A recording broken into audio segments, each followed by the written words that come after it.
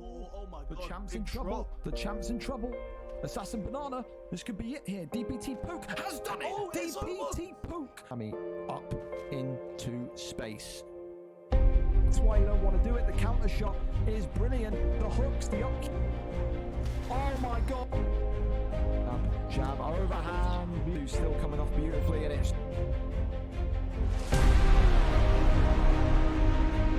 Is this going to be? Yes, it is. It's over.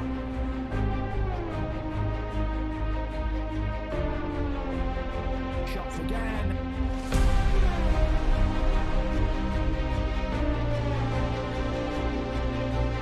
Oh my goodness me. And he's got him. Oh my God.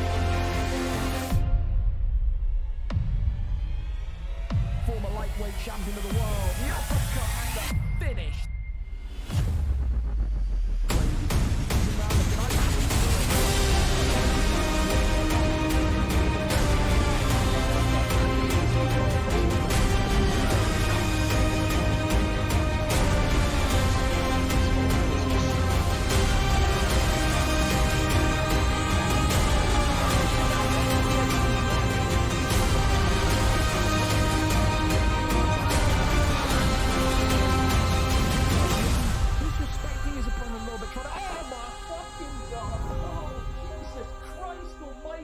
He gets the flying knee. Absolutely slapping. Oh my goodness me. He's slapping something, and it ain't cheap. There's now 1-2's over. Tries to get the takedown and gets another big slam onto him.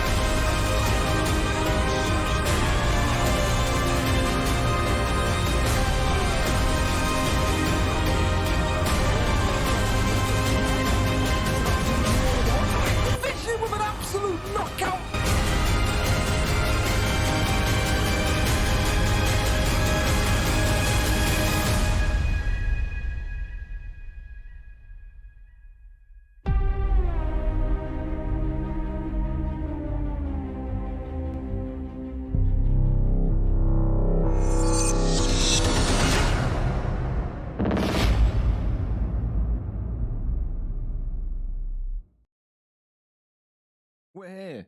You may have noticed I had the FIFA intro on because I am so rushed. Because I had this whole shit with Suave happen just before we came on.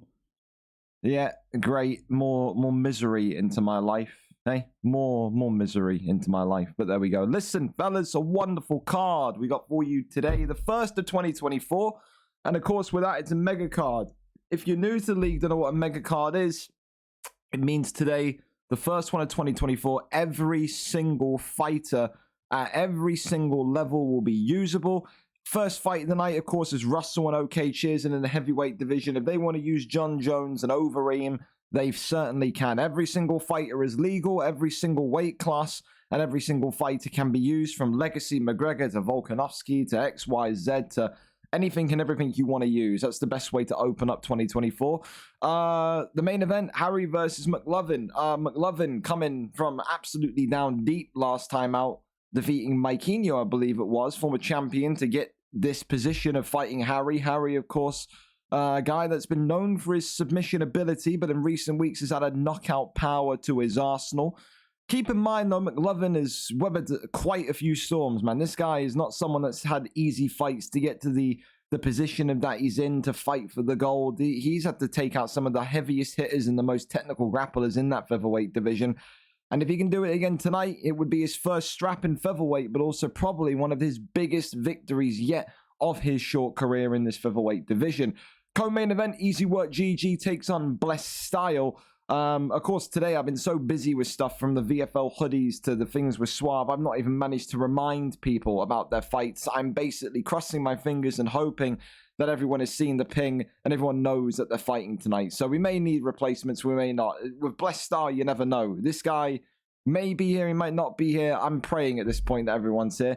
But if he is here, he'll finally get that long-awaited title shot against Easy Work GG. Two incredible strikers. Easy Work GG back as the double champion of both of the elite divisions, the flyweight division and the bantamweight division. But Blessed Style, although disrespected by his peers, guys like Ken Muir and co, of course, he, though, has some of the best pressure boxing that flyweight division will have. I think, of course, Mark the Shark would have been disappointed not to be given the nod tonight, but there is an understanding almost in this division that with his record being a perfect 3-0, Blessed Style could not be ignored for too much longer. Will he get the job done today? Who knows? In the lightweight division, another one of those yin-yang matchups. Matimbu and his grappling against Evo Panda and his striking. Evo Panda is going to need this fight to remain on the feet. If he does, he has a very good chance of knocking Matimbu out. Some of the best hands in 155. But Matimbu, a master of the grappling, great, fantastic, brilliant, yeah, great. Thank you so much, Ryan. In the build-up as well. Everyone, round of applause to my I don't know what to call him, editor, my meme machine, Messiah, Tony Ferguson in the Discord, posting the missing poster of Blessed Randy or Blessed Star. We may need that later on if it doesn't show up. We may do. Right, I can't even get this gone. There we go. But yeah, Matimbu and Evo Panda, a very interesting matchup because, again, it all depends on how good is Evo Panda's defense. Can he defend the bails? Can he handle that pressure when it gets to the ground? Will Matimbu be able to show that he's still got hands and has knockout power? If this fight goes one way or the other, you may be looking at a bit of dominance. Stays on the feet, dominance for Evo Panda, goes to the ground, dominance for Matimbu, in my opinion. The middleweight title, this fight was booked about 2 weeks ago. We said it was going to happen in the first one of 2024. Sell a Lot TV, one of the most exciting fighters at 185, but of course, that boy CJ, his Adesanya, which I think we'll see come out again tonight, a master of distance, a master of pacing himself, and of course a master of pulling the execution trigger. This guy can start fights so slowly, but then can turn up the pace so damn quickly when he smells just a smidge of blood in the water. Stellar TV has been in wars. This guy has got virtual CTE. He fights like Robbie Lawler. He blocks with his face. He doesn't know what a single retreating back step looks like. This guy will walk towards you even if he's stunned, even if he's had a fucking train run through him. This guy is someone that is not going to be afraid to just walk down that boy CJ, get him against the cage and see if he can effectively just butcher him inside one round. But it's dangerous because, again, when you think about Adesanya players, the guys that have gone into the middleweight division and used Adesanya and looked like Adesanya fights, almost like a simulation of Adesanya, then CJ is that guy. It wouldn't even surprise me if tonight if CJ plays it a little bit tactically and goes for that point fighting style that Izzy fights with in real life and we see a decision win. Who knows? PlayStation Gold is on the line. Cam said, I'm a champion. I will defend. The original contender that I wanted to do was Chief Bongwater. He is not here. He is stuck in work this evening. He'll be keeping a keen eye on this one, though. Lister, the next best thing, the second in command when it comes to title shots. He tonight will be looking to rip the belt away from Cam's and make it a short stint as champion. Of course, Cam's last week dealt with Demirai's incredible grappling. Demirai didn't really feel like he got into the groove of the fight whatsoever, and from there, Cam's with his Dustin Poirier pick just absolutely annihilating him. A very underrated pick is Poirier. Will we see it again? Will Cam's change the division to something more obscure? We saw Mark Devon in the past change it to women's bantamweight.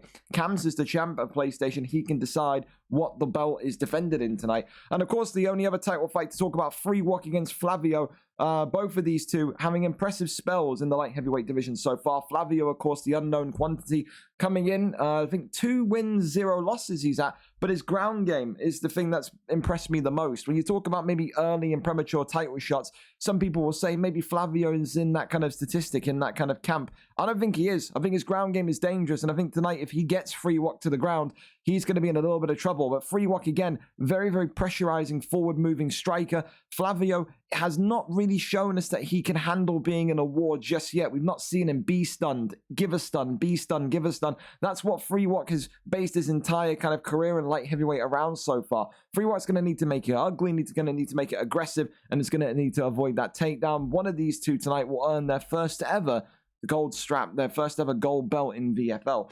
Non-title fights are just as good. Webo against Lello 2. A long time coming for Webo and Lello. It's been about 6-7 months since these two first fought. I think, again, tonight you're looking at maybe the winner here would probably be one of the next two to go for the belt. Again, it was another one this week where effectively Easy Work GG was going to be the main event if Frosty MMA signed up. Frosty missed Easy last week. Easy misses Frosty this week. Is it the Habib-Ferguson matchup that we want to see that we'll never see? I guess only those two know.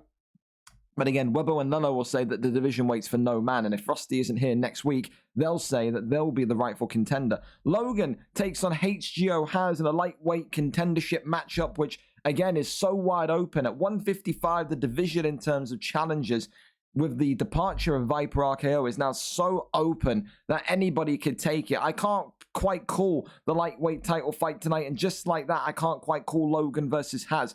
Working with Deco Hebden has his ground game improved, has his confidence improved, has everything become more balanced. He was known as that kind of heavy-hitting Conor McGregor in his early days about 6 months ago. Logan, of course, has had spells in the welterweight division with the Leech, where he's kind of pieced together that boxing with grappling. More out and out now, a grappler. Will that training with Deco Hebden come clutch in that regard tonight for Has? Talking to Deco Hebden, Tomaselli, one of the greatest and most entertaining fighters in your life, fights tonight against Deco Hebden. An all-out striker, an all-out brawler, a one-round machine. Tomaselli takes on Deco Hebden, who is yet to lose since stepping into the VFL Octagon and UFC 5 being released. If Deco Hebden wins tonight, he may well be saying, well, hold on a minute about this Webbo and Lolo talk. I'm the next shot. I'm the next man to kind of take on Easy Work GG. But again, Tomaselli, he's continuously been the benchmark of exciting fights, but also continuously been the benchmark of an underdog that never knows when to quit. You bet against this man, you're betting to lose your money effectively, because he is one of the most underrated, I think one of the most underappreciated bantamweights that you'll find in that kind of elite division. Maybe his fight style makes him a little bit kind of more wacky, but hey, listen, you need wacky fighters, you need blitzers, and that's exactly what Tomaselli is. TTV Right Young takes on UFO Hotbox, a great one in the light heavyweight division. Effectively, again, these two will be saying to themselves that if they win tonight, the number one contendership is theirs. UFO Hotbox, similarly to that of Flavio, very impressed with his ground game in this division so far. TTV Right Young has been a long-stead remainer in this division, constantly near the top of the rankings, constantly near the top of the kind of best boxer bracket in the light heavyweight division. He, again, will look to make it ugly for Hotbox tonight. Hotbox is going to need to kind of pace himself and take his time, and then maybe shoot the takedown to really kind of secure the fight and kill the momentum. And, of course, the opening fight, the main card at 10 p.m. tonight, 5 p.m. US Eastern. Dirty Dave and Warbsy for the second time. Another one where these two have not faced each other for 6-7 months. And when you usually think of Dirty Dave, you think of him near the belt, near the title contendership. You think of Warbsy, you think of those great matchups in the end with Sugar Sean O'Malley back in UFC 4. Both of these two have had probably what they could self-describe as lackluster starts to life in this bantamweight division in UFC 5. Some will point to the Sugar Sean O'Malley pick being overpowered. Others will say it's just an adaptation period. Dave will bring wrestling. Warbsy will bring that stylistic kickboxing that he always does. Excited to see that one. The prelim card, just as spicy. George takes on Jack Hanna for the second time. Showtime steps in as a late replacement against Yardy Tricks. Fish takes on the newcomer Havoc. Lord Finesse takes on Dino. Bass Inferno takes on Odran. Gazito takes on Jay Fuller. Big Chest takes on Noble. Jovi Rami takes on Dave. Sherma takes on Chubb. Morgs takes on Wilkie. Delafelder takes on Sam. That's a great one that I'm looking forward to. The return of Delafelder as well. Coxie in the PlayStation division takes on AKA Josh. Danny Wyatt takes on Benji. Bailey takes on Connor. Holdy takes on Smumlenger. Stocky takes on Lucky. Kessler takes on Stevo. Kyle takes on Skelly. That's another big one near the beginning of the card that you definitely don't want to miss. Locke versus DWKB. Alfie Hicko against Riso 4. And URFL Russell taking on OK Cheers then. Again, like I said, it's been a crazy, hectic afternoon. I can only hope and pray. If you've got friends on the card tonight, please give them a little shove, a little wink, a little nudge, and say, hey, remember, you got a fight tonight, because I shouldn't have to run around and text you reminding you got fights. Usually I do. Today, it's just been way too busy. Way too busy.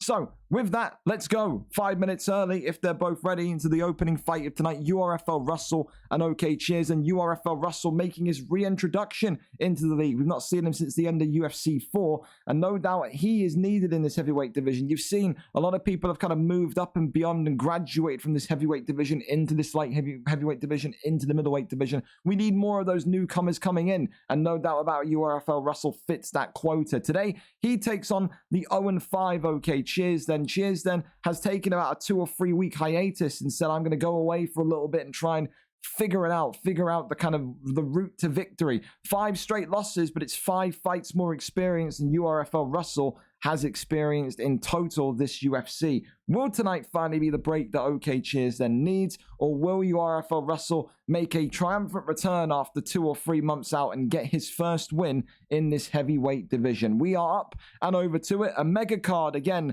my friends. All fighters at all levels are legal this evening. Let's go and see if we have a stream link. And if not, and if they've forgotten, then Jesus, we're in some trouble. The predictor card as well. Don't forget, get involved in the predictor card. It's as easy as going in there, free to enter, free to play. All you've got to do is go in there and tell me who you think wins all of these main card fights. If you do get it correctly, and it's rare, we only had 1 winner in 2023, or 2. I think 1 at the beginning and the 1 in the middle. We have 1 or 2 winners. You will get a free cash prize, no strings attached, directly into your PayPal by the time this stream ends. So who do you have in that main card?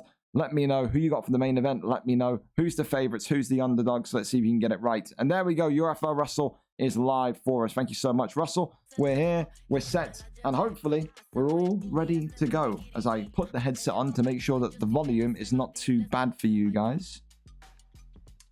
But yeah, hope your New Year's went well. Hope your Christmas went well. If you're back for the first time in a couple of weeks, welcome back. And like I said, happy to get this one going. There we go. Is the volume looking good? If the volume's too loud after the first fight, of course, just tell me and we can kind of adjust that. And what have we got? We've got a calf coming out. He's got the cock on his chest, and it's Tom Aspinall on the other side of it. Okay, Cheers then will be saying to himself, listen, I'm looking at a calf. I'm using Tom Aspinall. Surely tonight, this is where the losing streak ends. There we go. Opening fight of the evening. The calf, which I don't know what it's supposed to be. It's something, all right. I don't know what that is supposed to be, but it's a man absolutely covered in tats. Looks like he's had an absolute nightmare in the tattoo shop. But against Tom Aspinall, of course. Okay, Cheers then. The man in the black and white trunks already stunned. Double elbows coming through from Russell. Okay, Cheers then already getting a hefty rock there. He's going to need to watch himself because URFL Russell in that close quarter proximity in that pocket is not one to be messed with. Even in UFC 4, when he got a couple of those wins towards the end of the game, he looked very, very dangerous when inside and tight to his opponent. Okay, Cheers then's got to use that reach of Aspinall. The jab straight is his friend. And now the elbow's coming back from OK Cheers then. He says, you can give it, so can I. As now he starts to go swimming with those razor-sharp elbows of Tom Aspinall. Of course, tonight as well, main card be joined by Dio the Demon on commentary. Another new commentator onto the list. I'm trying to get 20 new people on comms by the end of 2024. I think that's a valid aim to go for. So you're going to be seeing a couple of new people. The dynamic may work, the dynamic may not work, but no doubt about it, it's going to be entertaining. So there you go, double elbows coming through again as URFL Russell is now cut, and now it's 2 big elbows that drops URFL Russell. Body shots coming in now from OK Cheers then. The 1-2 down the center works the body nicely. And you can see OK Cheers then is mixing everything up quite nicely. He really is. He's got some body shots in there. He's used that kind of threat of the inside pocket that URFL Russell demonstrated early on in the opening kind of segment of this round. And now he's being a very, very tentative to go inside there himself. Turn my microphone volume down a little bit. I don't have him yelling for you. Yelling, as Prince would say. I back. Thank you so much for the sub. Appreciate you. Back. God bless. 1-2 down the middle again as he drops and knocks. HW Champ is here. URFL Russell. And now you can see Russell is clamming up here. Doesn't know where to go. How to kind of fight from his back against the cage. Let's go for that front kick off that double jab though. And you can just see it's all OK Cheers then. He's marching him down. He's keeping him modest in terms of his distance as well. But this is exactly the kind of fight which OK Cheers then would have wanted. He just has to make sure he doesn't make any too big mistakes. He doesn't want to kind of get over complacent. Doesn't want to sit there. Oh, and it's 2 double elbows that knocks and stops URFL Russell. Goes tight inside the pocket. And finally, a win has come for OK Cheers then inside the first round. Tom Aspinall, the man that gets it done for the former heavyweight contender URFL Russell out in his first fight. There's no shame in it. It's a game which you are going to need to adapt to, young man. But for OK Cheers, then he has kept it consistent. He didn't quit after 2 losses, 3 losses, 4 losses. He took a couple of weeks away, readjusted himself. And I think the thing that I liked about Rob today was when he got stunned by those 2 elbows at the very beginning, because he took the first stun. He assessed it. He analyzed it. He avoided it, and then, of course, he fired back with some counter shots, made use of the jab straight from Aspinall, which is really good. The length of Tom helped him, but then as well, used URFL Russell's own weapons against him, got tight himself, got those 2 double elbows consistently. It was the 1-2 elbow combination, effectively, that clipped him twice, and then in the end, stops the fight. OK Cheers, then a winner, a way and a half to start 2024 for that young man, and for URFL Russell, hopefully, it's not going to be too much too soon for him. Again, we saw him in UFC 4 when he took some losses. He was quite, I don't know, I don't want to say emotional, but he was quite hard on himself. So again, it's his opening fight. There's plenty in there that you can win. Again, Rob will be hoping that this is now the start of something. You go 0-5, you start to give up hope yourself. That there is exactly the spark that hopefully he needs today. Congratulations to Rob again. And let's see if you can now make it back-to-back wins in your next fight. Up next, then we're going to go over to Alfie Hicko GG. If, of course, he's here. We do certainly hope so. He's here. Very exciting fighter. Against Reese 04. Alfie Hicko only had, I think, 1 fight back in UFC 4. He did over here. He lost to Lukey OUFC, another one that used to be in that XPG camp. VFL 83 was his last appearance. The 6th of July in the light heavyweight division, excuse me. Tonight, though, he goes up against Reese 04. Reese 04, another very dangerous person, or Reese 170, whatever he wants to be called. I always get the numbers mixed around. Former light heavyweight champion, has had an absolutely turbulent spell in the middleweight division. Only 1 win in 5 or 6 fights. He's back to where he belongs today. The light heavyweight division is old stomping ground. The light heavyweight division where he had so much fun, found so much confidence, and hopefully he can climb to the top and ascend to the top once again. Will he, won't he, only he knows. How good or how much does Alfie Hicko have in his arsenal to take out a former light heavyweight champion? Reese is live for us. Let's go up and over to it and see what the picks are going to be. He's said 5-star picks, man. Anything can happen, can't it? So Rakic looking like the pick still for Reese. He's sticking with his 4-star man. Chuck Liddell looking like the pick for Alfie Hicko. Okay, so Chuck Liddell, the Iceman. Active profile's been changed. What the bloody hell is this guy doing? I think he unplugged his pad. Maybe he plugged it in to charge it. I think when you plug in your pad or you unplug your pad, it'll do that. But it's okay. We're still here. Reese is there, and Alfie Hicko's there. Chuck Liddell said, forgive me. I think we've only seen 1 Chuck Liddell this UFC so far. So the second in what, 3 months, I want to say? It's a rare pick. Used to be the pick in title fights back last year. But time changes. Said Rakic in the red for Reese. And, of course, Chuck Liddell in the blue for Alfie Hicko. Hopefully the game volume is not too loud for you. Shout if it is. I'll check in between rounds if we get there.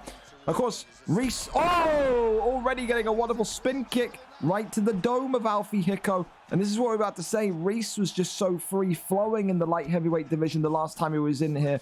Said he had such a quick ascension. He said that he had the best kickboxing in this division. He wanted to test himself. He went up to that welterweight division. He was so confident at the end of UFC 4. UFC 5 came out, of course, 1 closed down because of the game disappearing off of Games Pass, and that meant everything was more condensed. And what everyone usually found outside of that elite level was you would drop down 1 weight class. So where Reese was a welterweight, he then dropped into middleweight, but it just didn't click. 1 win in 5, and now back in this light heavyweight division, hoping that this can be the start of something. But I'll tell you what, Alfie Hicko's not looking too bad either. He's eating that stun off of that kick to the dome, but he's now pressuring Reese, not allowing Reese to get that movement, because the movement is so important for Reese as well. He always likes to pivot and circle around his opponent, work that hook off to excellence, but said so far he's just not being allowed to move. And that's the exact kind of strategy I think you need to have against someone as talented as Reese. Hicko blocking well, defending himself well. And again, will Reese look back at this fight should he lose it and think about, wow, what could have been? Should I have used a 5-star fighter? As he's now been cut open and bloodied, but then again, so has Chuck Liddell. Blocks that one. It's all Alfie Hicko at the minute. Big uppercut there from the Chuck Liddell pick. Works the body. 1-2s down the middle again. The hook coming in. There's that pull elbow attempt by Reese. Works off the 1-2s now. There's Alfie Hicko. Big knee to the midsection. Hook connects there. Straight into the hook. Just not giving him any room to breathe. And I think this is when, if you're Reese, this is where you need to maybe look at your own performances and say, this is where you need to have wrestling. If Reese had any ability of grappling right now, he could shoot the takedown on Alfie Hicko. He could test the wrestling. He could avoid this pressure. He could. But he just doesn't want to do it. And now he's... Oh, I think his pads died. I think his pads died. Either that or he's just given up. Wow. Uppercut there. He's walking backwards. He's back. The pad may well have died. I don't know.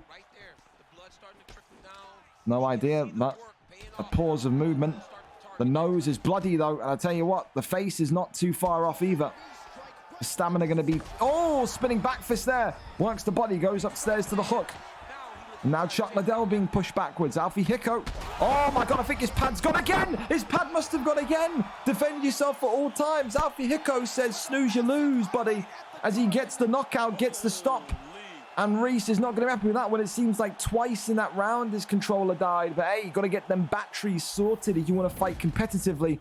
2 times he remained still. That second time, it was the devastating blow. Alfie Hicko makes advantage of Reese's technical failures and says, thank you very much. My first win in 6 months. Congratulations to him. He's back. And what a performance with Chuck Liddell. The pressure was wonderful. And I think that's what you need to do against Reese so far. I think when you fight Reese, everyone knows exactly what he's going to do. It's his boxing, it's his movement, it's everything. And sometimes to go against those boxers, you just need to stand in their face and test them with pressure. Alfie Hicko tested him with pressure, and he passed that test with flying colors. It's an unsuccessful start for Reese 170 in this division. Should he have wrestled? Should he have gone a better pick than Rakic? Only he will know looking back on it, but take nothing away from Alfie Hicko today. Very good pressure boxer, and I think one that's going to slide into this division and be a very, very dominant force 100%. Congratulations to him, and we go over to our next fight. Lock CFC against DWKB. It's a card, a 2024 of returns, man. You talk about Alfie Hicko, Russell,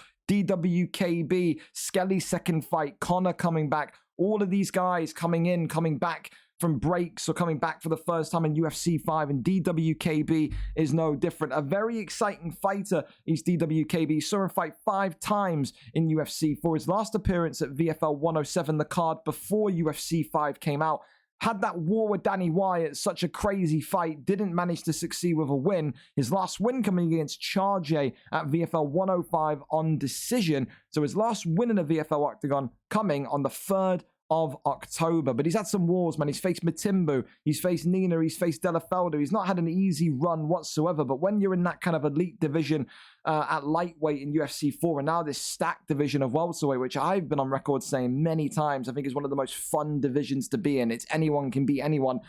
That's exactly what it's going to feel like today. Locke, on the other hand, has had such an incredible high-flying start to UFC 5. He'll say that it's been a failure, 2 title shots, 0 title wins, and now, of course, he gets thrown into that kind of lion's den of the welterweight division, but he's improved tenfold. This is a guy that maybe back in UFC 4, we only knew him for his kickboxing. He's got that movement added to his game now, but he's also got some decent wrestling attributes as well, should he want to go down to the ground. Has DWKB worked on a couple things? Because I think DWKB was the same guy in UFC 4 that struggled with ground game. I think struggled with the old submission mini game. If you struggle with the old submission mini game and you're not very good on the ground, how are you going to feel today when this new submission system is all about transitions, all about denies? I wonder if that's going to be a key factor in it. But take nothing away from him. Maybe he's come in, maybe he's come out after 3 months and he looks incredible. We don't know until we see him fight. DWKB 0-0. Lock CFC, his first fight in the welterweight division, 0-0. But a former 2-time number 1 contender in middleweight so far this UFC. Let's go over and see who is live for us. DWKB is the answer to that. And welcome back as well to you, DWKB. Great to see you back, man. Always a pleasure. And let's go and see what the picks are going to be. All right, so it's looking likely to be BJ Penn. And who is it going to be? Make sure turn this down just a smidge. BJ Penn and Leon Edwards. Okay. All right. Listen, I think you talk about your yin-yang picks. There's no better than that. I mean, BJ Penn, short, kind of stubby almost. You're going to be thinking about maybe the ground game and your submissions, but Leon Edwards, very, very dangerous with his kickboxing. Very, very dangerous in terms of being that stand-up fighter. So DWKB opting for Leon Edwards in the black and gold. Lock CFC, of course, with BJ Penn in the white. Lock may be thinking about those takedowns. And with that Leon Edwards pick, it indicates that maybe all he's got is kickboxing. I think Lock may have to take this one a little bit slowly and try and see if DWKB is going to punch himself out. The thing that Lock will need to get himself ready for is the raise of level as to what he's going to see. People talk about the jump between featherweight and bantamweight, sure, but again, when you're at that kind of beginner level or that intermediate level, I like to call it, which is welterweight, you start to maybe see a bit of a jump between welter and between middle and welter, excuse me. And you can see DWKB does not want to be down there. Survives the guard pull, gets a couple of shots off, and then says, right back upstairs we go. And he's playing to his strengths. He knows Leon Edwards is not going to be the guy to sit there and wrestle on the ground and be inside BJ Penn's guard. He's wanting to be on the feet, wanting to use all that length, that sharpness, and really start to get those hands going, those kicks going as well. Again, when you talk about Leon Edwards, you think about those combinations, you think about the Kamaru Usman head kick knockout in real life. That's all factors that DWKB is going to try and make use of. But so far, the big story is I don't think Lock can get close to him. He's just not able to kind of cope with that size difference. And some fighters are so different, man. I know people like Warbsy who love to use the taller fighter. You see it with Sugar Sean O'Malley. You see it with the Corey Sandhagen pick. But then you get other guys in featherweight, for example, that love the Jose Aldo pick. That love the smaller pick. Counter elbow is wonderfully timed as the takedown defense is now awake. It is now alert. It is now alive for DWKB. I said Lock is definitely up there with one of the most improved middleweights, but how can he cope with maybe one of these kind of top-level kickboxers in the welterweight division? DWKB stunning him. And I'll tell you this much, with BJ Penn, I think especially for how Lock fights, he has to get him to the ground. I don't think he's going to be able to cope too much longer. On the feet here, it's the counter shots. It's the length of Leon Edwards. Lock shooting a takedown, getting the turn, but that is denied excellently. DWKB says, not today, my friend. Not today. Oh, a head kick though for BJ Penn. Wow. 1-2 down the center. Big hook there comes on. Uppercut into the hook. Oh, it's the counter elbow every time. The pull elbow. I think Lock's got, if he's got a corner, they've got to tell him just kind of do one less shot in the combination string because it's that third strike every time that's being pulled and then countered with that elbow. But listen, Lock has got that head kick stun late into this round, and that's going to give him some sort of motivation, some sort of hope at least that he can still come out of this fight with a win. But stamina has been blitzed, absolutely. Kickboxing has looked phenomenal from DWKB. Again, this is a guy that's not 4-1 since the 3rd of October, so the first time in 3 months, and he is looking like he is absolutely at his prime best. A great round so far. I think you've got to be a little bit crazy to not give that round to DWKB. Leon Edwards 10-9 up. Love touch. And we're off. So Lock had that success in the first round with the pulling of guards. And he has not been able to succeed with a takedown since. He's going to have to make the most of those moments. If he gets him to the ground, he has to control him on the ground. Elbow there coming in beautifully. Off the 1-2s again. Tries to go for that body shot down the middle. Both looking a little bit tentative. You think you can see as well, although DWKB knows he won the first round, he doesn't want to go too crazy. Oh, ducks the head kick. And Lock CFC nearly getting a beautiful counter straight with BJ Penn. That could have been maybe a stun himself. But you can see almost slowing himself down compared to the first round is Edwards, is DW. He knows he doesn't need to rush. With that axe wound in the face of BJ Penn, the end will feel like it's near. Wonderful ducking of the head kick. Tries to go for that head kick himself upstairs. Tries to go low to the body. Shoots the takedown. And the takedown denied again. Elbows coming forward again. Head kick again, though, from BJ Penn. It's 2 head kicks now in 2 rounds that have stunned him. DWKB is not fully out of there. He's done the damage. Locke, though, is getting those heavy shots in. But how many more jabs to that open wound can he take before the doctor steps in here? Leg kick coming forward now. Now working with the teep. Wonderful work. Upstairs, that 3-piece combination being attempted. And now gets the guard pull. He needed that one, and he's got to keep his man down here now. Has to. Denies him. And goes for an armbar. This is exactly what Locke needed. And he's got him trapped up in this armbar here. Denies the armbar. No. Wow, DWKB surviving there. He needed to get that all the way down. And Locke CFC still has him down here, but could have taken a large chunk of that block away from Leon Edwards there. He has to see if he can get one more submission now before the end of round number 2. 1 minute and 16 on the clock, but this is exactly why Locke needed to find DW in the opening rounds. Posture up. Not able to happen. The transition happening there. Little taps. Locke continues just to look for bottom. He's got to disguise those submissions a little bit more. He's just going straight for them. He's just going straight for them. Goes over into backside now. Flips through into the full guard position. Elbows. Flying on in from bottom. I think this is perfect from Leon Edwards. He got taken down. He survived a dangerous submission. He knows he's up on the scorecards. He knows he doesn't have to rush Locke. And I think if that armbar came off, I'll tell you this now for a fact, if he got that armbar, I think he would have won the second round. I still think, though, it's 2-0 to DWKB. And look at the state of that. Hide your eyes. BJ Penn looks like he's just been hit in the face by a fucking car, let alone a couple of hands. He really does. Dear Jesus Christ. Bloodied and battered. Tries to go for that fake glove touch into the head kick. He's maybe feeling a little bit desperate here. Locke knows, and he's got to get a submission. And the thing is as well with BJ Penn, high submission attributes, it may only take 1 submission. You never know. You never truly know. We've seen Charles Oliveira's, of course, in the past get 1 submission and get the tap immediately. It has happened. It would not surprise me. Denies him well there. Trying to grab the leg, and that one is gained. A transition now into half guards. Gets into full guard. Good from Locke.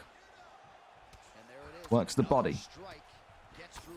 Now it's a battle for GA between these two. Gets him into rubber guard. A wonderful position here. And now Locke's in a triangle. And is he going to be able to get a triangle off hit? He doesn't get the transition deny. If he got the deny, he could have been in business there. The thing that's bad for Locke is that he's burned so much stamina, so much energy in the first 2 rounds hunting for those takedowns, is that now it's even more difficult to lock the submission in because your submission, or your stamina bar, excuse me, is going to hit bottom before your opponent's does. Works the body. The elbow's there. And I think DWKB, again, just knowing he just doesn't, if he doesn't get finished, he'll win this fight. So he's being patient. He's not trying to look for anything too crazy. And now gets a flip and rotation. Very nice from Locke. Really nice. And if he got that top mount armbar there, that would have been something of a great reversal. Just like that from DWKB. Regains top position. And DWKB just sat there, keeping him controlled. Has to go for the flip to sprawl. He does get there. And if anything, this is great for DWKB. Work that body. Go for death by 1,000 cuts to the stamina. 90 seconds to go. And with every passing accelerated second, Locke CFC's got to be thinking, it's not going to be a debut of winning dreams in the welterweight division. But hang on a minute. He's got that bottom side Kimura. He needs to get a deny here. And he doesn't. He doesn't. Gets up. And back to the feet we go. 50 seconds of round number 3. And for Lux CFC, he's either going to lose by decision or lose by knockout. He knows that if he wants to win, he's got to go for it. It's DWKB keeping himself protected. Uppercuts into the hook.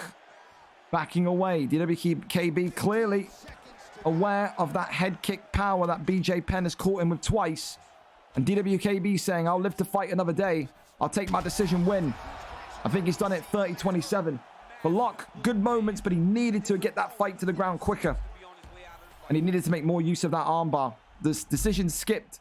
And as expected, it's a Leon Edwards win. A winning return to the octagon for DWKB. His kickboxing looked fantastic in the first and even second round. But again, looked a little bit kind of, I don't want to say nervy, but looked very patient. Looked like he didn't want to make the first move when he hit the ground. Maybe something still to work on with the ground game in his return. But listen, it's a winning return. Absolutely. No complaints with the scoring. I had 30-27. And I just think, yeah, I think it all could have changed. The fight could have changed in one single moment. If Locke got that armbar off, if he didn't rush it, and if he got the armbar off, I think he could have got back up to the feet, and I think he could have outboxed Leon Edwards, because the block would have been heavily compromised. Who knows? It could have been a one submission tap out. We won't ever know. But for tonight, DWKB back in the welterweight division and back in UFC 5 in VFL with a decision victory over Locke CFC. He's made a bit of a career in going the distance in his fights as well. You look at it, he's had 6 fights now across two titles. Round 3 loss, decision win. Round 2 loss, round 2 loss, decision loss. And then of course now a decision win. He goes the distance, he goes deep in fights, he does. And like I said, I think he could be one of the people that you look at in the welterweight division that can really give some of the top guys a test. The kickboxing was very impressive. Would love to see someone like him versus Big Quincy, him versus even someone like a Jerd. I think would be an excellent fight. But hey, we move on and we look forward to his future fights. Up next though, Kyle MCC against Skelly. Some people call this the people's main event. Some people say this should be a main card fight due to how well these two match up against each other. Skelly came back in for his reintroduction fight at welterweight last week. We looked at how he performed and we said, this kid is no way near a welterweight. He's one of the most feared lightweight champions in history. Of course, no one can ever forget his fantastic run with Anthony Showtime Pettis, the leg-kicking phenom that Skelly was. Today, though, he's got to face a completely different opponent. Kyle MCC is probably down as the greatest middleweight champion of all time. Incredible defense record, incredible wrestling, incredible development from his time in UFC 4 to UFC 5, going from the light heavyweight division at the end of 4 to the middleweight division in 5, and now all the way up to the lightweight division. He dominated every single fighter that he fought against, that he participated against in the middleweight division. Skelly, though, is a different beast. His kickboxing will be sharper. His movement will be better. The thing that maybe you can say is a concern for Skelly is that takedown defense, because Kyle is going to shoot. He will not give up until this fight hits the canvas. That is where he's comfortable. That is his bread and butter. Can Skelly survive it? A 1-1-1 record for Kyle, one of the rare fighters that have got a recorded draw in the card's history. He's coming off of a loss. Skelly, of course, coming off of a win in the welterweight division. Back into the lightweight division, 0-0 today. Who gets it done? Number 19 versus number 26, a former champion of this division, albeit a few months ago. But you can never, ever truly doubt how good Skelly is. We go up and over to it. Do we have a stream link for it? Yes, we do. Skelly, thank you so much. Thank you as well to Steve? I have no idea. I can't read. I'm blind. For the follow, and thank you to Lewis Bex as well for the prime as well. Wonderful result from you yesterday on The Ultimate Fighter. Here we go, though. Looking like it's going to be Conor McGregor and Charles Oliveira. That's going to be no shock there. I mean, you think about Kyle, his wrestling and his submission knowledge. The submissions, no doubt, are going to be coming out there. Conor McGregor, the pick for Skelly. He says, super card, mega card, not a concern. I will stick with what I know, and that what I know is, of course, the notorious Conor McGregor. Wonderful power, wonderful speed, and if Kyle gets clipped, he may well regret that Oliveira pick. Green in Skelly, or green for McGregor and Skelly, should I say. And for Kyle, the black and white for Charles Oliveira, and he's already dropped him with that head kick.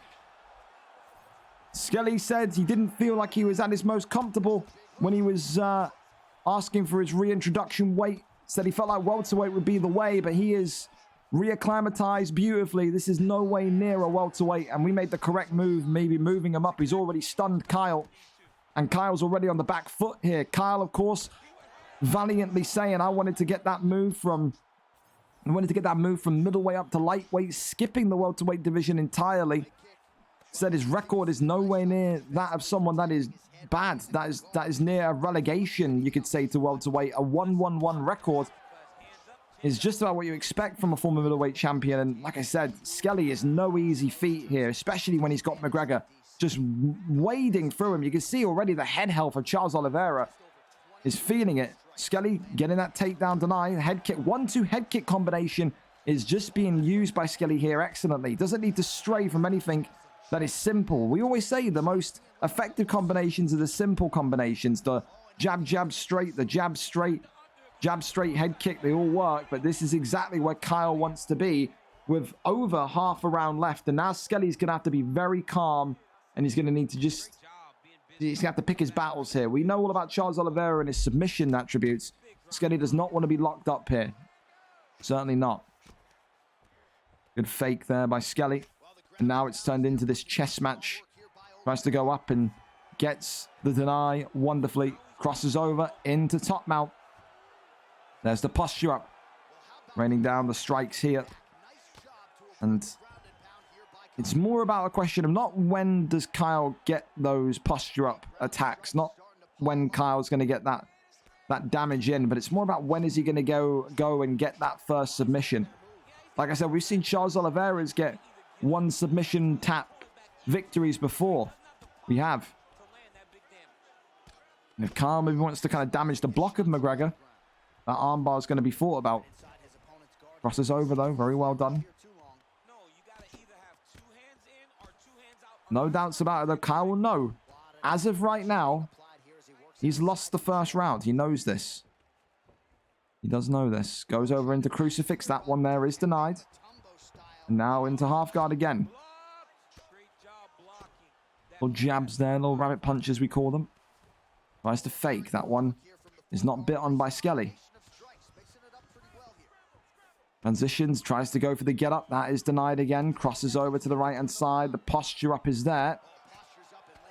Strikes here again. Charles Oliveira's stamina though is depleted. We will say that. Clear as day. Despite the 2 minutes and 29 seconds of control time, it's all about that knockdown for me. Skelly will know he is 1 round up to 0. Kyle not attempting a submission yet. Will that change in round number 2 if he gets that ground position again? I do wonder. I do wonder. Round 2. Let's see what we've got. Immediately fast start again by Skelly. He was always known for that when he ruled the lightweight division back in UFC 4. He would blitz you. Oh, it's that head kick again. That's exactly what he wants. And Kyle's backing up again. Kyle's been put in a corner.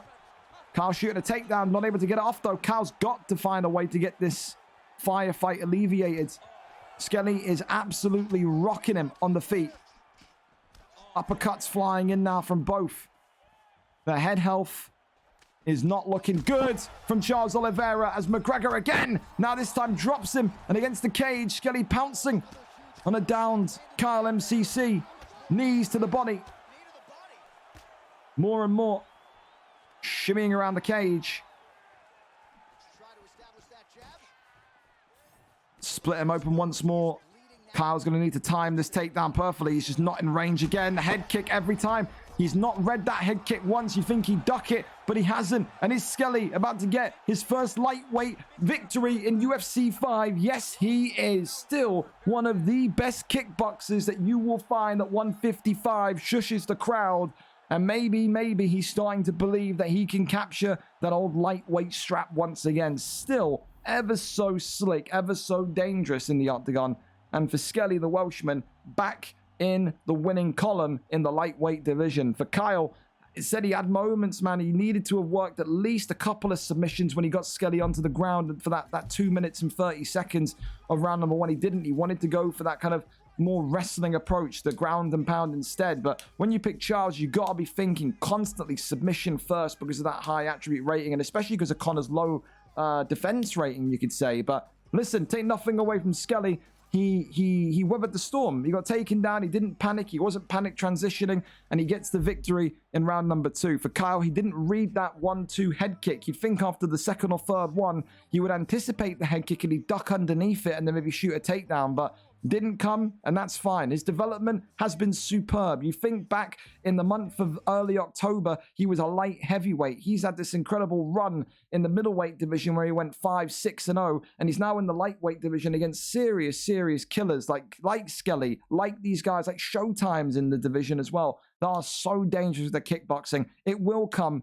Kyle has no reason to be disappointed, but for Skelly, one hell of a return to 155. Congratulations to him. Up next, we go over to Kessler and Steve-O. Kessler, of course, an 0-2 middleweight fighter. This man was saying to me that he believes he should be down in that light heavyweight division. I said to him, I'm not so convinced yet. Tonight, 0-2 Kessler goes up against Steve-O. Steve-O, of course, getting that relegation from welterweight to middleweight. Steve-O was 0-5 in that welterweight division. He did not have a good time in there. Tonight, he wants to end that losing streak, but also kick off his middleweight career with a bang. And no doubt about it, tonight, you're going to see that wrestling from Steve-O. Again, another guy that likes to shoot takedowns, that likes to dominate the fight in those grappling exchanges. Kessler, of course, previous experience with camps like, of course, George's old camp. I've forgotten the name already. That's how dead my memory is. You know, George's camp. What the fuck was it called? I can't remember. I actually can't remember. It's died. George's old camp and Lagout's old camp. Someone help me here. I feel like I'm having a senior citizen moment. I honestly, I can't remember. Boa, thank you so much. Yeah, the snake camp. There you go. I don't know why I forgot that. That should be so obvious. But again, he had experience in there, had the ability to sit there and learn about the ground game. And we saw it in parts when he was in that heavyweight division, was putting in more submissions, was putting that jiu-jitsu more to use. But tonight, is that going to be what he needs, or is he going to need to have that transition knowledge first? I guess we'll have to find out. Someone gets their first win in middleweight today. Will it be Steve-O 0-0, or will it be Kessler 0-2? Again, both of them are losing streaks. Remember, Steve-O 0-5 in the welterweight division, still hasn't won since the turn of UFC 5. Will that change today? We go up and over to it. It's going to be our good. That's fucking. I'm in the DMs of Skelly where he sent me pictures of fucking Jorge Masvidal now. It's going to be Kessler. Kessler coming in, and give me a minute because we've got another one of these fucking thingy alerts because the server's so active. Wow. There we go. Kessler live and ready for us. Let's see what the picks are going to be as we turn that volume down. There we go. I had no. I completely derped on what the fucking camp name was called. I have no idea. It's been what, 2 weeks since they folded. I've already forgot them. Wow. Unbelievable. But we're gone. Am I that out of touch? Yes. Yes. Never lag out's just mine. He put his name down. He had access to the document and he put himself down as co-owner. So I'm just there you go. Rob Whittaker and Khamzat Chimaev. All right. Okay. Okay. So an interesting couple of picks. Turn this down just a smidge. There we go.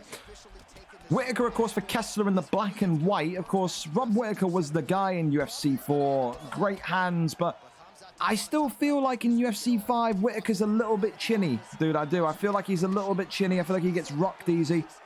But again, Khamzat Chimaev as well in UFC 4. High power, but was always known for that wrestling. And Steve-O, as we said, is going to start this fight like he means to end it. It's going to be nothing but wrestling. And when you pick Khamzat Chimaev, I mean, you have to say, you know, he's got strengths everywhere.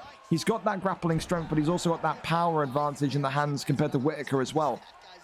Kessler's going to need to use this defensive wrestling, this defensive kind of understanding that he's learned through Bubba now to rotate and flip position. Because Steve-O is going to be very, very, very eagle-eyed here. He's got the understanding of basic transitions down to a T. Despite his 0-5 record, said he was a previous middleweight title contender in UFC 4, Steve-O in the yellow with Chimaev. Kessler, of course, his first stint in the middleweight division in UFC 5. I think his first stint in the middleweight division in general, unless he had a brief stint in there in UFC 4. And there you go over, trying to go into side saddle, but gets the deny there, and now here we are again. Works the little body taps here, tries to cross over. There's full guards. That one there is denied. And this is the thing. is I just say, oh, hang on a minute. This, not where Steve-O wants to be now. But then again, Kessler's... Oh, he's just gone for back sitting instead. He's gone for position over submission. Okay. Denied. I thought maybe, yeah. I mean, to be fair, I can't really blame Kessler. His stamina was going to go. It's effectively was going to be a free transition. But that's a good catch, though, by Kessler. It is.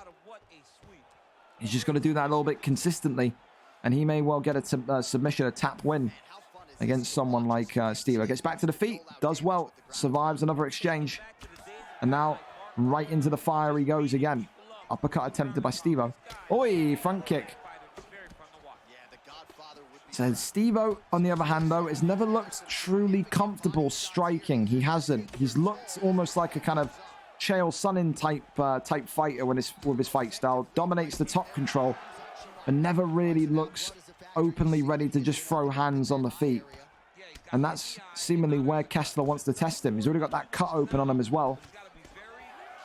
Hooks, uppercuts there, coming forward. Needs to watch his stamina, though, does Kessler. It's burning. It is. Body kick. Wonderful work. Great timing. Goes low again. Hooks and straights. Leg kick now, tapping away. 1-2 still there. Kessler's just... Oh, yeah, Kessler was hunting for that. He was hunting for a little bit of a mini pull elbow there. Goes for a knee to the midsection. Elbow right at the end, though. Wow, Herb, are you going to let that stand? You're going to let that count? This is a good kickboxing display from Kessler. The big concern I have for him is his stamina, man. I do. I seriously worry if Steve-O gets his typical kind of spell, 3-4 minutes in a round where he just dominates control time. As that happens, it's going to be easier for Steve-O to lock in a submission because the stamina's going to go and be drained more and more. And Kessler's then going to start to face some of those difficulties that Steve-O's opponents usually face.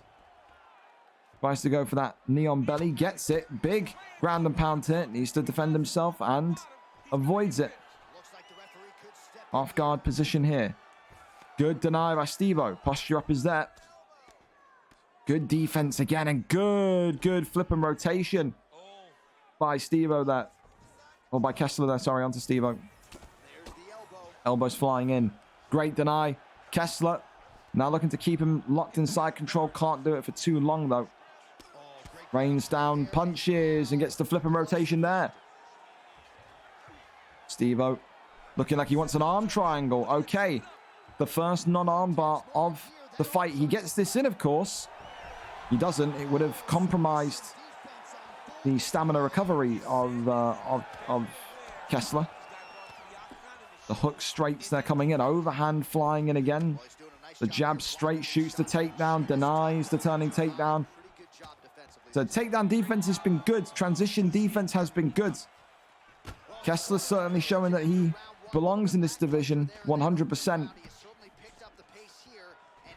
Shoots the takedown again. Gets that one this time, though. It is relentless. Takedown after takedown. And now puts him into crucifix. Elbows coming out now.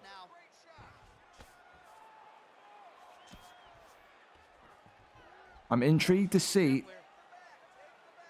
if Kessler's going to roll through. He does. Now I want to see what he does in full guard. Can't get the deny. That was pivotal. He needed that. And gets that denied instead. That's good. Fakes on the armbar. That he's looking for that armbar. He knows. Got to work that GA up. Posture up. Isn't denied, though. More and more punches. And Steve-O now needs to be careful because his stamina is compromised. That's the thing. Both of them putting themselves in a little bit of a devastating position. And there's the armbar. Okay. This, again, is not going to be ideal. And gets out of there. Yeah, it's that stamina deficiency from Kessler.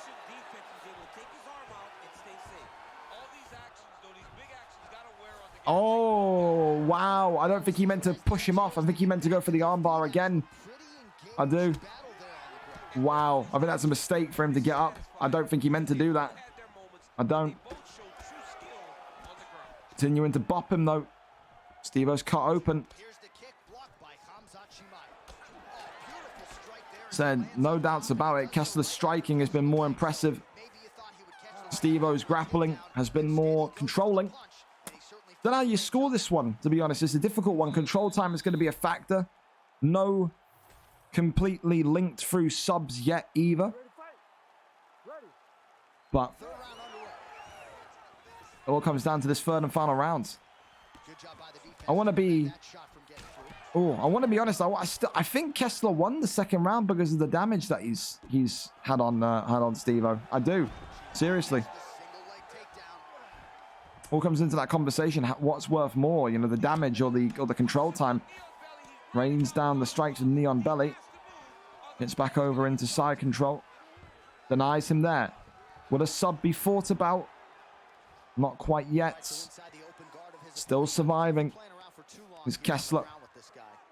And there is the arm triangle. This now, not good because of that stamina advantage. Denies it immediately and goes over into sprawl. Yeah, you can see, I think Steve-O's even rushing it a little bit now. I think Steve-O knows that winning this round with a connected sub could be the thing that wins him the fight entirely by decision. Off the jab. Shoots the takedown, the turn. There again. Straight in for the Kimura. There you go. And is he going to get the Kimura off? No. He doesn't. Fantastic work from Kessler again. Just not panicking. Making the most of Steve-O maybe not knowing those transition directions for the Kimura. Gets out there, gets that good deny there. He doesn't want to be armbarred. The armbar, of course, is no man's land. Posture up, grabs him right back down. Goes to the right again. Little tap there to build GA. Posture up is denied. Goes to the left-hand side. Posture up again. And I'm amazed he's... There you go. I was going to say, I'm amazed he doesn't want to get up. Stamina is so concerning, though, for Kessler. Is he going to maybe think that he's up on the scorecards and that he's going to play a little bit conservatively? Or is he going to go right towards him, fearing the worst about the scoring? Another takedown lands. And now into side control again. The Kimura denied again. It's a tense one. With a minute left on the clock. Just about. Has Steve-O done enough? Because Kessler, no cuts, no damage to the face. Steve-O, no connected subs. It's an intriguing one. It is a tricky one to score.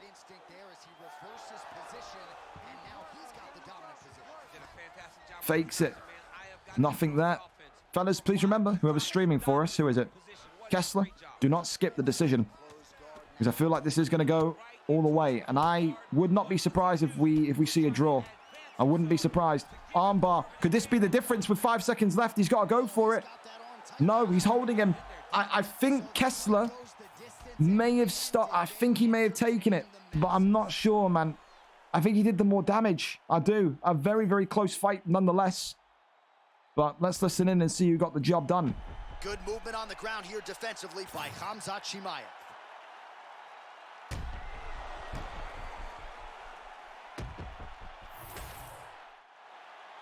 Official decision now in.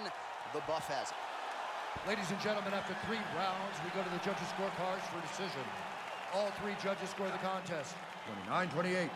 Declaring the winner by unanimous decision, Khamzat Chimaev. Wow. There you go. Steve-O gets it. It's the takedowns that surely win in the fight. I think control time is definitely what wins him the fight.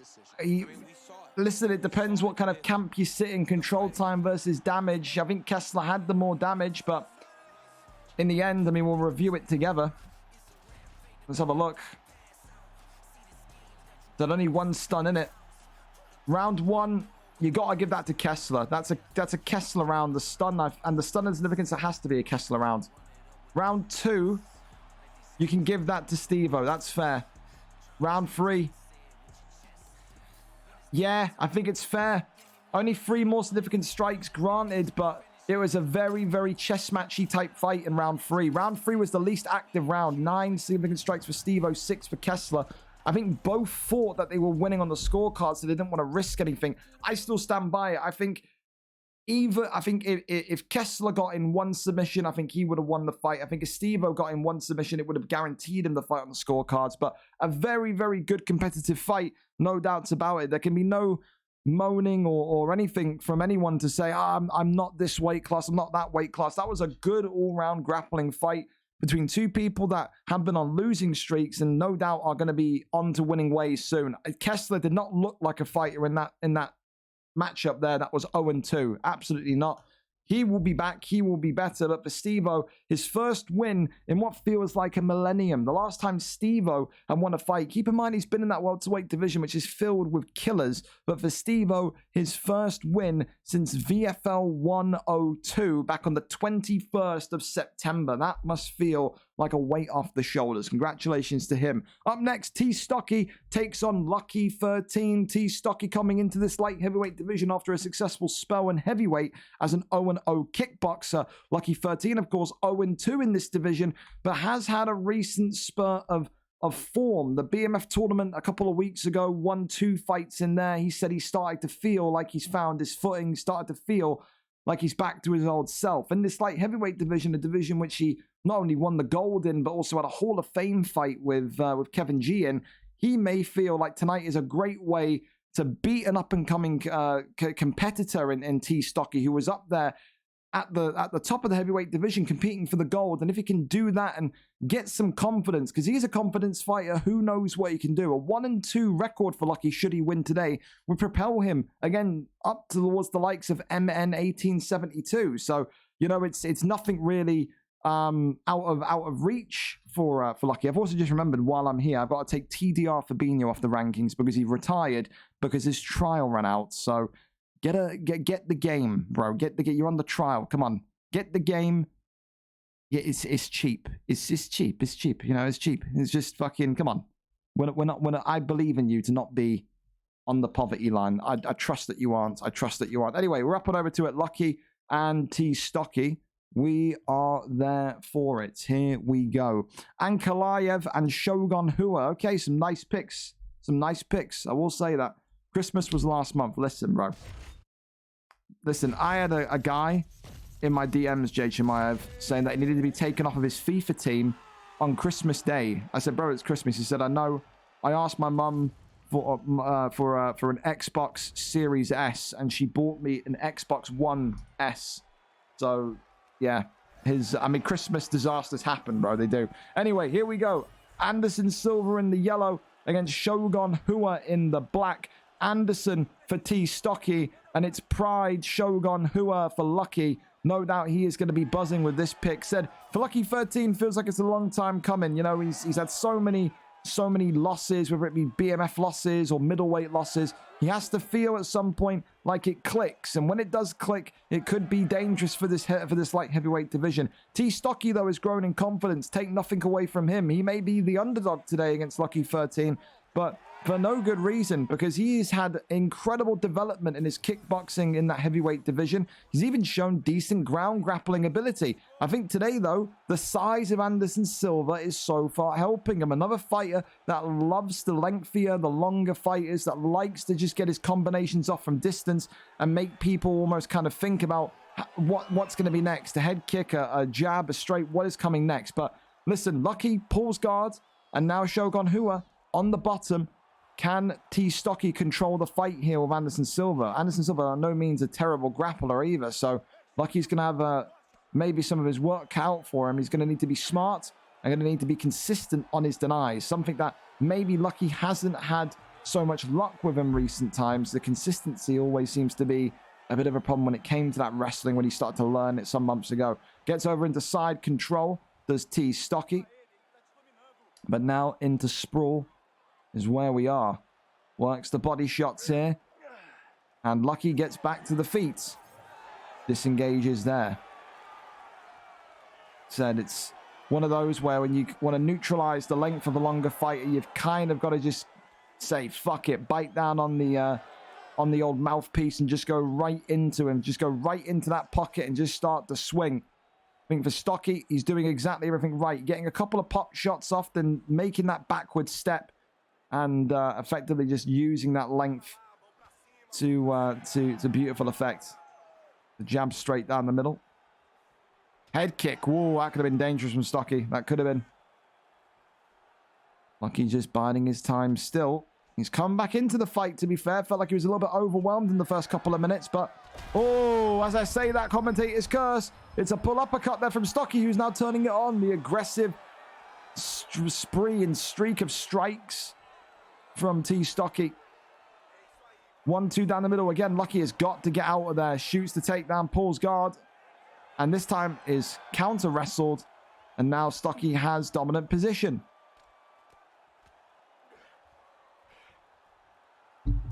Trying to cross over into full guard, and he does. So it's been a great start to the card so far. A lot of wrestling being on show from these middleweights, from these light heavyweights. Great to see. The embrace of grappling certainly is happening. And listen, oh, he rolled him through for a submission as well. Maybe Lucky has thrown out his surprise card and given T. Stocky a sign of what's to come. But that could be the difference. If Lucky can get him in there and deny the transition, lock him up, then you could be in luck there. But round one, you have to give it to T. Stocky. You just have to. Very, very forthcoming with his movement, with his striking. And this is the improvement we're talking about. Like I said, being honest, right?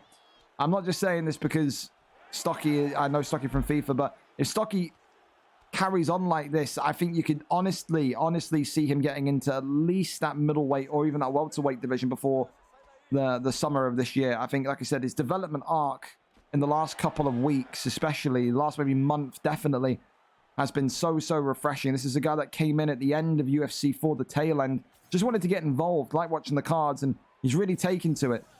Does some tough losses, but found his confidence this UFC in the heavyweight division. But Lucky's head kicked him, and maybe, just maybe, the praise was a bit too early because Lucky is now storming onto him. He's trying to get through that block as Stocky outreaches his hand and says, calm it down. But that has split him open. Orange health pack on him means the cut is relatively deep. 1-2s down the center again. Uppercuts there. Off the jab, uppercuts again. Double uppercuts from Lucky. And now Lucky's storming forward. This is the first kind of time in this fight that Stocky's looked uncomfortable. Lucky needs to make sure that he just doesn't get caught in a situation. He's got to be calm. Stocky has to find his rhythm again. Great 1-2 with the length of Anderson Silva, though. Big hooks again. Lucky now being the man that's pressured. Great head movement from Lucky. Just slips out the way of that one. Really nice. Continues just to walk down with that 1-2 combination. That pitter-patter punching as we know it. Continues just to go. Elbow there. Slides on in. Double jab is effective as well. Lucky not wanting to go to the ground. Seems like he's found confidence in his striking again. It's just the concern about his block. His block, I would say, is just marginally lower than Stocky. But also the cut now on Lucky is worse because he is getting involved in a firefight more and more. It's about who blinks first. Oh, that was... How is that not a stun? Keeps his space. Lucky trying to work off those jab straights once more. Big straight from Anderson Silva, though. Hooks onto the block, and he's knocked Lucky to the canvas. Shoots the takedown. And bailing and trying to pull guard. And Stocky says, get that cheap shit out of here, old man. Oh, but he's clipped him. And T. Stocky retreating. Once again, the head kick being blocked up. The camera angle changed. Some people love it. Some people hate it. Lucky clipped again. Oh, and dropped this time. And T. Stocky jumping into him with 3 seconds left. Will he get it done? No, he won't. But it is close for T. Stocky. Stocky, for me, 2 rounds up here. I think the knockdown has saved that round for him. I think if there was just the Lucky knockdown, then he could have been in trouble there. It could have been a 1-1, but I think 2-0, I do.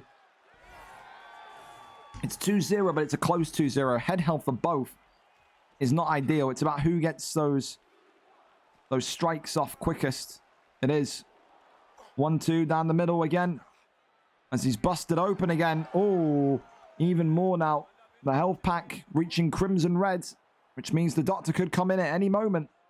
Take a look at that axe wound in the face of Lucky. T Stocky knocks and drops him, jumps into his guard, and is Lucky down and out here? Yes, he is. T Stocky, a debut win in the light heavyweight division against a former light heavyweight champion. The performance is better from Lucky, but it still isn't quite there. 0-3 now in the division, small improvements being made, but T Stocky tonight too resilient, too resolute, and too dangerous with his Anderson Silva pick, which was just executed beautifully with the length of that reach as well. Really, really well done to Stocky. I liked it. And I think for me so far, we're going to go with performance of the night for Stocky. I really, really liked how he used Anderson and just kind of kept Lucky at bay and even survived the firefights. I truly do believe that. So, yeah, for me, T Stocky so far, performance of the night. Can he hang on to it? For knockouts, I mean, if I've got to give any of these knockouts, probably, I don't know, man. Maybe okay cheers then, because he just slumped to the floor. But hey, it's one of those. It's easily beatable, so we won't go with it yet. We'll go with it if we need to. But again, congratulations to T Stocky. Again, he just continues to improve. It's another big win for him. And like I said, he now goes to 1-0 in this division, along with guys like Hamburger, with Koro, who he has so much history with. How far in this division can he go? We're excited to find out with him. Up next, though, Holdy and Smumlenger. Holdy, of course, coming into this division with an 0-0 record. He has gained promotion from that light heavyweight division. And, of course, for D1 Smumlenger, he comes in today with a 1-0 record after a successful reintroduction last week. Smumlenger says that he believes he will still run through this division. That's the exact comms that he said in that Discord 2 weeks ago. His return fight didn't look as easy as what he maybe portrayed it to be, but listen, the fact of the matter is no matter how finely you win or how kind of massively you win, it's either winning or losing, and he certainly won last week. He has that wrestling, he has that boxing, but for Holdy, of course, we saw it in the Ultimate Fighter yesterday, which he is still a part of. He is still involved in the Ultimate Fighter. He's gained that knowledge now of takedown bailing. Is it going to be kind of pushed to the nth degree like we saw it yesterday, or will he be able to show some kickboxing dynamite? Holdy, of course, in his own right, cocky as ever, but there is nobody stopping him from winning the Ultimate Fighter Season 2. So let's see. The man that believes he'll dominate the division in D1 Smumlenger, and the man that believes that there is no one stopping him in winning the Ultimate Fighter. Whose ego gets crushed to pieces? We go up and over to it. T Stocky, there we go. Now Smumlenger and Holdy ready and set to go for us. Alex Pereira and George St. Pierre. So there you go. There you go. Fantastic, fantastic. Silva's a very good pick. He is. A lot of great length, man. A lot of great length. He does. There we go. George St. Pierre and Alex Pereira. Turn this one in just slightly up. We're there. Here we go. So, turn up just a bit more. You got GSP in the red for... Who's GSP? Who's gone for GSP? GSP for Holdy. So, yeah, I wouldn't be surprised in the slightest if we see some of those takedown bails. But Smumlenger opting for the hard-hitting, concrete in his hands, Alex Pereira. I think when you... Yeah, there they are. There they are. The bail's there, but no confirmation, no success in the bail. Head kick there being attempted. 1-2s down the middle. Leg kicks come on in. Big knee to the body. Clinches up there. And now trying to go for a flying armbar. Alex Pereira, just like King Kong, pushes him down and says, not today. Get that away from me. Holdy could be thinking about maybe a submission of the night bonus. Could have been a front kick there that would have knocked Alex Pereira into cloud 9. But said not coming off. And you can see Alex Pereira even shooting a takedown. That was weird. Of course, I think that Smumlenger will want to do if he wants to protect himself from those takedown attempts and the bails and XYZ. Work those leg kicks. Pereira, a world-class kickboxer for a reason. He's trying to go for those 1-2 head kicks for the block. And this is the thing as well. Holdy with GSP, who again, I still believe is one of the chinniest people in the game. He can't sit there and eat too many shots, even block shots from Pereira. Because if he does, his block's going to go quickly. His head health's going to go quickly. And then from there, you really put yourself in a bad position. Every connected strike from Pereira is like an atom bomb colliding with your dome. It really is. Big elbow into the hook there as well. Swing and a miss on the leg kick. Shoots the takedown and gets the turning takedown. Really nice. Great timing. Elbow coming on in there as well. Gets off the little rabbit punch. Crosses over into top mount. And now this is where Smumlenga has to show us something. He said that he believed he could dominate this division. Well, you got some talented wrestlers in there. Holdy at one point saying he believed that he was featherweight level. He was featherweight ready, whether it was a troll or not. He certainly spoke with the confidence of a featherweight. So, didn't manage to get the W when he went up for the light heavyweight championship last month. But believes that he's only become more better with the experience. More well-rounded is the exact words. Goes for that submission, but that submission is denied. Half guards is reached. Little jabs to the face. Great deny. Tries to crossover. Nothing happens. Goes to the right hand side. Nothing again. Now the arm triangle is locked in, but again, is he going to be knowledgeable of the transitions? No, he is not. And because of that, Smumlenga gets out very, very, very easily. Back to the feet. Limited damage sustained. But Smumlenga, is he going to be fighting a bit angrily here? Great elbow to end the round and a big, big cut that appears on GSP. So, I still think, listen, takedown is landed. Smumlenga survived it. Didn't get any sort of submission on him. Significant strikes are in his favor. You have to give that one to Smumlenga. I think you do. The cut as well at the end, you have to give that one to Smumlenga. 10-9 to Pereira. Round number 2. What has Holdy got in the locker for us? Shoots the takedown, gets the bail, and now pulls guard. Right back to where he wants him.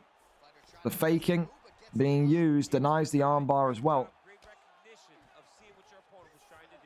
Going for an armbar again. Smumlenga is starting to panic. It's the misuse of the stamina for Smumlenga so far. He's got to calm himself down.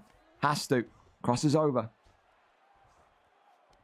Fakes and then goes for the movement to full guard. Denies him again. And now gets the armbar. And this is the devastating position. And Smumlenga is panicking. He is shooking and shimmying. He cannot get out of that. And that first armbar is in. A fraction, you could say, a fraction of the submission bar left. Smumlenga keeping dominant position and even denying him there. And this could be another armbar right afterwards. And Smumlenga is out of there. Said just a more well-rounded performance from Holdy. Again, his wrestling has improved. No one can deny that, but you still have question marks over his striking. Maybe it's harsh to say because it's Pereira and GSP, and Pereira punches with like 60,000 power.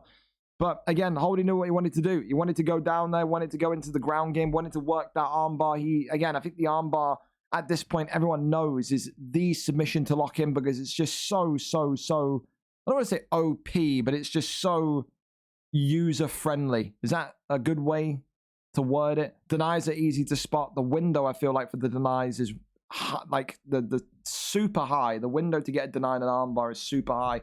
And in the end, Holdy makes use of that, gets that great deny in top mount, take nothing away from him there as well. Got the first armbar. He could have been pushed off, could have had that transition go through. Made the read of, or made the guess of where Smumlenga was going to go. Denies left and then pops him into another armbar and then gets it done. So the only submission of the night so far. Holdy will hold on to that award in the hope of something maybe better beating it. But we move over to our next one, and we're over to Bailey 18 against TTV Connor 66. So of course, Bailey 18 coming back into the heavyweight division, had his heavyweight re-entry fight in the Ultimate Fighter yesterday night. Didn't count on his divisional record, as none of the Ultimate Fighter fights will. But Bailey 18 coming in today, his first number card appearance since being back in the heavyweight division, takes on TTV Connor 66. Listen, Connor was in this division, or not in this division. Was he in the division? I think he was in heavyweight, actually. He was in heavyweight in UFC 4. His last fight, of course, VFL 104. He lost to Grind for the win by decision. He lost to Lord Finesse by decision, beat Flappy Bird by decision, and lost against Neo by a round 3 DQ due to an illegal submission. So again, another distance fighter, which is exactly what Bailey wants to hear, because Bailey 18 in the heavyweight division is a distance fighter as well. Alexei Oleinik, that was his pick before. Will it be his pick again? He wants to control you, he wants to shoot takedowns, and he wants to get those submissions going ASAP. For Bailey, he feels that this is a great point to get his confidence back. I think he's in a 4-fight or 5-fight losing streak, one or the other. He wants to go back into this division and do what he wasn't able to do in UFC 4, which is to claim that heavyweight gold. He showed improvement in his wrestling, but the belt never came with it. He believes that now is the time to get onto the winning ladder and then effectively climb up this division and maybe contest for that heavyweight gold. Will he do it, or will TTV Conor have a comeback of dreams tonight? We go up and over to Bailey 18 to find out the answer. We're here, we're set, we're ready, and of course, all fighters are legal, as we've already said, due to it being a mega card tonight. So there you go.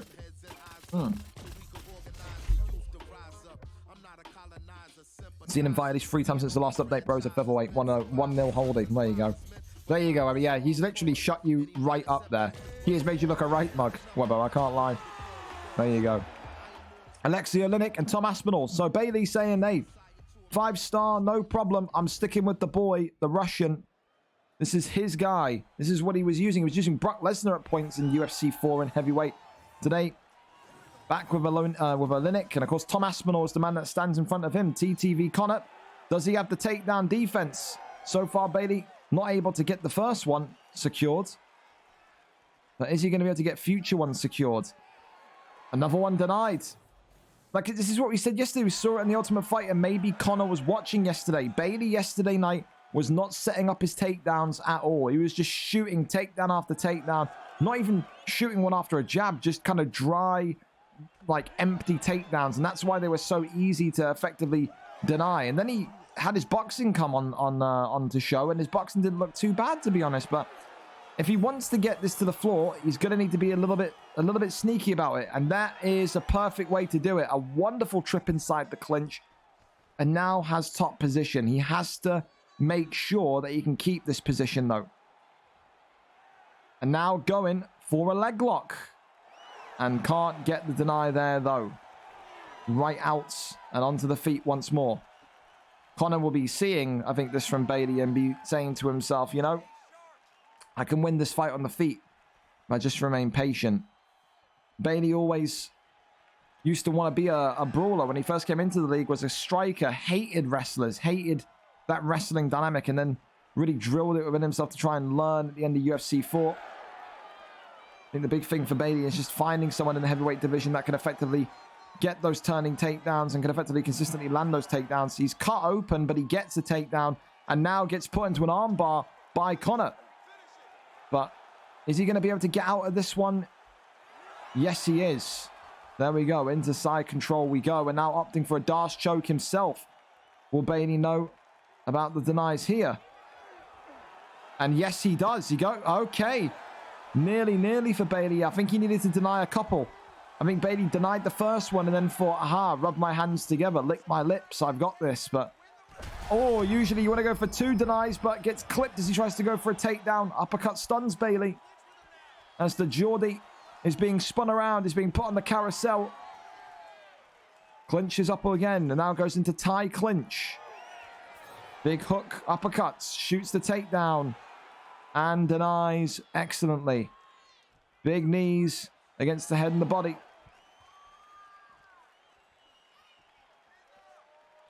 Big jab there as well. Whips him into tie clinch again. They're now going for a standing gilly. And Bailey trying to put him on the carousel. I think Bailey was thinking that the standing gilly was still broken and that his stamina would go. You fucking... Yeah, rat, Bailey. That's what it looked like. He was spinning him around. It's got to be Bailey thinking that the standing gilly was still broken. He must have been so sad when he saw the stamina was not going down for Conor. Great slam, though. Picks him up, gets him down.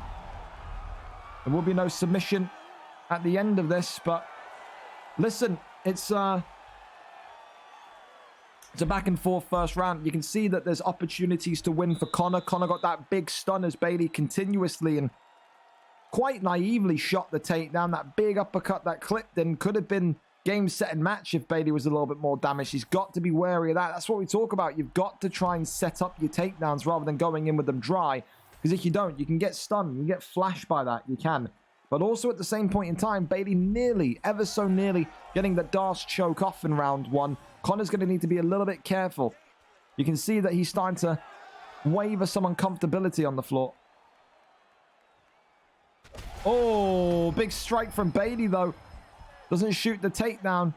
Instead, going for the clinch and gets him down there. Jumps into the guard again.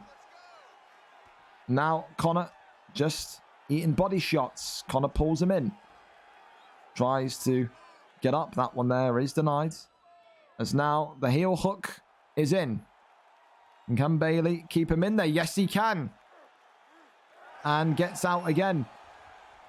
Conor may have had his heart go in there a little bit. The first lock, or the first deny, should we say, on that leg lock. May have thought that his life was flashing from his eyes, but Bailey again putting him in the guillotine, but standing guillotine, but not able to do too much. Gets the turning takedown. And now into that Kimura, but again, Bailey's stamina not going to be in the best place for that one. But this heel hook, again, may well be the way. As Bailey, again, can't keep him in there. I think it's just too fast for Bailey. That kind of transition out has got to be instant. The deny has to be instant when he goes in there. Spinning back elbow attempted. The knee attempted. No. Clinches up. Uppercuts is there. Big knee to the body. Wants to shoot. Nothing there still. You can see Conor is just trying to identify when the takedown's going to be in range. And he is consistently trying to fire that uppercut when Bailey's going for it, but doesn't fire at that time. Pulls guard. Bailey shoves him away.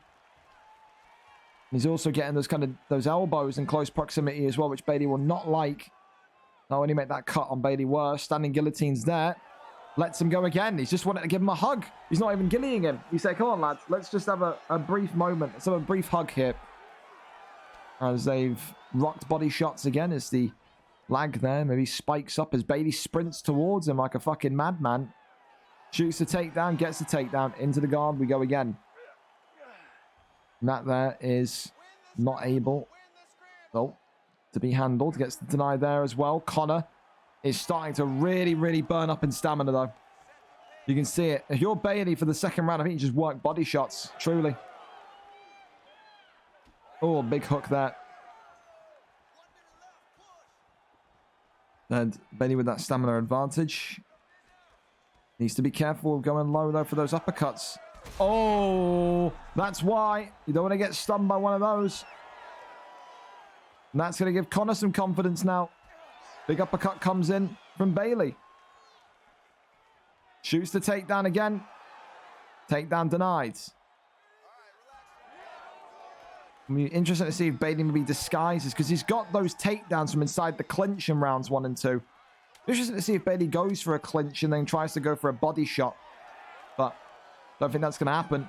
Round 2 in the books. And I think so far, 1-1. I mean, the connection is choppy, but I'm happy to continue. I don't think this is a no contest whatsoever. Not yet, at least, anyway. Unless it gets fucking violent. I don't know if Conor's out in a boat somewhere.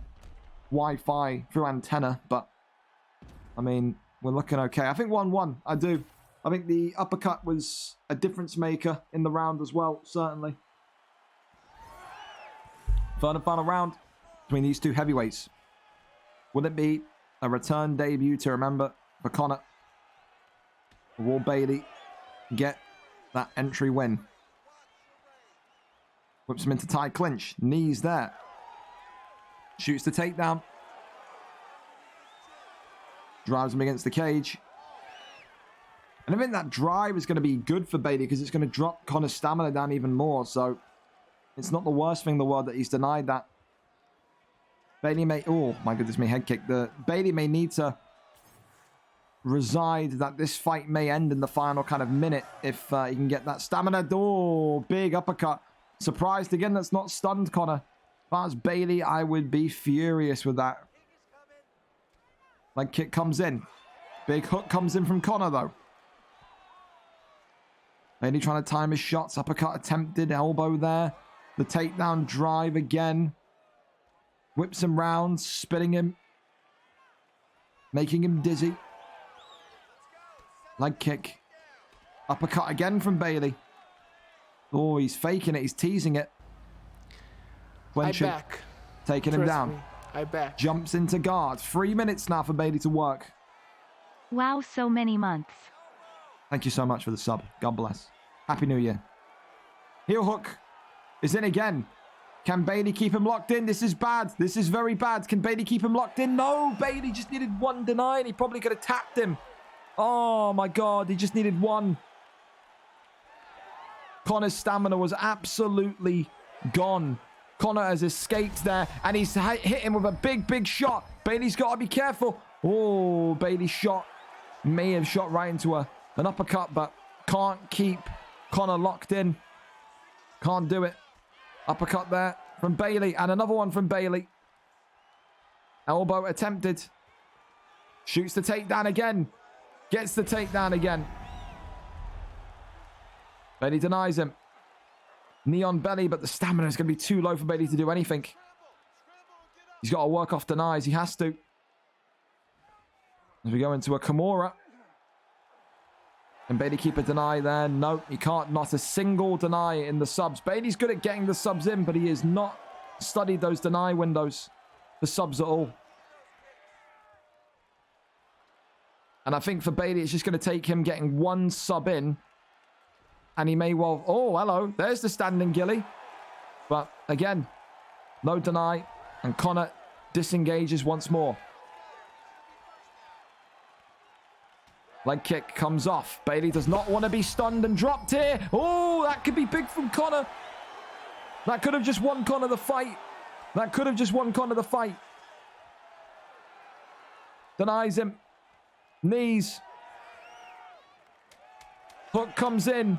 Connor still swinging for the fences and knocks Bailey again. He taunts in his face. And I think Connor knows that that last sequence may have just won him the fight. Bailey has so many submission chances, so many opportunities. He hasn't studied the deny windows. I refuse to fight this cunt ever again. It's nothing to do with... I refuse to fight him ever again. You can refuse, Bailey. You lost the fight. You lost the fight. You lost the... You lost... Mate, you can cry. You lost the fight because you locked in 65 submissions and didn't deny anything consistently. You had every opportunity in the third round. What is it? Not the heel hook. The other one. When Connor's stamina was completely gone. If you just hit a deny, you would have tapped him out in one. So, cry about the connection, Bailey. You lost the fight because of your own stupidity, man. Get in the fucking lab and fucking learn the denies. Don't be fucking pointing fingers at anyone like a weird FIFA player, all right? Because that's what you're acting like. You lost, bro. Get over it. Connor wins and wins deservedly. Hold it, Bailey. Hold it forever. And if you can't hold it, retire. You lost that fight because you literally did not know a single deny in the submissions. So work on it. I knew it. As soon as he fucking turned his mic on, I knew he'd start to cry, bro. That's Bailey in a nutshell. God bless him, man. God bless him. It's Bailey's connection. He literally lagged out mid-game yesterday. Yeah, maybe that's a fucking fact, Bailey. Maybe, since you also lagged out mid-game yesterday, you should probably look to upgrade your internet package rather than blaming everyone else. Webbo, great point. 10 points for Webbo. He finally fucking does something good. Fair play. Fair play, Webbo, fair play. Said, coming out here talking about connection, this connection, that. You lagged out of a fight yesterday. What are you talking about? Fuck out of there. But, okay, commiserations. I thought you did well. I thought you literally just got one deny in that third round. Just one in that submission. Was it a Darce choke? Or was it it wasn't the heel hook. It was a Darce or it was a Kimura. Connor's stamina was gone. If you denied that, his stamina would have been gone. And I think because his stamina was so low, I think you would have tapped him out in one. You needed one submission in the third round. Just one lock. And you couldn't get it. That's why you lost the fight. Not because of his connection. That's it. That's the only reason. But listen, you have to learn from it. This is the thing. We talk about accountability, FIFA, UFC. It's never, hey, lost on decision, fair play, Connor. A little bit laggy. I lagged out yesterday. It may have been me. It may have been you. It's not an excuse. You did well. You defended my grappling well. You handled my takedowns well. Fair play. I'm going to learn some of the denies and the submissions, and I'll see you again. Not this guy, I fucking refuse to fight him, his connection. Fucking, all right, Bailey. Give it a rest, man.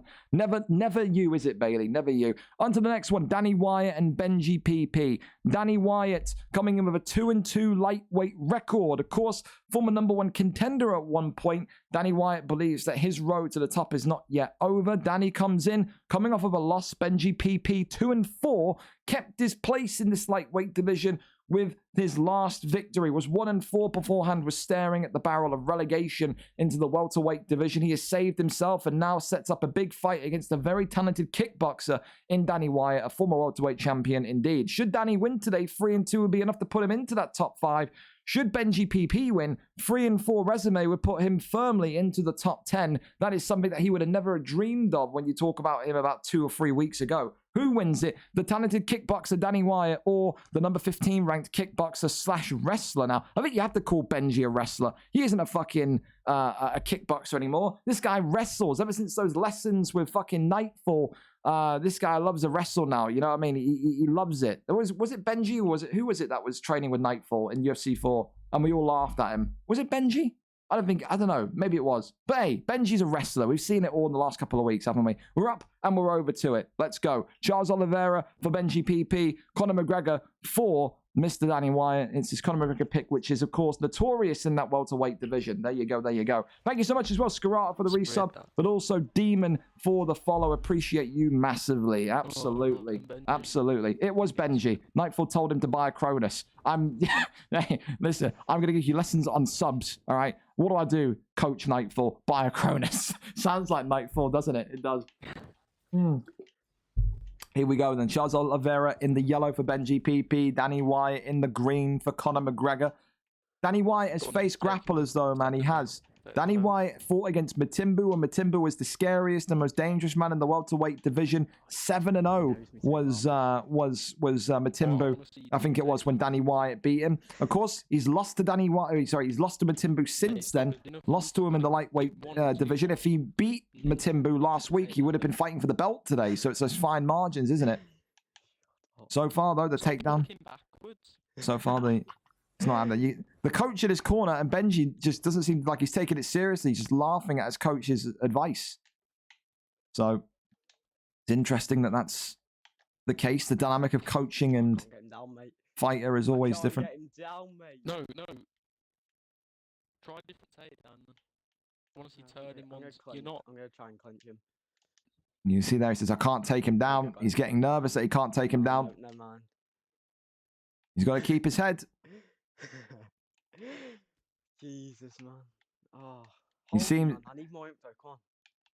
Just try a turning takedown, mate. Is that Holdy in his corner? Oh dear God. Oh dear God. It's all this. Oh, let's bail him. You're not doing anything with it. Take him down normally. Here we go. Here we go. Get on him. He's gone into him. He's kicked him off. One time today, boys. We got 3 more. Oh wait, no, we don't. We got 2 more rounds. Gone inside control. Oh my God, man. Oh my God. So you can see, so far, Benji PP is almost a little bit nervous. He is extremely giggly. He is, I don't know if he's, if we need to fucking get him a USADA cup after the fight here. He is sounding like he is all sorts of substances. He is giggling away here, man. He's that nervous. My controller, mate. It won't let me block. What do you mean? My controller won't let me block, he says, but he's managed to somehow get.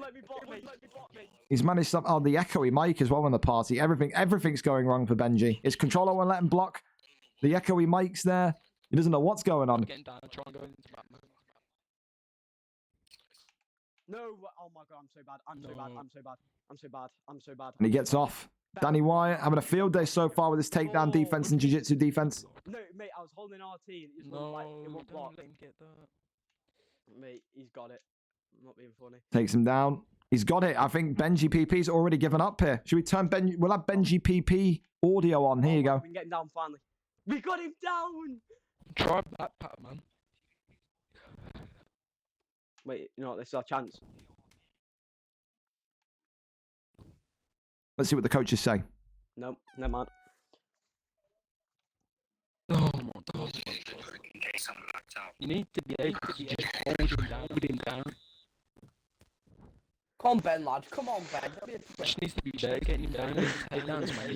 You can try. You have like flying. Ben, you've got it. You can fly to him. Bro, what is this? If this was me in the... Listen, I'll say this for a fact. I don't know about you, but if I was in a party getting cornered and one of the corner has got this echoey dog shit mic, I would just yell down the mic, just order you shut up. Like, I would lose it, bro. I would. I'd fucking lose it. Whoever's got the echoey mic needs a trip to fucking Poundland ASAP, man. Holy God. in the corner with the dog shit echoey mic, pretty much he's telling you to fuck off. So Charlie, get a better mic, mate. Can't use Xbox app anymore. It's true, No, Charlie. It's not me with the No, echo, it's Charlie. It's Charlie. That's why I said Charlie. It's not me. Charlie, whoever you are, I love you, man. But holy fuck, dude, that's one ass microphone you got there. God damn, that was Charlie, me. mate, you can't use Xbox app anymore. He's not happy with it. I did, hey, it's your corner. I'm fine. I'm fine. Charlie, Oh mate. yes, we got full mount finally. This is what I wanted. Hey, he wants the full mount. Okay, let's see what he does. Oh mate, I've lost it already. What do you Give up. mean you've lost it already? I've lost the full mount. What are you doing? How can you lose? You know, full mount to McGregor, mate, I'm just gonna go for it, mate. Screw it. Here we go. It's locked in, mate. It's locked in. What's not Mate, in? oh my god, I'm holding it. I'm holding it. I'm holding it. I'm holding it. Oh my god. He's gonna Von Flew him. Oh my God, he's fucking nearly Von Flu'd him. He's doing it. He's nearly Von Flu'd him. Jesus Christ. Yes, mate. Come on, lad. What a fucking turnaround. He nearly Von Flu'd him. Mate. That would have been the second Von Flew of this year. Wow. What are you doing, Danny, mate? You stink. Wow, he's trash talking him now. Make Oh, sure God. Oh, it's you a do the second. Von That Flew stinks, again. son. I wanted the first one. The Von Flu's it. That's going to impact Danny White's wanted stamina, the but now he's Oh, rotated him. just get the Von Flew, man. Mate, Goes over into I'm side. so bad. No, I'm so listen, bad. yeah, we know you're bad, man. Take the Von Flew, We take the know Von you're Flew and bad. do it straight. What Get coaching shit on, corner this is, man? I'm so bad. Yeah, we know. Just fucking, just take him down. What a corner, man. What What are a you doing in corner. my face, Danny? Oh, what a corner. Getting Best down, man. coaching corner of all time, mate. This is what this is. Good, man. Your I last need corner, to land the Von last Flew. corner was I need Nightfall. to, How do mate. I get better Do at the subs? Von Buy a Flew. Cronus. This You corner, take you my shit. power, Just take him No, down. no, Oh, do it, oh. I'm being absolutely destroyed, mate. I'm being pummeled. This reminds me of Man United when we played Tottenham on Sunday. Oh my god, man. The thing is that he was doing so well. He got the Von Flew in, and then he's lost all confidence. I don't know how Come on, this is now- fucking... let's What's have it. happened here? Oh! Elbow, pull elbow into the side control. And now Danny White's in some trouble. Awful. Come on, man. Do it Get again. shit on, Danny. Go on, Pulls him Sonny, back Sonny. in. I'm trying to get the Von Flew in, mate. Oh, I can't lock Do it in it now. then. I'm shit. My bad. Sorry, Holdy. This is the Bill Jones, mate. Oh my god, man. No, you don't. Denied. Jesus Christ, man. Well, I think that's 1-1 on the scorecards. Round 1 you give to McGregor, round 2 you give to Benji because of the Von Flew. The submission will count as a knockdown pretty much. That's 1-1. That's it, man. Everyone's fucking now. Is there a corner of the night award? Is there a corner of the night Corner of the awards? night award, Brilliant. Brilliant. Nice. Your shit. Take him down. What a corner. Wait, did anyone see Luke Little lose yesterday? I felt so bad for him, man. No, honestly. Innit? Just get I the love that fight guy. done, man.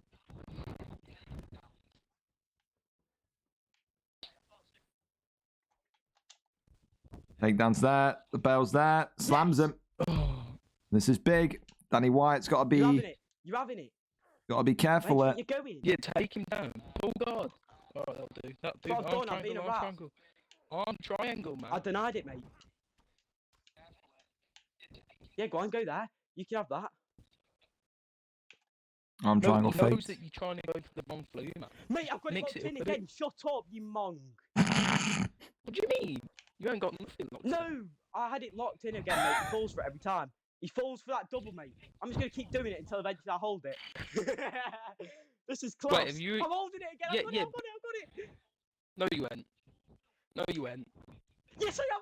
Oh, he's got him. He's Von Flued him. He's Von Flued him.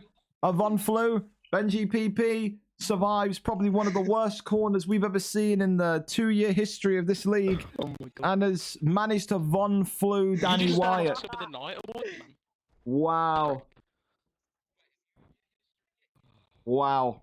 Danny Wyatt, Von Flued couldn't survive the takedowns, and Benji PP makes it 2 wins in a row. Come on, we've done it. Danny, you stink.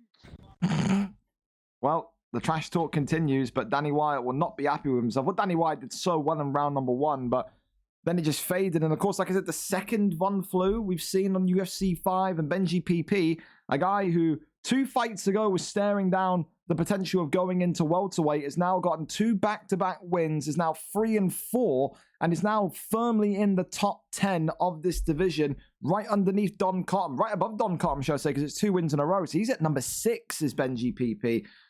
The fight's already going to get tougher, but the confidence is certainly back from this young grappler.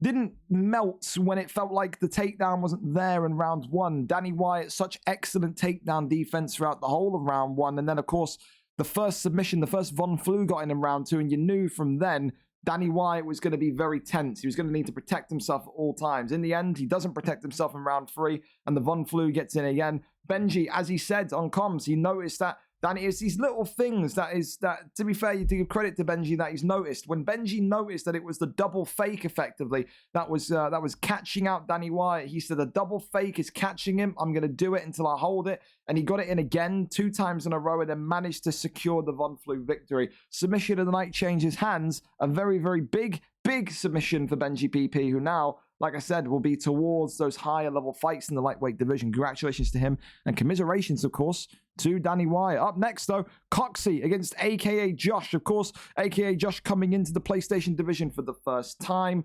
Coxie, a 3-3 fighter, 2 losses in a row for him. AKA Josh is no slouch. This is a guy that says he wants to come into the division and bring the belt back to his side of the PlayStation pond. Of course, there's some tough fighters in this PS division, man, and Coxie has been one of those exciting ones.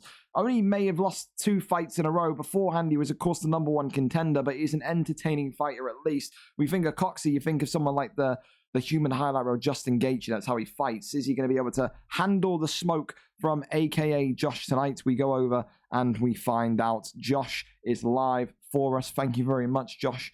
Good to have you back. Was, of course, in the league, and I think for a brief spell in UFC 4, but makes his full reintroduction here this evening in this PS division. There you go. Amazon is coming. There you go.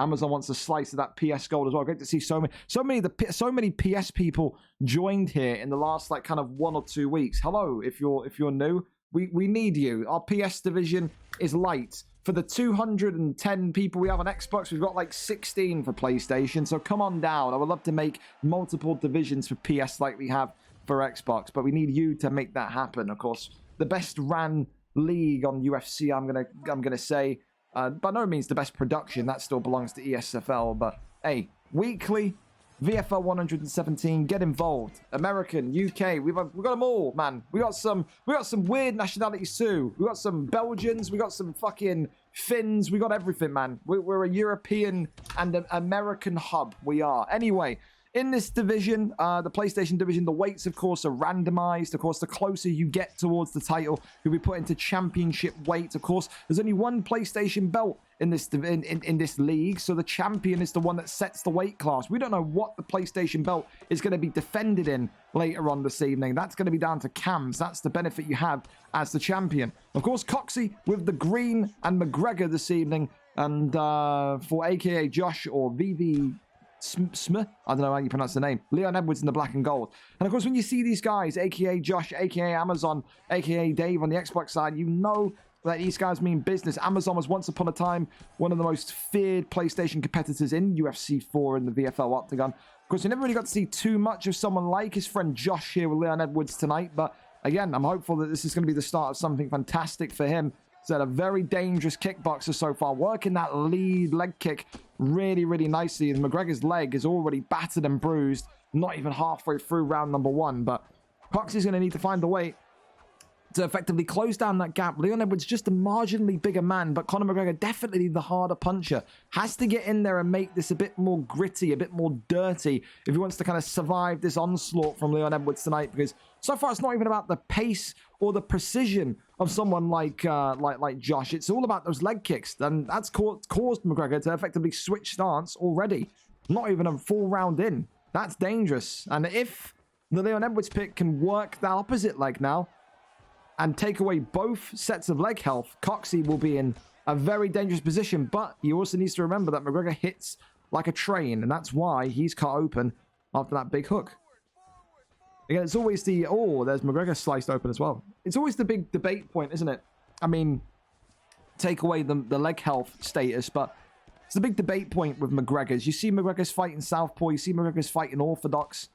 So some McGregors start off the fight constantly in orthodox. They just like that kind of stance, but I guess it's not for everyone. I guess it really does depend, but Coxey so far doing well to come back into this so far. Great little mini pulls as well from the PlayStation man, but said it's the cut that's really bothering me for Josh, and it's the leg health that's really bothering me for Coxey. It is.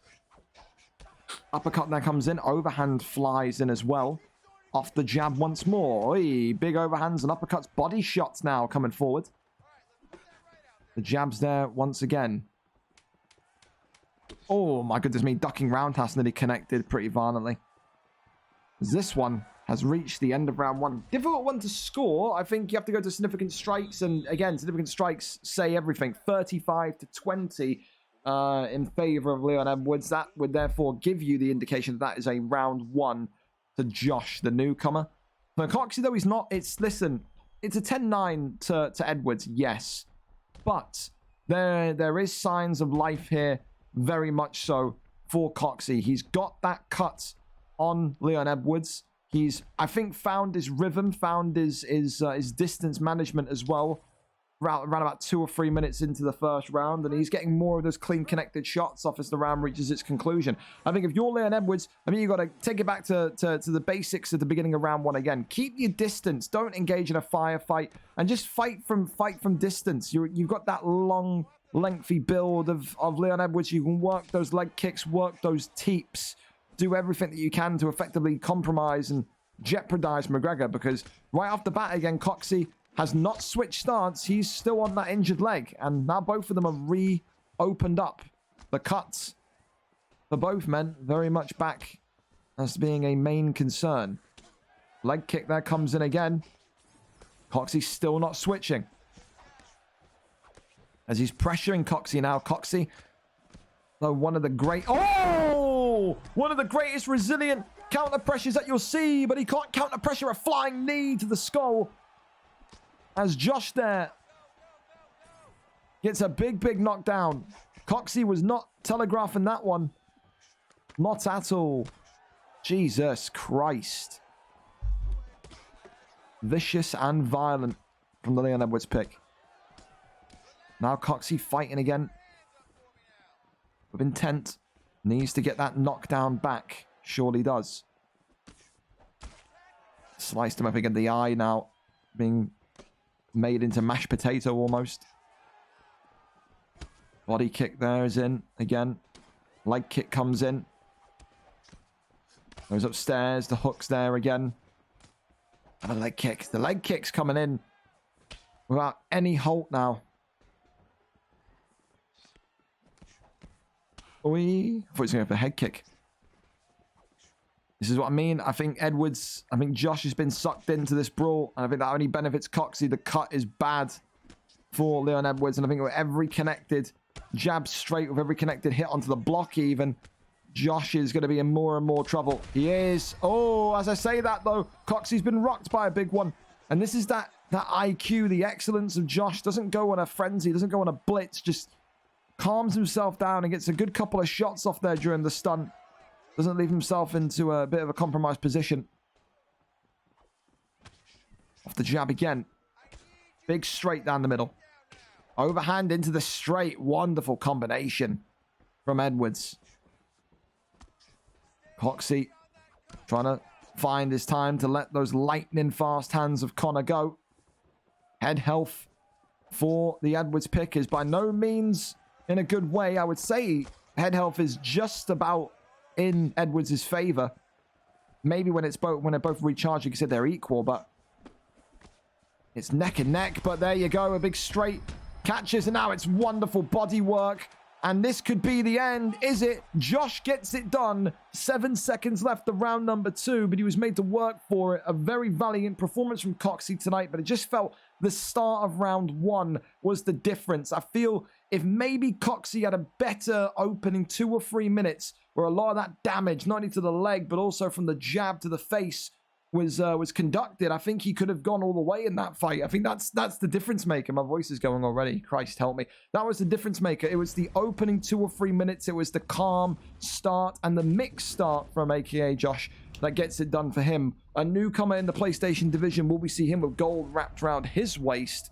A great performance, a great debut for UFC 5 and for AKA Josh. That's a 1 on the board for his team, AKA today.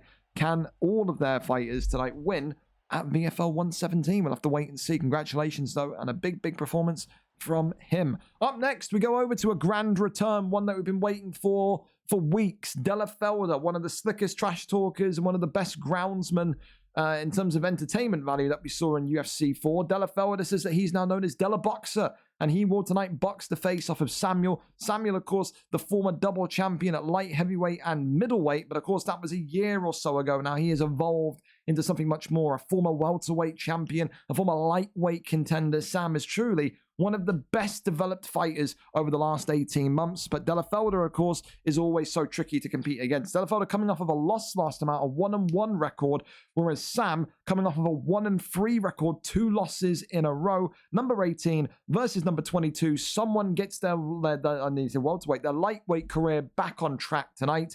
Who gets it done? If it's Della Felder, 2-1 puts you near enough in, well, it does, it puts you into the top 10. If it's Sam, 2-3 puts you in this middle of the pack with Konzi, with Arrow inside the top 15. Who gets a victory? Who extends their losing streak? We're up and over to it. Della Felder and Sam ready to go. Let's see who's streaming for us, and it's Sam. It's another security alert, please. I know the Discord is so popular, but calm down. Hey, calm down. We don't need these repeatedly. Hey, we've had like, again, 200. Oh, Jesus God. We've had 200 people join the Discord in the last like kind of 3 days. So, not 3 days, about a week, I'll say.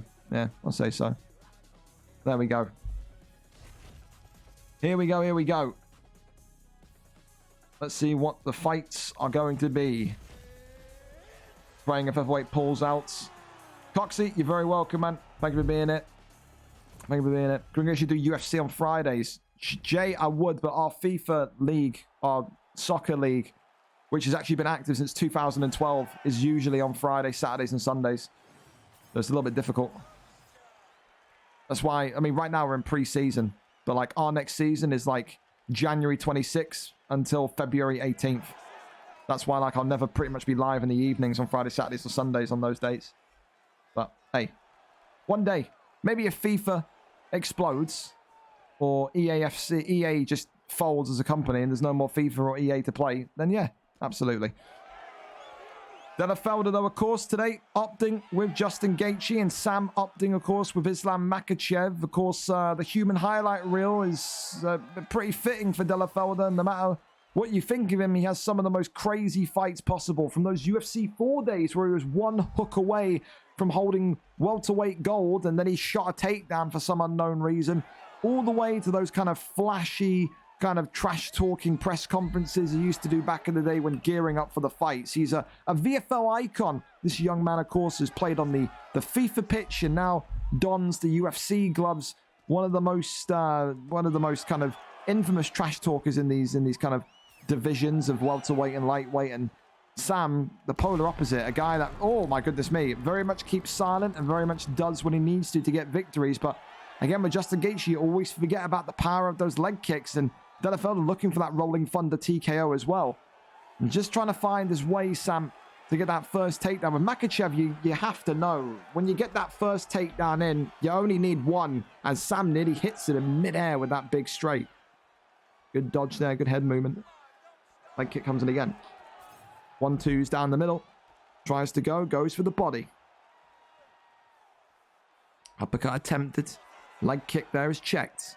Swings him to the canvas. And now pounding away. Great deny from Sam. And now his bread and butter, very much so, being put on show here. Elbows coming on in. Gets the big deny there. Wonderful stuff. Tries to go over into sprawl. Now works the body. More and more to the ribs. Orba, or Samuel as he's known now, very patient since his days of middleweight and light heavyweight. He used to be a guy that would try and rush the finish on the ground. Now will absolutely sit in that sprawl position and work body shots. He will. He knows that in the long run, that body health being jeopardized will help him. Shoots another takedown. De La Felder, though, a great wrestler, jiu-jitsu artist, of course, in UFC 4, has great takedown defense. Continues to show Orba Samuel that it's going to be a little bit trickier than maybe what he expects to get him down there. Continues to, jumping knee. I think he went into that jumping knee as well. Splits him open. Goes back to the body shots as well. Jumping knee again. Head kick there, blocked up. But listen, a big round, I think, with the leg being cracked, but also the cut. I think you have to give that one to Gaethje. I think you have to give that one to De La Felder so far. Round 1 to the returning Irishman. Compliments there from De La Felder. Says, well played. And Sam returns that one. Respect given as well. De La Felder knowing he's got to be on guard. He knows when that takedown comes in from Makhachev, the fight could be over there and then, especially if Sam gets him into top mount. It's such a dangerous position. But the great thing that De La Felder has done is he's worked that leg kick excellently, but he's also scaring Sam with those jumping knees. Sam is being a little bit kind of more, I would say, hesitant at the end of the first round to shoot the takedown because of that threat of the flying knee. Great deny, though, from Sam. And now we're locked into side control. Gets him into crucifix hit. Elbows flying off. Now side saddle. Goes over to the right-hand side. Absolutely no danger there. Posture up. And ground and pound strikes. Really nice from Sam here. And De La Felder could be in trouble. It's that ground and pound of Makhachev that really, really equalizes the fight for Sam. But De La Felder gets back up, but goes right back down. This is exactly what the Makhachev pick would have wanted. And De La Felder going to disengage and get right back to the feet once more. Ducks underneath the head kick. Wow. Amazing. That's not even kind of done any sort of serious damage to Gaethje. But yeah, maybe there's a reason to it. But now the takedowns are coming. Now the takedowns are coming. Now you can see Sam's got that confidence. He's got that bit between his teeth. He feels like every takedown he's going to shoot is going to connect and land. Great deny there on the up transition. And now De La Felder is in maybe a little bit of trouble here. Especially if Sam gets into top mount and denies the direction. De La Felder could very much be in trouble, especially if those submissions come out. Big ground and pound here from the half guard posture up. Good damage. Gets the deny there again. And maybe De La Felder has given up on that wrestling route because, of course, he was busy for that 1 month. He had that kind of work commitment for the whole of December. Maybe he couldn't really practice his wrestling, his jiu-jitsu, but maybe after seeing this tonight, he may go back to that old style because so far, Sam weathering the storm in round 1 and is now absolutely executing Islam Makhachev to perfection here in round number 2. Trying to fake the armbar, tries to go up, denies again. De La Felder's stamina now very much starting to take a bit of a tumble. It's nothing too serious yet, too concerning yet, but especially when you think about submissions in this game, it is such a pivotal thing. Great flurry there from Sam. Nearly goes into the flying knee again, though. And even though he's blocked it, he's had an increase of damage to that cut. Oh, my goodness me. Rolling Thunder attempted. Sam just shrugging it off and walking him down. Big hook comes on in. Head health for De La Felder. Not in the greatest shape. Round 2. We got a 1-1 fight here. Very much so. Anyone's to win. A very, very good recovery round from the former welterweight champ. He has found his groove. He's found his confidence. He's found his home with Makhachev. How will Delafelder reply in this third and final round? The flying knee has very much kept Sam on his toes throughout each round. Absolutely. Here we go.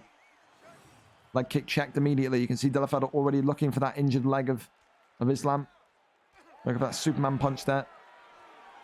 Big hook comes on in. Jumping knee again attempted. I think now, of course, Delafelder maybe spamming it a little bit too much. That cut's starting to get worse for Felder now. Oh, but that leg kick is a great equalizer again. Shoots the takedown. Takedown denied. That is exactly what Delafelder needed. The leg cracking on Sam. Checks that one and gets the turning takedown, but is denied again. Delafelder's takedown defense has woken up. Certainly so. Body kick there. Delafelder knows he's probably going to keep this fight standing for the entirety of the next 3.5 accelerated minutes, or he can lose this fight, but it's a big stun there. Goes for the body shots. Uppercuts and straights flying out of nowhere from Sam. Sways on rounds. Gets the block of the body shots. Big hook again from Sam. Head kick. Really nice. Oh, it's a jab that drops him.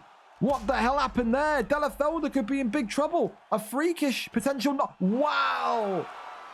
It looked like it was a jab, but I don't think it was a straight. It was almost like that Forrest Griffin knockout, man, when Forrest Griffin got knocked out by a fucking jab. I don't know. That's bizarre. Was it a jab? It was. A jab dropped him. Was his head health that compromised? He won't know. He won't care. But I'll tell you this much, Sam, a great recovery in rounds 2 and 3. With Islam Makhachev gets it done. Delafelder knocked down to the canvas and then finished by ground and pound. But the big story of that is going to be, how the hell did Sam knock him down with a singular jab? That is wild to me. That is extreme levels of damage done in there. Dear God, got that Gilbert Burns chin. Wow, jab from the gods. You're not fucking kidding, man. Well, listen, commiserations, Delafelder. Looked good. Working the legs was a viable plan. Looked very solid as well. But again, as the fight grew and the fight got on longer, Sam just looked way more comfortable with Makhachev. Found his range.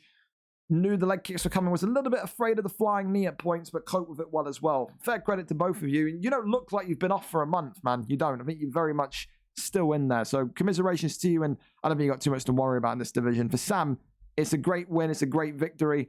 And he's back after that 2-fight losing streak. That confidence is going to shoot right up now. Congratulations to him. Up next, Morgs and Wilkie. Morgs coming in with a 3-2 resume, coming off of a loss last time out. Wilkie, of course, the man just below him, 3-3, coming off of a win. It's a straight, simple fight. Number 5 v number 6. Winner of this one will be 4 wins deep and would be very much so inside that top 3. And when you're in that top 3, a contendership opportunity or a title shot straight out awaits you next. Will they be deeming it and feeling it that way? And we go over and see Morgs and Wilkie. For some reason, they've never faced each other before. In the year and a half they've been in the league, never once faced each other. So a first tonight for these two. So let's see how this one goes. Thank you as well for the follow, OFC Buckstew. Thank you so much. Well, everyone, welcome to the cards. We're here until 7 p.m. Eastern. Fights all nights in the league. Welcome aboard. Please follow me. I'm new here. And oh, God, gee. Come on, man. Come on. You're better than that. God damn. God damn. I just showered. I steamed my bath earlier. I streamed my bath. Baths aren't... Yeah, I agree with Lolo, man. Baths don't clean you. You're sitting in your own fucking dirt and dead skin. It's true. It's a fucking absolute fantastic... There's a W opinion from Lolo. Is that what the kids say? That's what Vape always says. W. In my ears constantly. Wilkie, of course, tonight opting with Drickus Duplessis, and of course, Vittori. Vittori is a strange one, but an interesting one, because we don't really see too many Vittoris anymore. Morgs, obviously, liking the feel of Marvin. The chins there. Maybe the wrestling will be there as well, but great to see a Drickus as well. Not seen a Drickus pick for a bit of time as well. Of course, oh, maybe that's why. A little bit chinny here is Drickus, as Wilkie facing the test already from Marvin Vittori and Morgs. Oh, a big hook again. And Morgs is cleaning up shop here. great boxing. We saw his wrestling attributes in Ultimate Fighter yesterday. He's gone right back to that wrestling base, or that boxing base rather than that wrestling base. Wilkie eating a leg kick. 2 big stuns though. And it is a war of who can pull the elbow the fastest, it seems. Both of these two wanting to go for counter shots. Head kick comes in. Morgs being taken down. And now we get to see what he can do against someone like Wilkie. And that's the answer. A flip right into this devastating position. Knee on belly and then a disengagement. Very nice IQ from Morgs there. Didn't want to be down there with Wilkie, who he knows has that kind of history of being a jiu-jitsu artist. Knees coming off that. And gets that judo flip. Right back up though. Oh, the thing that I'm trying to watch and see here is what Wilkie's kind of strategy is. It's difficult to pick up so far. I don't really know if he's wanting to pressure, because at some points he's really marching towards Morgs. Other times he's doing this where he's just pulling and countering. I don't think Wilkie just about yet knows what his game plan is. I think he's just testing out the waters, because again, usually you see Wilkie go for that takedown and just dominate the fight in that regards, but seems to want to do a little bit of everything today against Morgs. Big uppercut there following the body shots, but more head movement coming through that. And Morgs just pushing him right back to the cage again.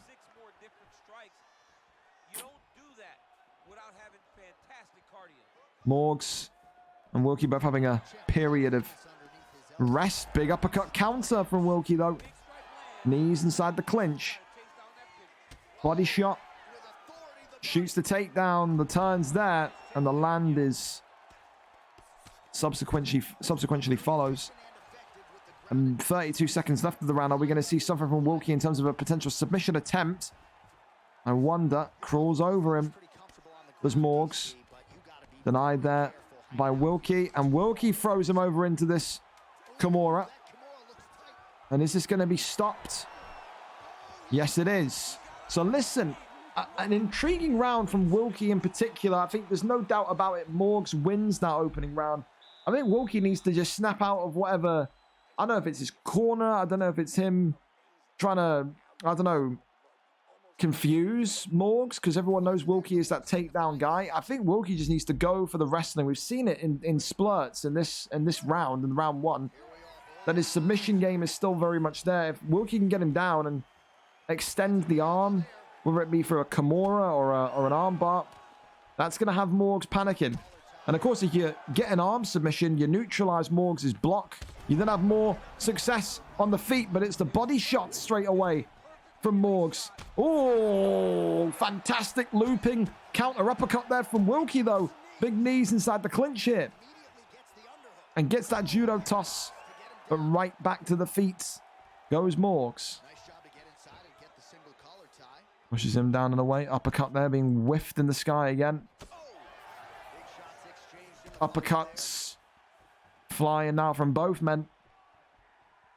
Wilkie trying to get his timing and his head movement absolutely spot on. It's a big thing I say about Wilkie though today is the style may be different, but the head movement has definitely improved. I've been impressed by that as the ground and pound comes on in, and Wilkie one strike away. You would almost feel like from victory that Wilkie posturing up again. And now more and more ground and pound strikes. But Wilkie needs to be careful of that stamina situation as well. Has to be. And that is why Morgs could have just baited him into a big mistake. Has he? Yes, he has. The first submission in. And that's going to mean that Wilkie on the feet now is going to have a compromised block. But how compromised will it be? Let's see. Oh, yeah, that is not a good. That is not good. Wilkie cannot stand and box with Morgs now in the pocket. He's 2-3 punches away from that block being broken each time. Oh, great pull elbow, though, from Wilkie. Oh, and a knee inside the clinch against the cage here. Hang on a goddamn minute. Oh, my goodness me. Apologies, Mr. Wilkie. I was not familiar with your game. He stopped him, though. But Jesus Christ, Morgs is in serious trouble. And Wilkie has done it with that compromised block and an extra shot for even daring to lock him in that submission. Wilkie with a big comeback victory. You put that submission in, you think, wow, he's going to be in a little bit of trouble here, considering that Morgs has been the better boxer during the fight. But Wilkie survives that extension of the arm, gets back up, gets that counter elbow, and then secures a big victory. The ground and pound gets it done. And you think maybe Morgs just a little bit lackluster in his own performance because he damaged the body so well. We got that body rock at the beginning of the round. He was so close to effectively finishing the fight, but he didn't. And that's the difference, I suppose. Wilkie tonight, a winner, and now goes to 4-3, 2 fights, 2 wins in a row. The blue corner tonight having a wonderful time of things. It's 5 wins straight now for the blue corner. Who is going to break that from the red corner, or will we see a blue corner rout for the rest of the evening? We go over and upwards to our next one. Jay Shermer against Chub Nardino. Jay Shermer coming over a 3-4 record, whereas Chub Nardino coming over 2-1 record. Chub Nardino impressed us all last time we saw him. We expected the takedown bails and whatnot, but he showed us that he's been crafting away and working away on his boxing, which looked like it is heavily improved. That there is going to be music to Shermer's ears. One of the most kind of free-reign brawlers in the featherweight division at 145 that loves to sit there in the middle of the octagon and just scrap. If Chub Nardino wanted to test his boxing, this is the perfect opponent to do it in the featherweight division. Who comes away with a victory? Jay Shermer, 3-4, coming off of a loss, number 13 ranked, or Chub Nardino, number 14 ranked, 2-1 wrestler, maybe turned kickboxer. We go up and over to it. Let's see who's live for us. Chub Nardino is the answer. Here we are. Let's see. Let's see.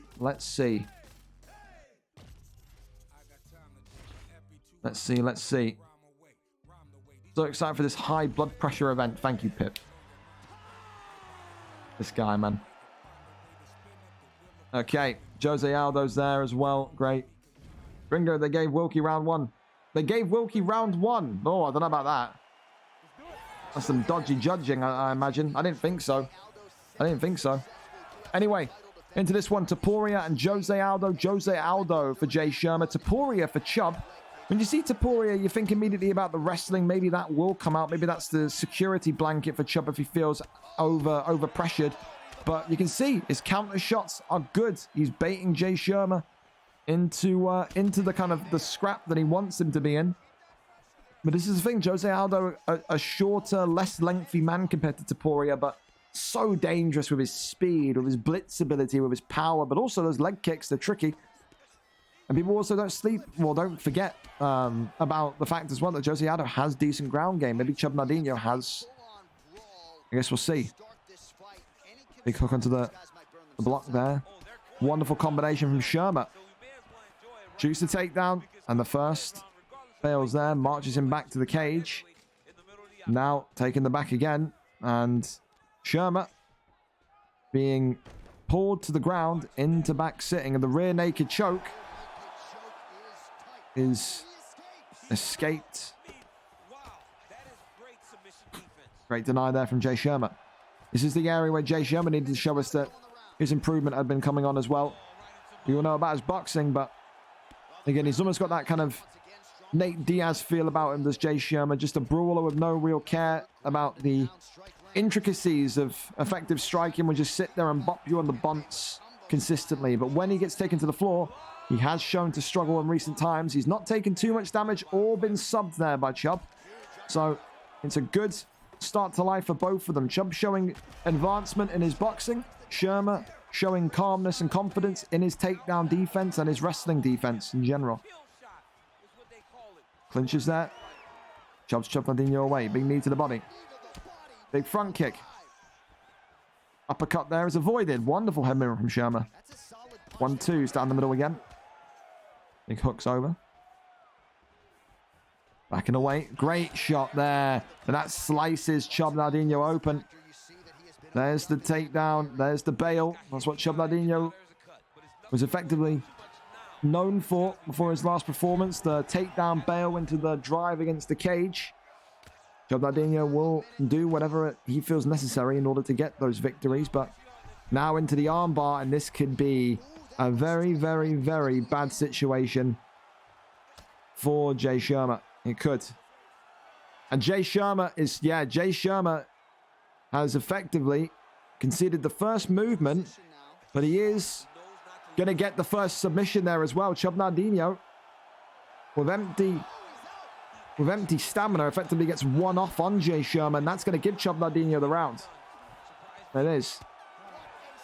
Round 1, Chub Nardino. Good boxing. The arm extended. That's going to damage Sherman's block as well, as we saw in the last fight.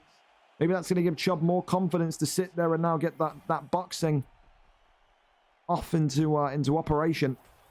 We'll see. Jay Sherman with 2 rounds to work. Let's see. Big front kick right down the middle. So I think he needs to plant a little bit more, not be afraid of Chubb's length. I think that's the thing that he's struggling with so far, but also I think he's also struggling with those takedown bails. I think he has to be ready for that takedown bail every time as he goes for it again. Number 4, as he now marches him down, walks him, and then slams him onto the canvas. And straight into the armbar, and Jay Sherman could be done here. He could be. Is he going to be in trouble? And I think he is. Game, set, and not matched quite yet. One slight bit of submission bar left, but now you have to say Sherman's block on the feet is going to be even worse, man. Even worse. Posture ups there, disengages, and I don't think that's where Sherman wants to be. That block is gone, bro. 1 hook, 2 strikes in general, and he's going to be out of that. Pull elbow.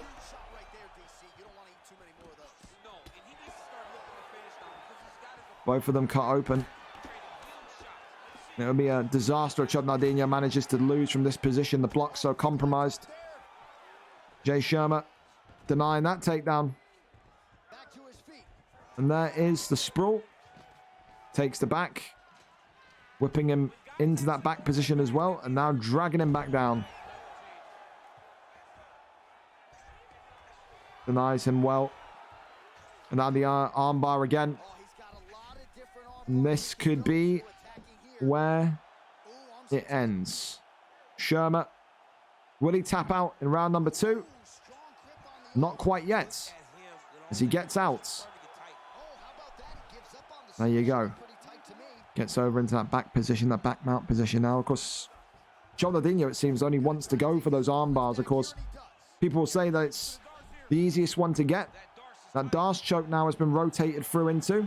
He's denied him there on the Darce choke, and Jose Aldo is out of there. Jay Sherman tonight being done with the submissions that Chub Nardino is known for. Only 4 takedown bails from Chubb, so it's an improvement compared to what we saw when he was in the welterweight division. But for Jay Sherman, when you just felt like that first submission went in and that block was depleted, it just felt like that was going to be the end of the road. It felt like if Chub Nardino wanted to get the first sub, lock it in, and then effectively stand the fight back up and just effectively box his block into oblivion, he could have done, especially after the second one. I thought maybe he was going to just stand up and try and get the finish on the feet, but didn't want to. Goes down to the ground again for a takedown and ends up tapping Jay Sherman out in round number 2. For Chub Nardino now, it goes to 3-1. One of either McLovin or George or Demonic or Jack Hanna maybe could be next for him, but Chub Nardino will feel, with 3 wins in a row, that he wants one of the top contenders. That's no doubt what he'll be feeling like, but will he get it? Will he not? And again, there's still question marks over his boxing. His counter shots for his boxing was good today. Didn't feel his boxing was as clean as his last fight. Maybe that's why the over-reliance of the wrestling and the submissions came back in, but felt like maybe he was a little bit either more nervous or nowhere near as polished as his last fight. So interesting to see if that improves again or if it stagnates again or what the aim is as he gets closer to the top of the division. But he gets it done.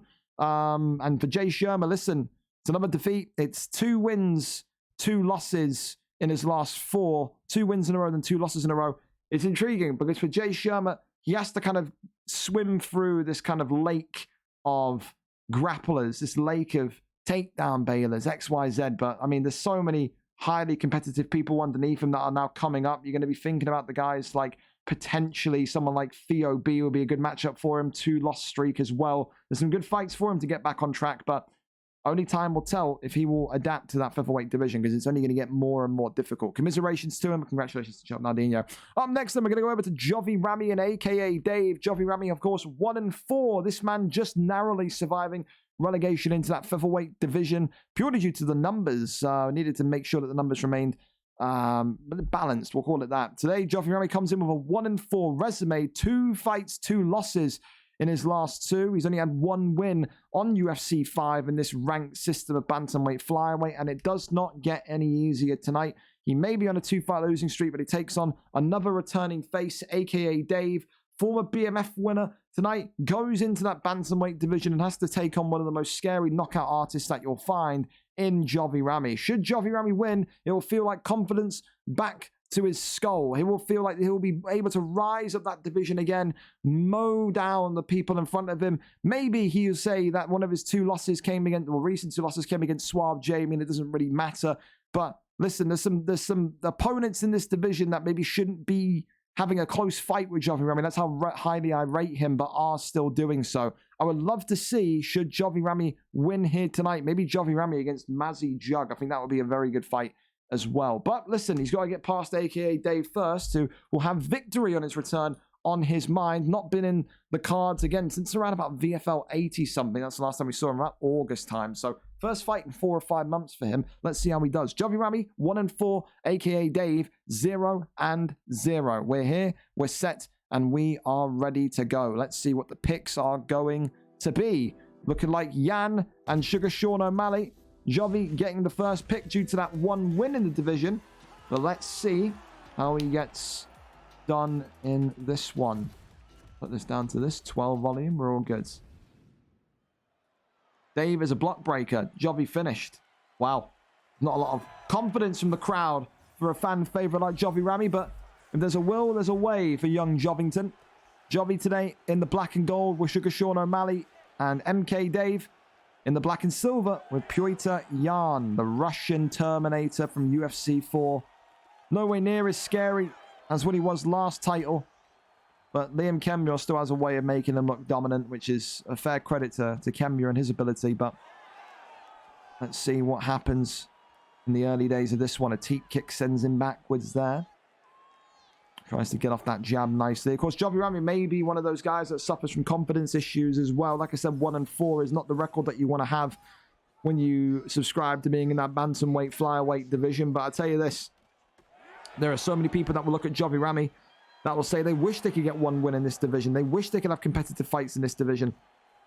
But tonight, of course, Jovi wants to maybe get back to winning ways, and he does so with a great counter shot there. Drops MK Dave to the canvas. And he's dropped him again with the knees inside the clinch here. And Jovi Rami is now pouncing. He smells blood in the water, does Jovi Rami. 3 minutes left on the clock, and MK Dave is in a very bad way, but it's a great counter shot from Dave's Yan. Uppercuts flying here. Did Jovi Rami maybe get a little bit too complacent when chasing that finish? No cut / damage on the face of Jovi Rami yet, but it's not far away with Pyotr Yan. Big hook comes on in there. Works off that jab once more. Overhand attempted. Uppercuts there flying through. Oh, teep kick. Well, that's going to be a front kick there. Head kick there, clattering off the block. Jab hooks there, but Jovi Rami is in bad states again. And it's uppercut after uppercut from MK Dave. And against the cage here is Jovi Rami going to be stricken to yet another bantamweight loss. Half guard. Denied. Denied once more. Little jabs goes on over, and a great rotation from Jovi Rami there. No dice on that transition though. Little taps, crosses over into top mounts. Now raining down some big strikes here is Sugar Sean O'Malley. MK Dave, we never really saw too much of him in his first spell in the Xbox division, where of course he only went 0-1, won that BMF tournament. There was a bit of a paradox as to how he did it, but listen, This guy's got a bit of everything. He's got that boxing, he's got that wrestling. He's showing Jovi Rami that he can roll with him as well. Jovi Rami, not a traditional wrestler by any means, but listen, a very back and forth round. A good start for Jovi Rami, but a great ending for AKA Dave. I think he's still going to give that one to AKA Dave. I think the drop against the cage is pivotal. And I think Jovi Rami will know that. I think Jovi Rami will agree with that. And I think Jovi Rami will know he is 10-9 down on the scorecard set. Oh, excuse me. Continues just to walk towards him. Jovi, of course, will know that he has to be absolutely perfect. As the hooks and uppercuts fly, and Jovi Rami's in trouble again. Uppercuts and hooks, and now takes top mount, and Jovi Rami, is he out of there? Jovi Rami is out of there. 1-5 goes to fan favorite, and for AKA Dave, or MK Dave, whatever he wants to be referred to as, it is a winning return to the octagon for Jovi Rami. Questions will still remain. What happens next with young Jovi? What will he do? Where will he go? Will featherweight be the destination in February? Will we see a return to form, which once upon a time made Jovi Rami one of the most dangerous knockout artists in bantamweight flyweight? What can be said right now is that this bantamweight flyweight division is at the fiercest level of competition we have ever seen it. And when you see a guy like Jovi Rami going 1-5, that tells you everything, because Jovi Rami is not some sort of terrible player. He isn't. But today, AKA Dave, better on the night. Congratulations to him. And again, it's 2 out of 2 for those AKA guys that have made their returnal entry this evening. The blue corner running riot, fellas. 1, 2, 3, 4, 5, 6, 7 wins in a row for the blue corner. There has been no sign of a red corner win since 7:30. We are over an hour since a red corner win. Who's going to stop the pattern, fellas? Who's going to do it? You tell me. Over to our next one, though. It's going to be Big Chest against LW Noble. This may be put back by 10 minutes or so. I know Noble said there was potential that he was going to be a little bit late driving home, so we'll see. It's all fine. But if it does happen on time, 0-0, Big Chest, one of the casualties in the relegation of the weight classes, moves down into the featherweight division where there's a whole stack of talent waiting for him. And his first test tonight, the former featherweight champion of the world, LW Noble, who has not had the greatest starts to life. We'll say that. UFC 4, very dominant. His Korean zombie pick and his submission ability was something fierce. Since making that kind of that re-entry into 5, losing 2 fights, you be the judge as to whether you think these are 2 good losses or not. Because I still feel like that one's okay, one's not okay. I think the first round loss to Jack 9 hurts Noble. I do. I think Jack, a guy that wanted to chance himself and test himself and going up the division, put on an absolute clinic against Noble. And Sultan Pepe, the former champion, who is now, of course, retired, finishing on, I think, a record of 2-2 or 3-3 when he retired, is not a bad loss at all. Tonight, Noble will need to show that he can still hang in there with the big guns. Big Chest coming down from that bantamweight, flyweight division will be one of the favorites to capture gold. But can he, Noble, put Big Chest off to a rocky start? We will wait and we'll see. I owe you an apology. I wasn't from Gringo on Wilkie. Yeah, it's true. It is true. Morgs, fun fact, to give him round 1. Sell a lot. If anyone pulls out of welterweight or lower, message Saber. He wants a glorious debut. He's ready. Another debut, eh? This would be something. Saber, I will be in touch if someone does pull out. Don't you worry. I'm stuck in horrible traffic. Leaving work. Some ETA is 4 p.m. No problem. That's fine. Totally fine. That's fine. We don't mind moving 10 or 20 minutes. So I'll go over to the next one. Gives Big Chest some time to show up if he's not here either as well. Let's go then to Gazito and Jay Fuller. We'll go to that one first. Gazito and Jay Fuller coming in with a 2-2 resume as Gazito, former middleweight contender. Coming off of a win last time for Jay Fuller. Hasn't lost in 3 fights. His last fight, that big draw against Big Quincy. Only fight that he gets to fight someone coming off of a win as well. A draw isn't a loss, but it's not a win. So you can't really put him in an advanced position against someone high up in like the top 5 per se. Gazito will have to do it. Thank you so much as well, Ryan, for editing this. Top work, man. You are going to keep... He leaves Easter eggs in my docs like this, dude. And he doesn't think that I see them. But I see some of them, all right? He may have changed something else, but I see some of them. We go over to it then. Gazito 2-2. Jay Fuller 2-1-2. Let's go and see who is streaming this one. No one is there yet. That's fair. That's fair. How are you going to be 1-4 and use a champ? Hey, it is what it is, man. It is what it is. Is Pip's style still shit on the... Is it? Did he change it to... No, he didn't. No, he didn't. White belt. Great. Fucking brilliant, man. Brilliant. Fucking top tier. There you go. Silly. You guys are silly. Right. Jay Fuller and Gazeta. Let's see if they're ready to go. Ready if you're good to go. Good to go early. So, yeah. Thank you so much again, all of you, for being on time tonight.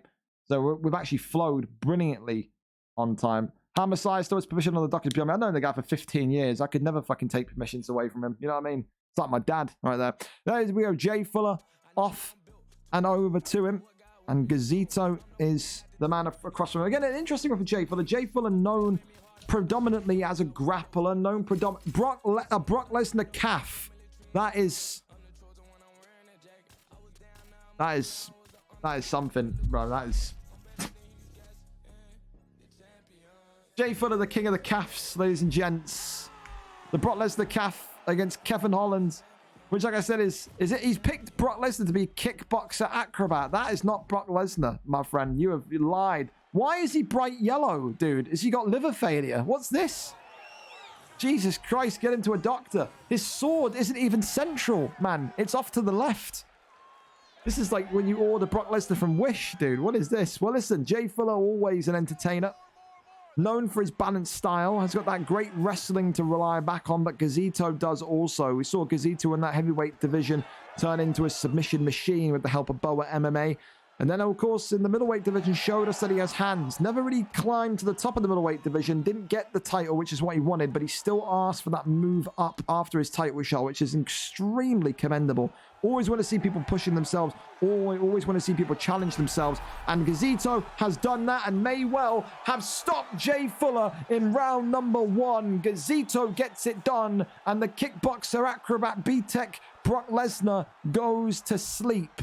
Gazito winning again. Gazito climbing to the top of that welterweight division. Double uppercuts dropped him, and against the cage, Jay Fuller had little to no chance. No grappling today from Jay Fuller, and it is a loss. A 2-1-3 record now.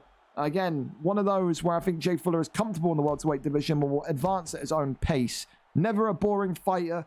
Never a fighter that you can really sleep on in terms of his balanced attributes, but tonight, he gets slept. That's just the truth of it. And Gazito is the man that ends that blue corner dominance. A round 1 TKO tonight for him. And like I said, for Gazito now, the top of the division awaits him. You go up here and you look at where he is. 3-2. He'll jump Ash H98. He'll also, I think, roughly be above Trey Robertson. He will. So into the top 5 he goes. And again, one of the big opponents will be waiting for him next. Maybe him versus and Mike could be a great potential contendership opportunity fight.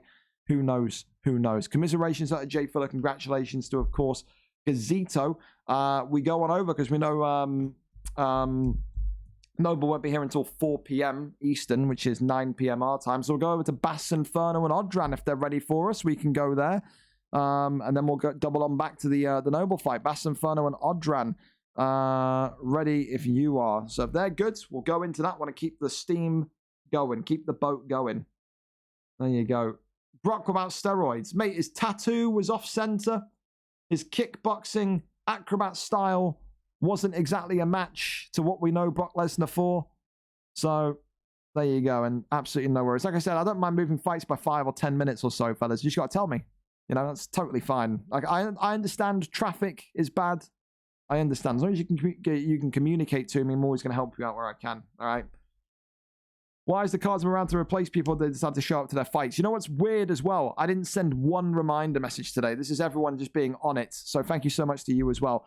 Here we go then. Bass Inferno and Odran up next. Bass Inferno and Odran, 2 super fighters in this division. Never a boring fight for either of these two. Bass Inferno starts fights like a fucking supersonic fucking UFO out of nowhere, man. He'll sprint towards you, waving his arms like a screaming child, and will somehow get the knockout on you. Odran, very much the same. He fights aggressive. He fights as a pusher. He fights as a blitzer. Tonight, only one of these blitzers will win, though. Bass Inferno coming off of a loss.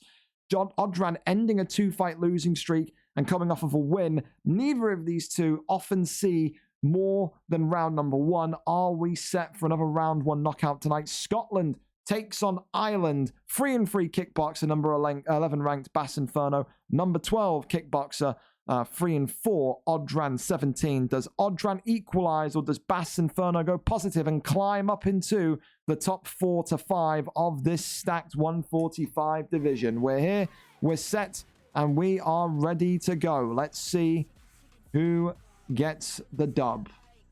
Let's see. There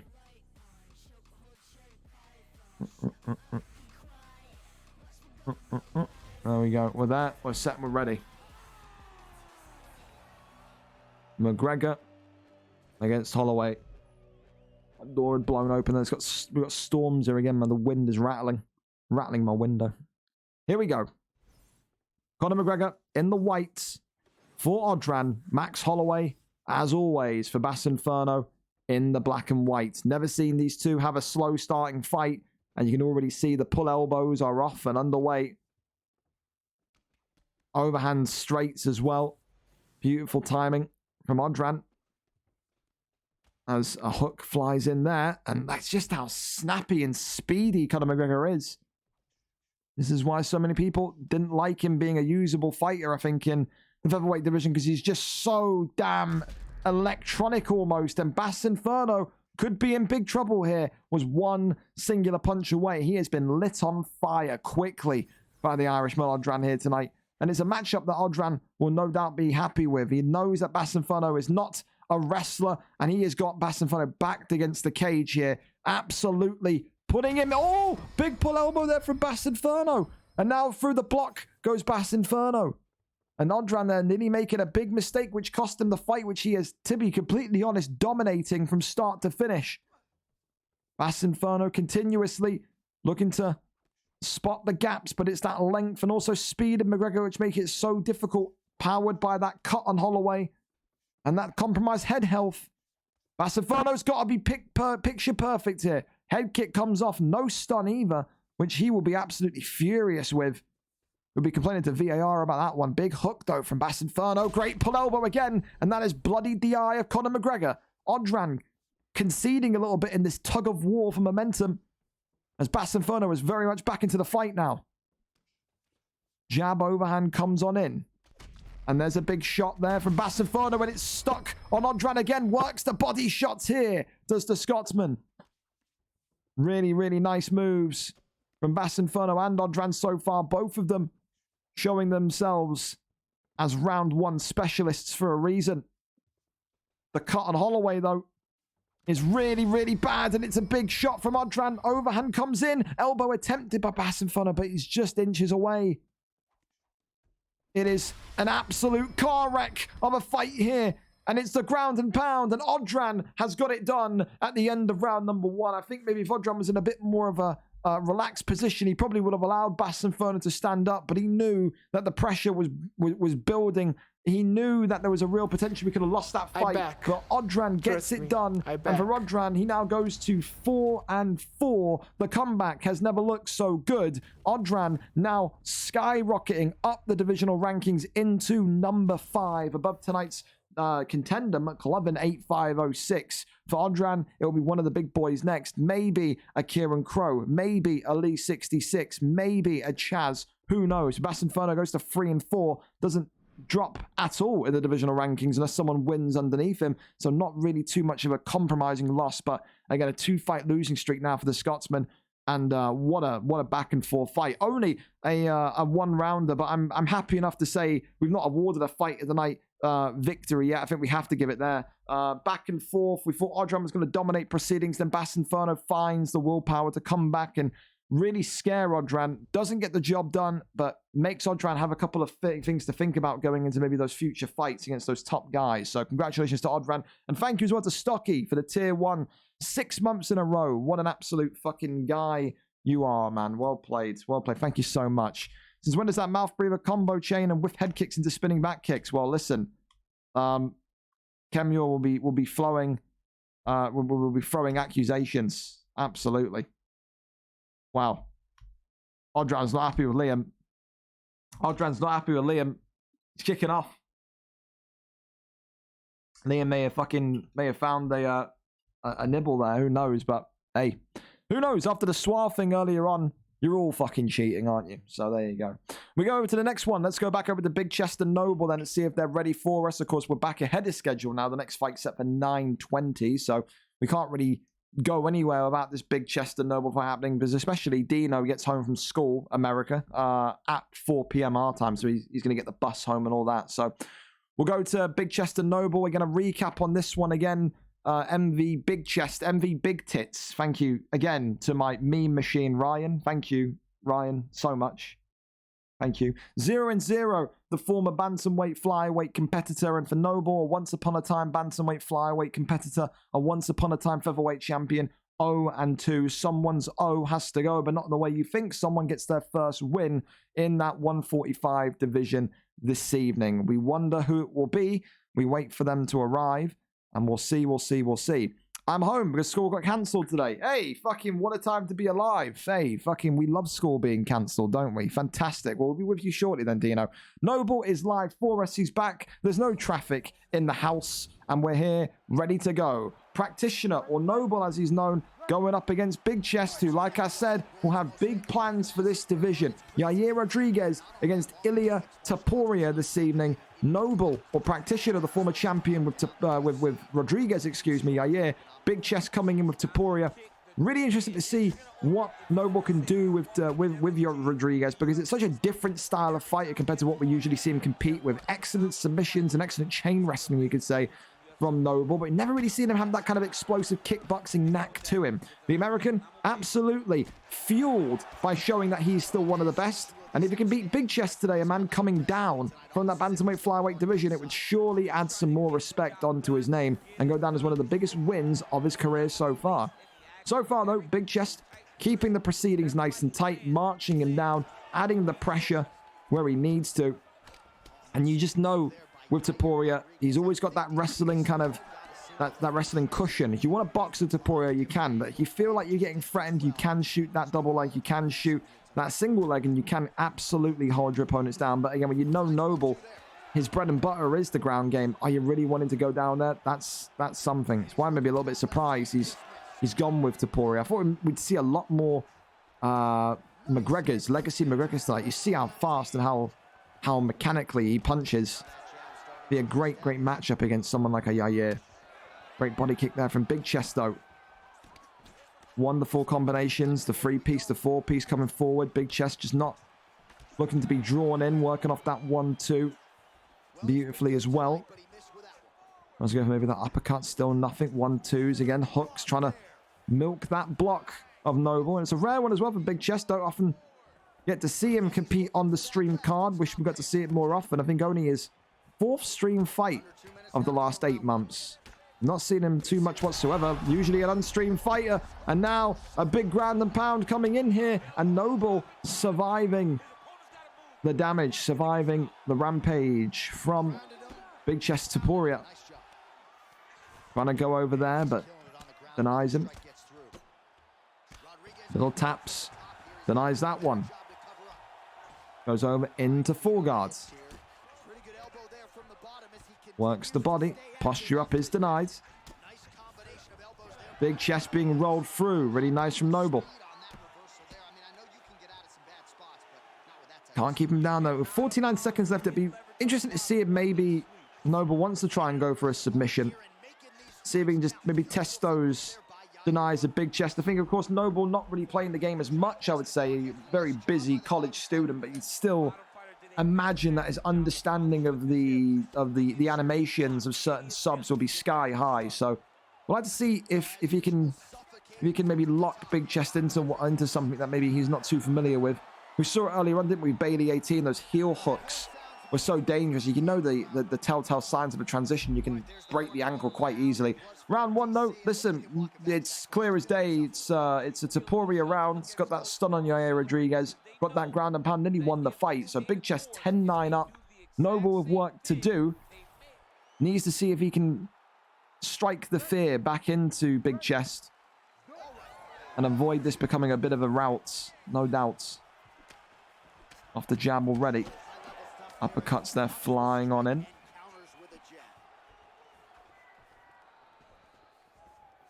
Still waiting and trying to see if an opportunity will arise. He is wanting to stand right in the face of Big Chest, which is so, so bizarre because we all know about Big Chest's career in the bantamweight flyweight division when he was so, so dominant. That Chito Vera pick was his. It was his calling card, his trademark, and he was so lethal with it. Kickboxing is going to be no doubt his strength in this division. Works off the jab, great uppercuts and hooks there. Tries to go forward once more. 1-2s down the center line. Hooks. Oh, and it's a big drop, and Noble could be in big trouble here. It's almost a kind of sleight of hand hook that knocks him and drops him. And now against the cage where Big Chest wants you, he is going to start to unload it. He is. Oh my God. Overhand avoided. Noble looking to fight out of the fucking back pocket, but it doesn't look like it's going to happen. He's still alive. Get this man a fucking hospital bed reserved. Jesus Christ, he is taking damage. As Big Chest looking to send out a ping, a message to that 145 division that he is certainly here to take that gold strap. Wonder if one of the two contenders tonight are keeping notes on this. As Big Chest has done it. Violent, vicious, and your new performance of the night. MV Big Chest maybe will feel disrespected by the fact he was put down into that featherweight division often rather than not. The bantamweight flyweights are, but it was not working for him in that division. 0-3, 0-4 was his record, something like that. And tonight he comes out strong in the featherweight division. He gets a big victory with his Tupuria pick, and that certainly, you can have no doubts about it. You talk about performances from start to finish. Look very good against a very solid competitor of Noble. And that's, again, it's a testament to how difficult this featherweight division is, man. We're talking about someone like Noble, like Practitioner, who is so well versed in the grappling department on the ground game. Someone like him is 0-3 in 145. I'm telling you, man, the featherweight division has upped the level significantly since the release of UFC 5, and it's down to you for you know, whether you're a lightweight or a welterweight, just practicing, learning, and effectively earning your stripes to get into that division. You've made some of these kind of higher up fighters like Noble really kind of have a second look at this league and potentially go, hey, there's some seriously good talent in here. And like I said, it's only going to get better. It's only going to get more tight. And like I said, I think Big Chest is going to be a name to certainly watch out for when you talk about future champions at 145. Congratulations to him. A performance worthy of that performance bonus. Can anyone beat it? We'll have to wait and see. Up next, though, we're going to go over to Lord Finesse and IGC Dino. Lord Finesse coming in with a 2-4 record. Only one win, though, in his last 5 appearances. Losing his last fight. A 2-4 resume. IGC Dino, another one that is coming back in. Friends with, of course, IGC Shark. But Dino, again, hasn't competed on a card since here. VFL 105, unstreamed, lost to Wapow, who hopefully we'll get to see come back soon as well. Rumors are that he's going to be getting the game shortly. Again, that, though, was the one card back, of course, on the 3rd of October. It has been 3 long months since we've seen IGC Dino. He's seen his friend IGC Shark climb into that middleweight division, have some moderate success, which I'm sure he was surprised at, just like we were all surprised at. And tonight now, Dino, how you pronounce it, gets the opportunity to enter that heavyweight division once again and show that he's been working on a few things. He's been working on some special stuff, and maybe he can join his friends as they climb up the divisions together. Who wins it? 2-4, Lord Finesse, 1 win in his last 5, or the 0-0 UFC 5 debutant hailing from the United States, IGC Dino. We go up and over to it. Let's see who is live for us. Dino is the answer. Thank you very much, Mr. Dino, and welcome back once again. Let's see what we've got cooking here. If you need me to message him, Dino, then tell me. I don't know if you've... oh, the Orphaness is there. When's my fight? You know how to read when the fight is. I mean, listen, don't ever ask me when the fight is when it's on the document and you're also pinged. You're literally pinged in the channel as to when the fight is, man. I don't give a fuck if you're busy. Know how to read, dude. The fight has been scheduled since Monday, yeah? So, yeah. When's my fight? Liam, I will spit at you through this monitor, I will. Shout out to both of them winning on the red side. Is that true? I just completely derped that. Yeah. Gazito and Big Chest only. 1, 2, 3, 4, 5 winners out of the red corner tonight. 5 winners on the red. 1, 2, 3, 4, 5, 6, 7, 8, 9, 10, 11, 12. 5 to 12. There you go. Here we are. Okay. We're there. We're set. And we're ready to go once more. So, Lord Finesse, known in UFC 4 in that heavyweight and light heavyweight division for being a bit of a knee elbower. That's the truth. We only speak the truth here. He had that spell where, of course, he was running up to people and just effectively going swimming. Just the elbows. Elbow after elbow after elbow after elbow. One of those where you just never know what we're going to see. Can't have a VFL stream about Prince. I miss him too, but he's at work until like 1 a.m. our time. He works god-awful hours. Bro, he's already watching this in his office. There he is. He's there. He's there. See? Working in the cubicle, watching the fights. We love it. We do. Lord Finesse taking on Cyril Gahn. Lord Finesse opting for Jairzinho despite the 5-star limit being here. Again, if you read anything at all where you were tagged, you'd know the answer as to what the picks are today. So, can you just... There you go. He's going Jairzinho, yeah. He just doesn't want to argue. Read the information. You're tagged for a reason, dude. You're tagged for a reason. If you read anything that you were tagged in, you'd know. Here we go, then. Cyril Gahn, Jairzinho. We're there, and we're off. Dino, the American, opting for Gahn in the white. Jairzinho for Lord Finesse in the green. Gahn, of course, has that submission ability, as well as that heavy striking ability. But Jairzinho has got some highlight reel level knockouts. He's been probably one of the more popular 4-star picks in the heavyweight division. I will say that. Overhand comes in beautifully already. Tries to fake the kick up there. Oh, big overhand nearly stopped Dino in his tracks, but overhand again. Tries to go for that body kick. Overhand. You can see these two raw talents. You can see the styles that they're both going for. Lord Finesse trying to go for that jab overhand. And I think with Dino, he's just trying to maybe keep distance and maybe work from the outside. He's got that length with Gahn, it feels like. The jab there. Tries to go to the body. Uppercut there attempted. Both of them hesitant. Not wanting to go right in there. It's a good option as well for the leg kicks with Gahn. You can really damage the legs of Jairzinho if you wish to. Doesn't want to make too many mistakes though as he starts to swing onto the block. Both of them pretty tense. Pretty concentrated at the minute. Goes back to that body combination. Really nice work there. And now just keeps himself distant. Keeps himself ready. Uppercut, overhand, leg kicks there. Body shots. Front kick is blocked up again. Ducks underneath it. I'll tell you what. From what I remember from IGC, Dino definitely worked on his head movement. Never saw him duck kicks before. Never saw him do anything that involved sort of avoiding strikes before. He used to just kind of sit there and block or just sit there and take it. So he's definitely worked on that aspect of his game. Lord Finesse. Maybe you could say he's fighting a little bit tentatively because he's got only 1 win in his last 5. Maybe. Oh, but there's that counter shot. And there's that body rock. And he will not jump down there. He doesn't want to go down to that ground game. But that's a big, big moment for Lord Finesse.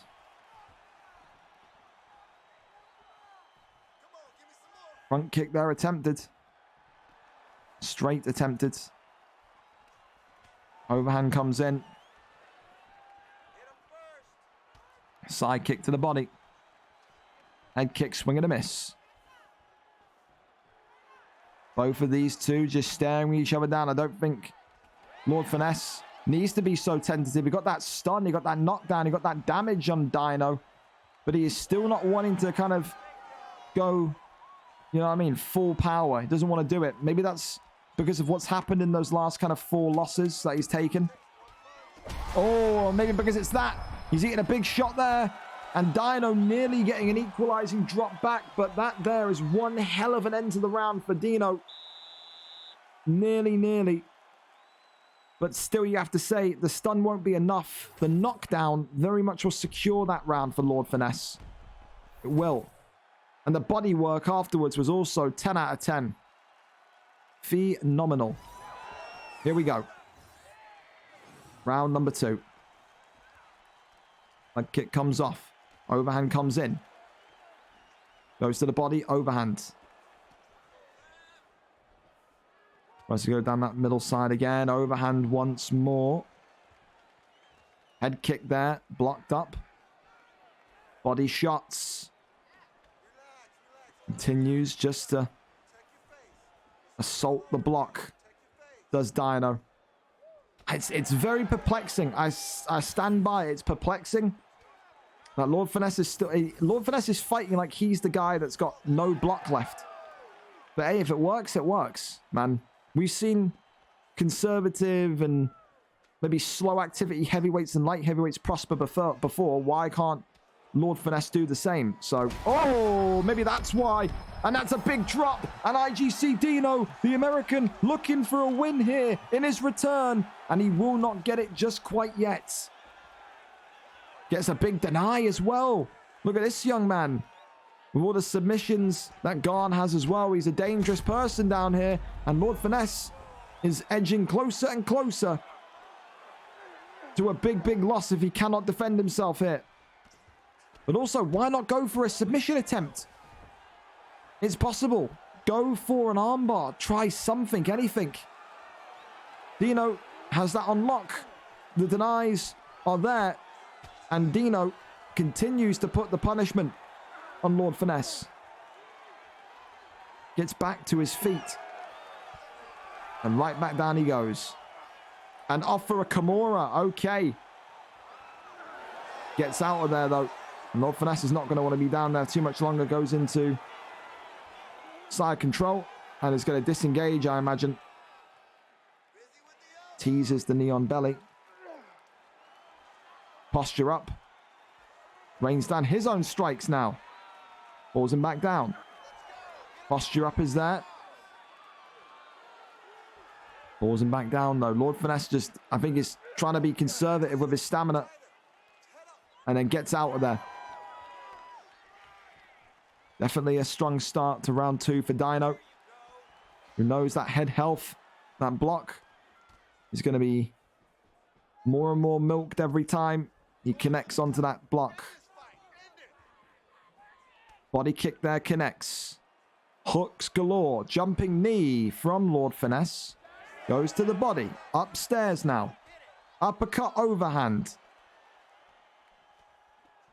And don't forget as well, tonight, the Performance of the Night bonus, sponsored by DPT Cash. Out of the kindness of his heart. Oh, big bull elbow there. Drops him again. It's a great way to end the round as we go into the 3rd and final round. And again, very similar to what we saw last time, but reversed now. A very slow start for Lord Finesse, and then a very good ending. He's got the knockdown again. He could be 2 rounds up here, but for the way that the fight feels, it feels like a 1-1. It does. But yes, Performance of the Night tonight. Winner of the Performance of the Night bonus will get a free £25/$30. That's provided by DPT Cash, who competes in the league. Just said he wanted to do something to make, make the performances good, and said he loves the league and wants to help it. And no doubt about it, tonight you could be the recipient of a nice £25 bonus should you have the Performance of the Night. And that's big chests so far to hang on to. Head kick. Big hook comes in there, though. Dino needs to make sure he does not slip. Because, oh, that is great. A great slip straight. Uppercuts flying in. Off the double jab. Both of them backing away here. Lord Finesse can't take too much more. His block is starting to look absolutely finished. Look into the straight. Uppercuts there. The jab straight, wonderful. But the pull elbow is good from Lord Finesse as well. It's his trademark weapon from 4, but he's been dropped and down. And Lord Finesse, is he in trouble? Lord Finesse is not out of there yet. Not out of there yet. Goes to the right-hand side and gets back up again. What a heavyweight fight we're seeing here between 2 juggernauts. Head kick blocked up. Big straight down the middle. I was looking for that jumping attack there. It feels like a jumping switch kick, I thought it was, but I don't know. I derped. Lord Finesse looking very, very uncomfortable now as he continues to be walked down. Overhand, though. Rocks the body again. Overhand. Threatening again. Dear God. What a fight. Front kicks there. Straight down the middle, though, again. That's that block being absolutely horrendous, but it's the overhand from Vanessa to Dino. And Dino now is in such big trouble once more, but he's not backing away. Goes for the body shots. Finesse moving to the side, trying to anticipate when that strike's going to come so they didn't get that counter shot. Works the body again, avoids it. Great elbow counter from Lord Finesse. Works the body, goes for the overhand. 1 minute and 5 seconds left, and I don't know who's up on the scorecards. Oh, overhand. Clocks him. I thought he got hit by the uppercut. And does Lord Finesse think he's done enough to win on the judges' scorecards? Does he feel confident enough in his block? Oh my God, I don't think he has. And IGC Dino could steal it here in the third and final round. Dino hasn't done it yet. Dear God. Posture ups there. And he has done it. He gets it done with 14 seconds left. With a quarter of a bar of stamina left. And IGC Dino has an all-time classic in the heavyweight division in his return. Fight of the night changes just like that. Back and forth in the heavyweight division. And no doubt about it, Lord Finesse will feel maybe like like he's been a little bit hard done by because of the stamina at the end. But what a fight between those two. His losing streak extends to 3, but IGC Dino has just had probably his best fight of his UFC 4 and UFC 5 career. You're not going to really top that, I don't think. What a fight. What a fucking performance by Dino. And rightfully so, the new holder of the Fight of the Night bonus. The Odran and Basinferno lose it just like that. Back and forth indeed. I didn't know who was winning on the scorecards in that, man. Not a clue. Another blue corner win. It's a win for the United States. And for IGC Dino, it is a winning return for the first time in 3 months. Congratulations to him. And a very fun division he's got lined up in that heavyweight division. Incredible. Honestly, if the fight was a little bit more like round 3 and round 2, I'd be talking about Hall of Fame shouts. I would. But there you go. Listen, we're over into the next one, and it's the third to final fight of course, this prelim card. It's Fish 14 against the newcomer Havoc. Fish 14, of course, coming in with a 1-0 record. Havoc, brand new to the division. If he's here, we hope he is. If he is here, then listen, this is a guy that's got such experience, bags of experience. This guy, of course, is, I think when I checked his profile when doing the matchmaking as to what weights he would go into, something like 180 something days of UFC 4 played. He is by no means an amateur, but this is what you get in this division. You get these matchups. Fish 14 has to anticipate that he's going to get a hard fight tonight. A grappling sensationalist is Fish 14 on the shortlist for Fighter of the Year, for Newcomer or Rookie of the Year, Improved Fighter of the Year. And he takes on someone like Havoc, who, again, you'll be looking at someone like Havoc and saying, this guy should be up there at the very peak end of this featherweight division at 145. But can he defeat one of VFL's own in Fish 14? 1-0 takes on 0-0. Let's go over and see who gets the victory. Read the information, mates. All I'm saying, it's been there for 3 days. Don't be angry at me because you lost. There you go. Don't ask me all that shit, man. What fighters can we use? Blah, blah, blah, blah, blah. Okay, Havoc's there. We're up and we're ready to go. Excited to see this guy fight. He said that he felt he should be in the middleweight division. Then I looked into his profile and I laughed hysterically. Listen, I love a trier. I love a guy that likes to, that wants to attempt, right? I do, but this guy is not made for the middleweight division. This guy is forged in that featherweight division. I had the expert opinion of Kemure, Webber, and Easy Work. They're all saying this guy's known. He is a featherweight, absolutely. I don't know if anyone else remembers if those guys are here to remind people of the name, but if people that are UFC veterans, so to speak, heard the name, they probably go, ah, yeah, that guy. So let's see what he can do here.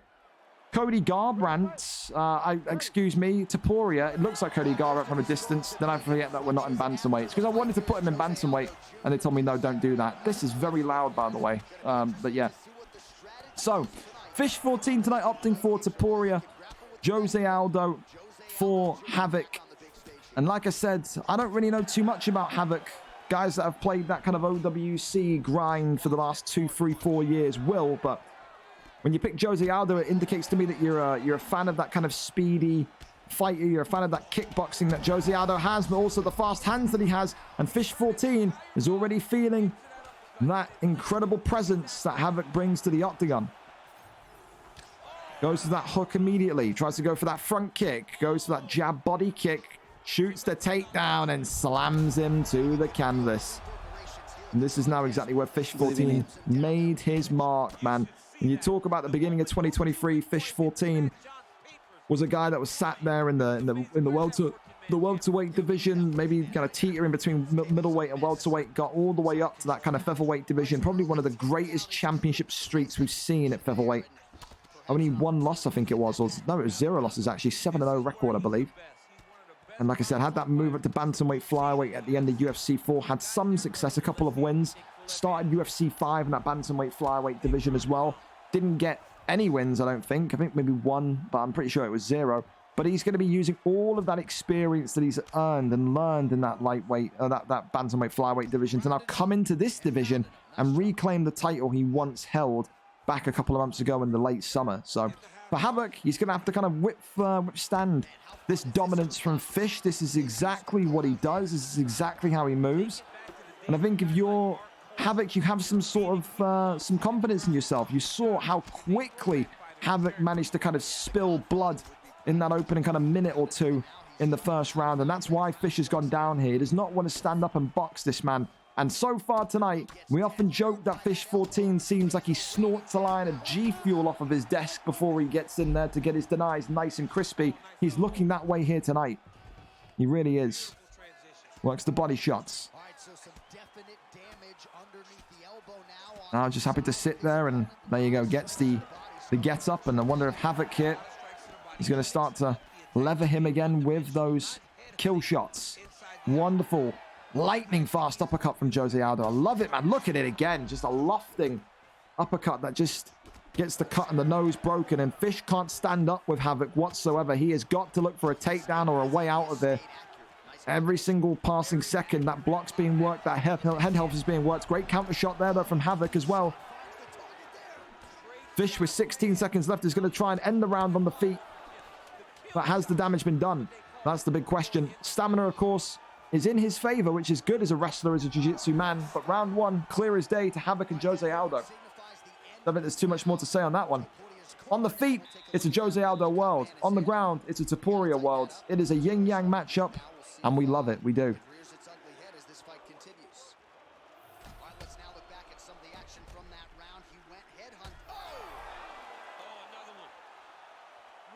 Well, here we go. Let's see.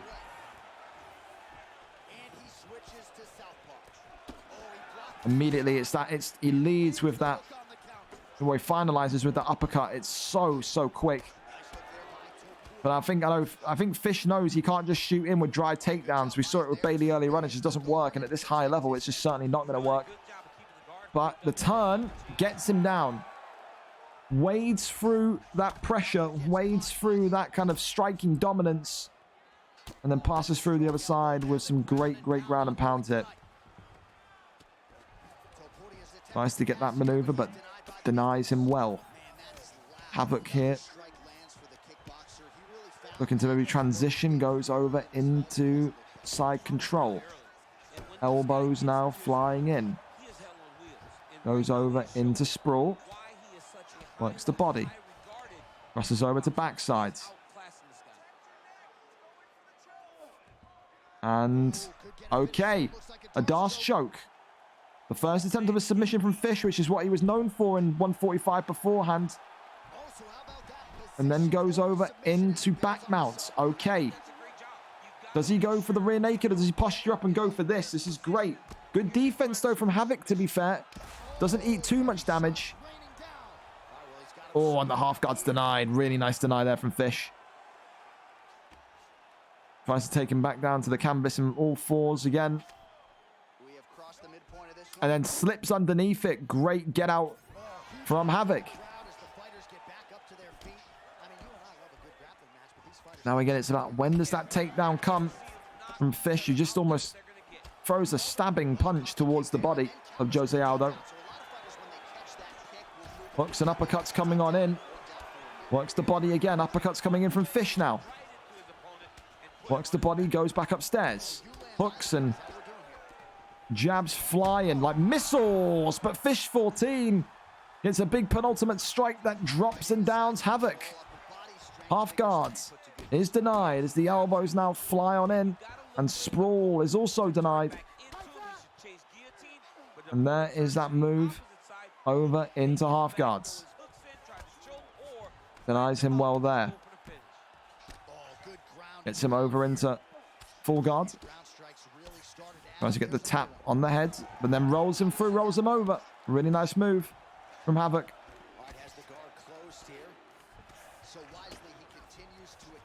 Fish just faking with that armbar.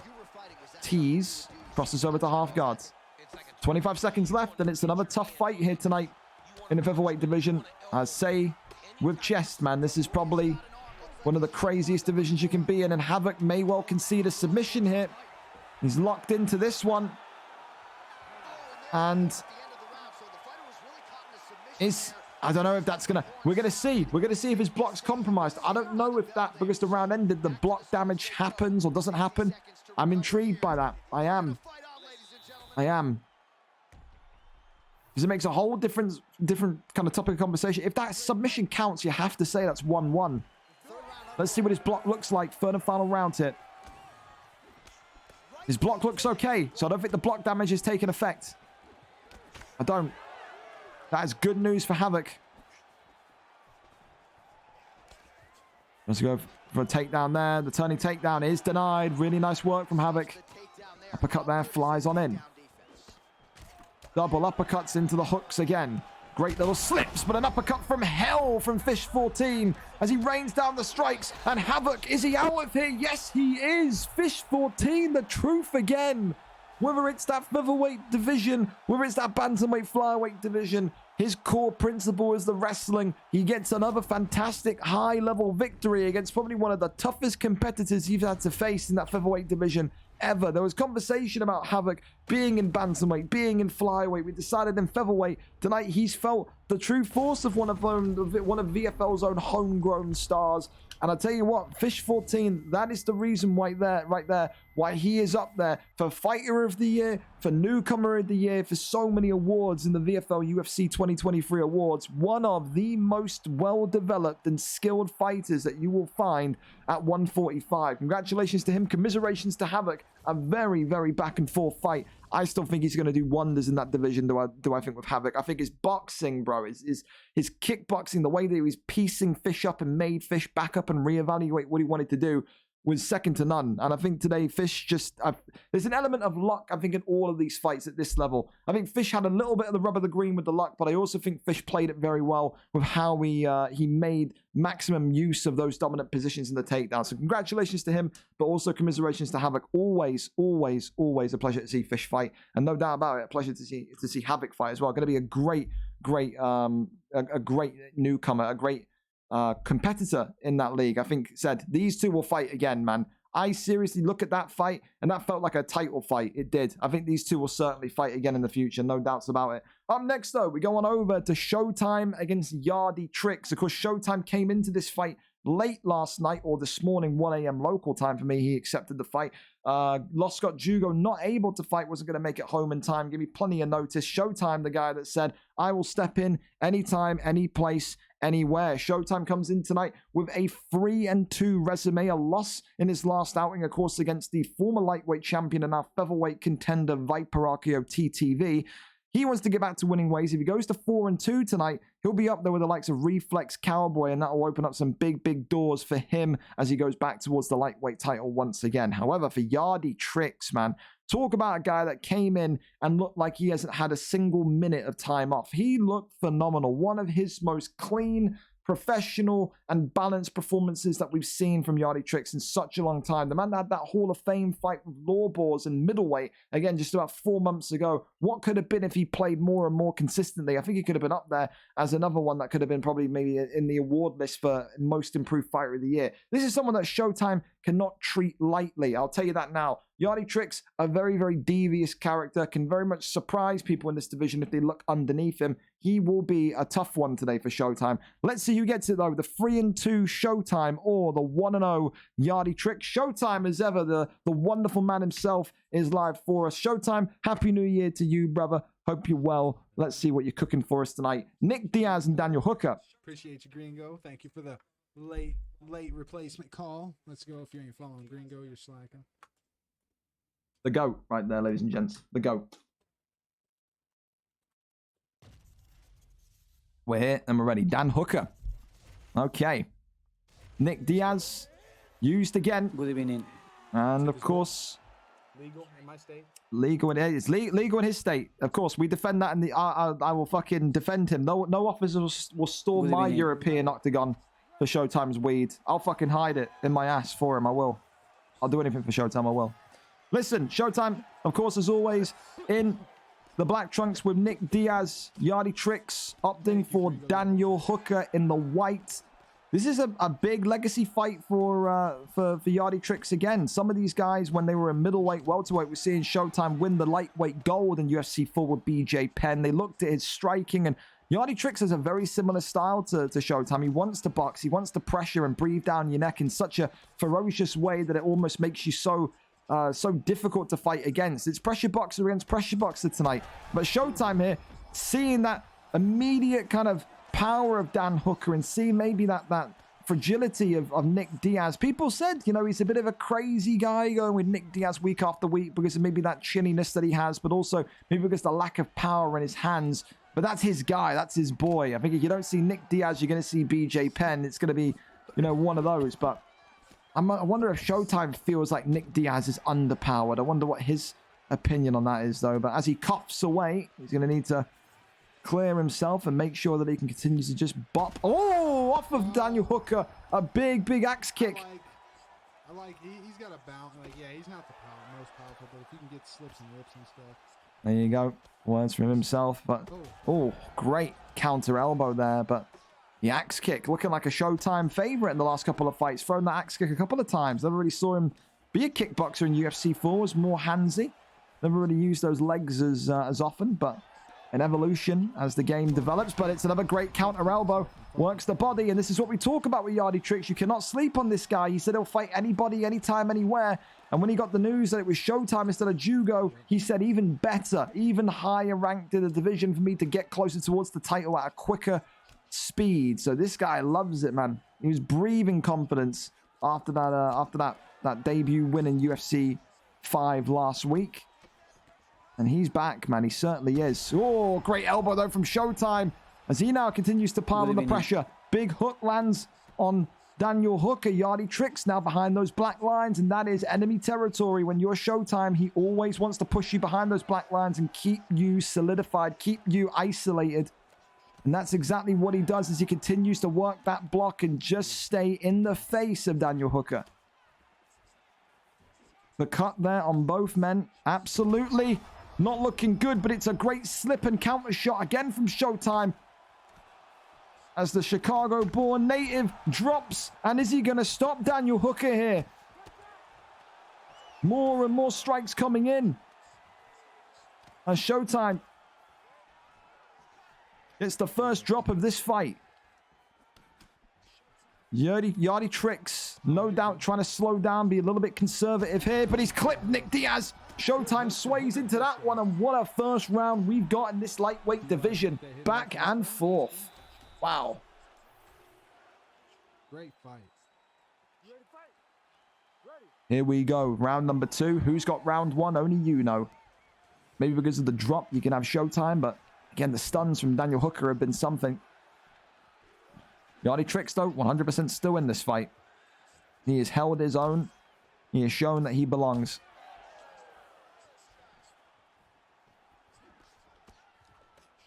Axe kick there, coming forward again, but look at that block differential.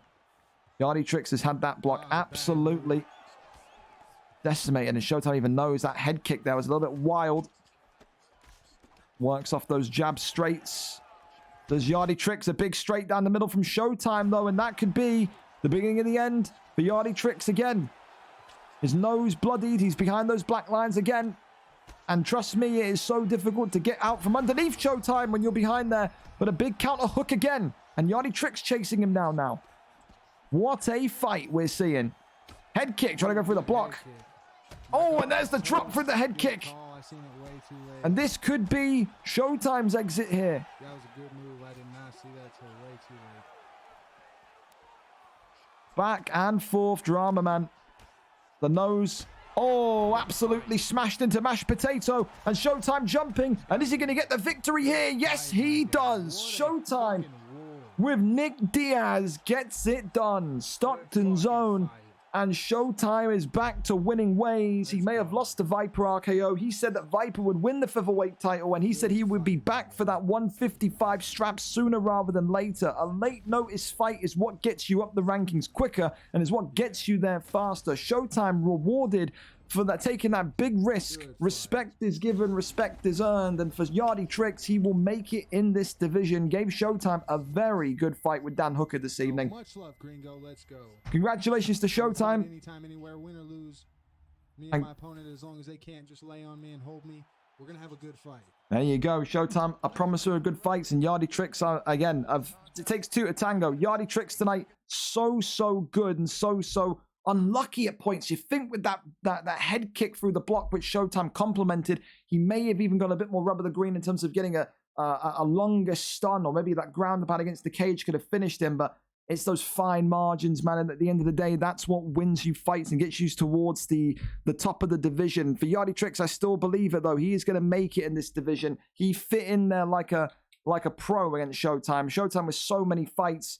I think we'll know as well that Yardy can hang in there. And again, same as what I said between Fish and Havoc, I think this screams that these two will fight again for the lightweight division. I seriously feel like that looked like a title fight again. Back and forth, and once more again, the fight of the night changes. Back and forth stuns, the drops, the drama of it all. Maybe only 2 rounds compared to the heavyweight 3, but Showtime and Yardy Tricks up there, and so far leading the call for the fight of the night once again. Another entertaining classic from Showtime, another entertaining classic from Yardy Tricks, who had the record at one point for most fight of the night nominations in the middleweight division. Those two have put on a classic. Congratulations to both of them. Let's see if they can hang on to it. And of course, fellas, for the final prelim fight of the evening, we're up and over to George versus Jack Cannon. Before that, though, make sure that you get involved. Do you want to win free cash? I'm not joking. It's free money. Even you, the new people that have just joined this chat. If you're in the VFL Discord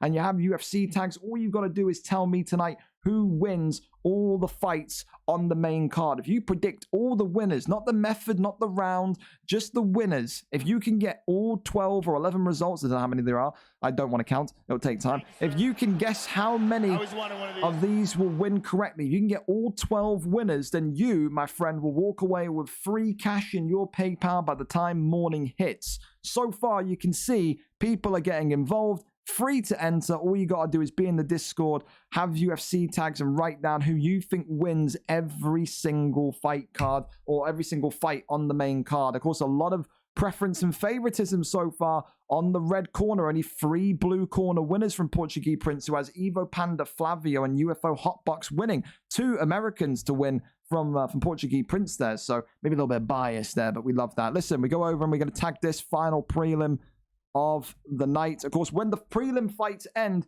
you will no longer be able to put in your predictor card, so get it in before this next fight ends. And thank you so much as well to Deadpool. I don't want to say Deadpool. Deadpool, thank you for the sub. Thank you as well for the follow, as well as Davari, as well as DYs, and all of you. Thank you so much for being there. If you're Showtime's community, then you're always welcome here. I'm going to have Dio the Demon on comms for main card as well. Dio, if you're here and you're home from work, just get your microphone set up, man, and we'll get you in for audio comms. So you can fucking be naked and do commentary with me. It's fine. That's great. I mean, it would be better for views if you had your camera on for it, but unfortunately, Twitch doesn't allow that, so it's fine. We go over to our final fight of the prelims, then George versus Jack Hanna. George coming in tonight with a 3-1 resume. 2 fights, 2 wins in a row. Should he win tonight, he will be saying that he has to be next. His opponent, Jack Hanna, coming off of the back of that big loss where he effectively took about 2 or 3 weeks out to try and correct those wrongs. He says tonight this is the perfect fight for him to get back into the title picture, to get back into title contention. It is number 6 versus number 8, 3-1, taking on 3-1. Who gets the victory? Does George make it 3 wins in a row and climb towards title stardom? Or does Jack Hanna snatch it away from George and say, not just yet, old man? We go up and over to it. Let's see who's streaming. And it's going to be George through his eyes, through his visuals. Let's go and see what the picks are going to be. Is Dio going to go on comms? He is. He is. I can't wait for him to be on comms. That's the GOAT right there, I tell you. 40th minute, Palmas versus Barcelona. Who is better, Habib or Connor? Don't ask stupid questions. Fuck Connor.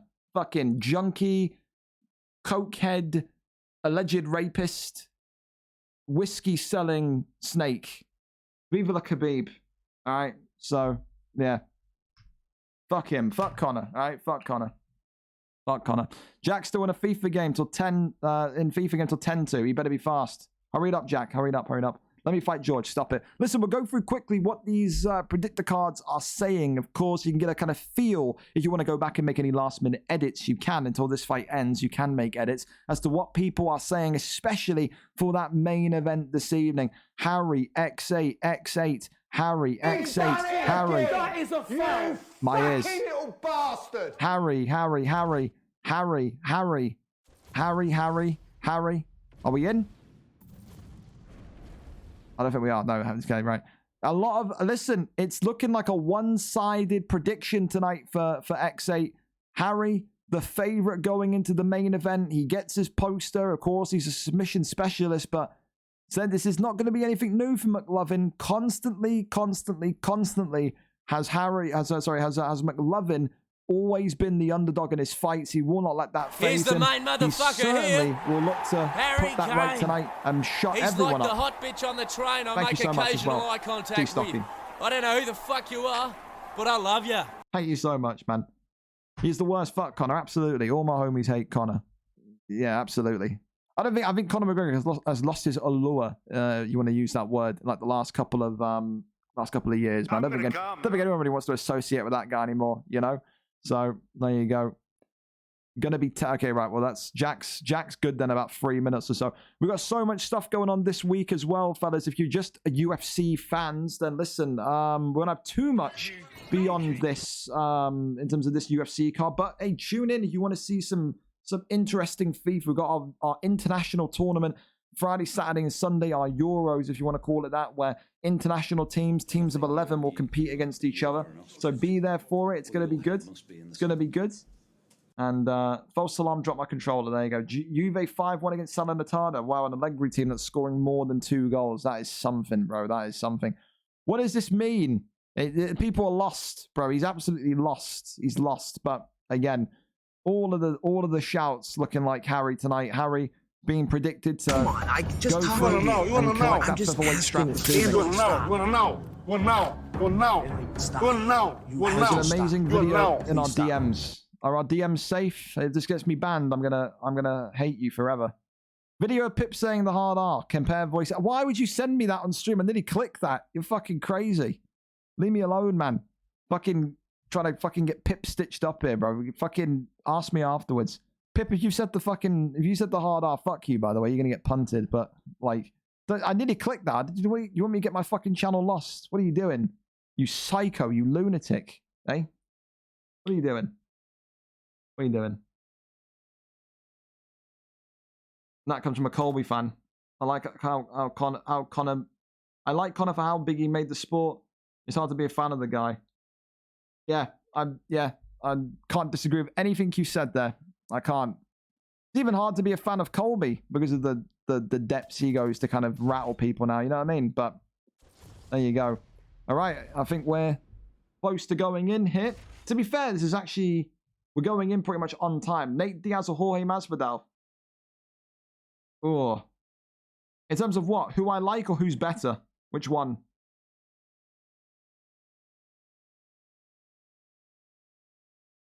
What am I saying here?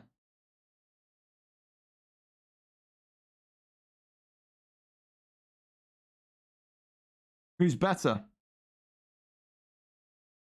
Jorge. Jorge's better. Jorge's better. Okay, yeah, throw him out. Throw him out into the cold. You know, don't give them their coat. No coats. So that's rude, man. Nah, Nate better. Listen, everyone's entitled to their opinion.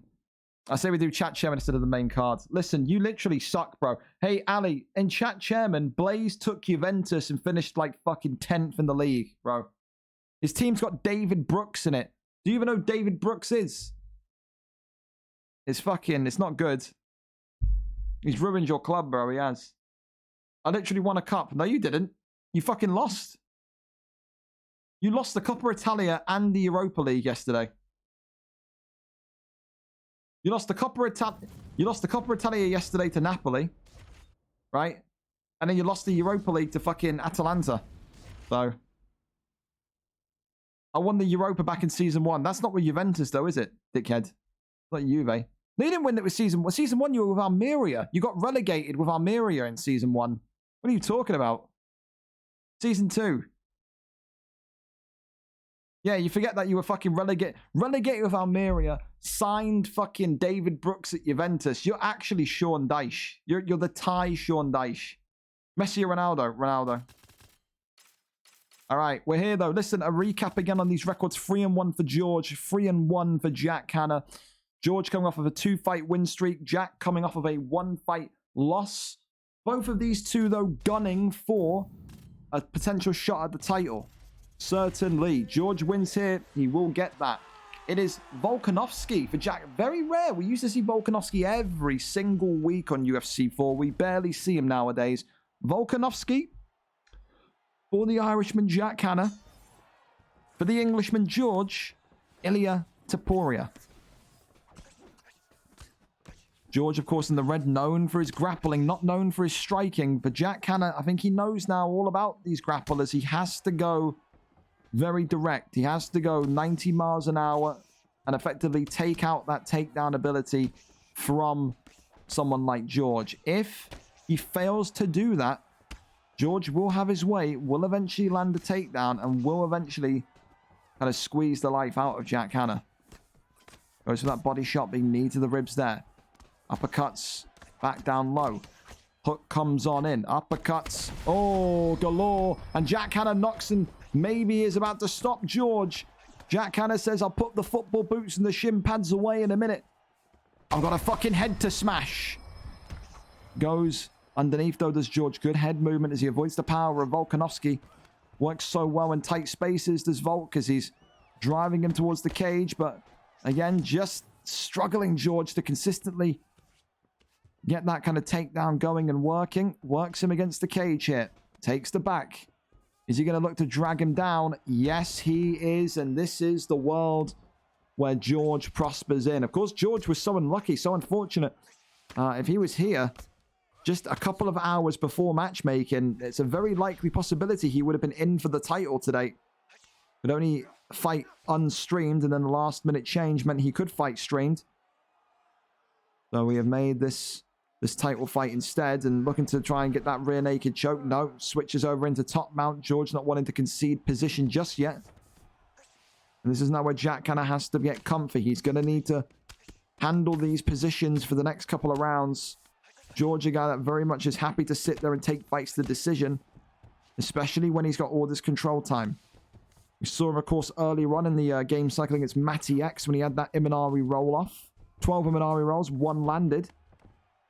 He has bailed on that idea tonight. It's all about just maintaining this top mount position. The posture up is good from George, but slip of the shoulder there. And Jack Hanna survives any damage so far. Nothing really happening for George so far. Just trying to maybe break Jack's spirits, but that there is big.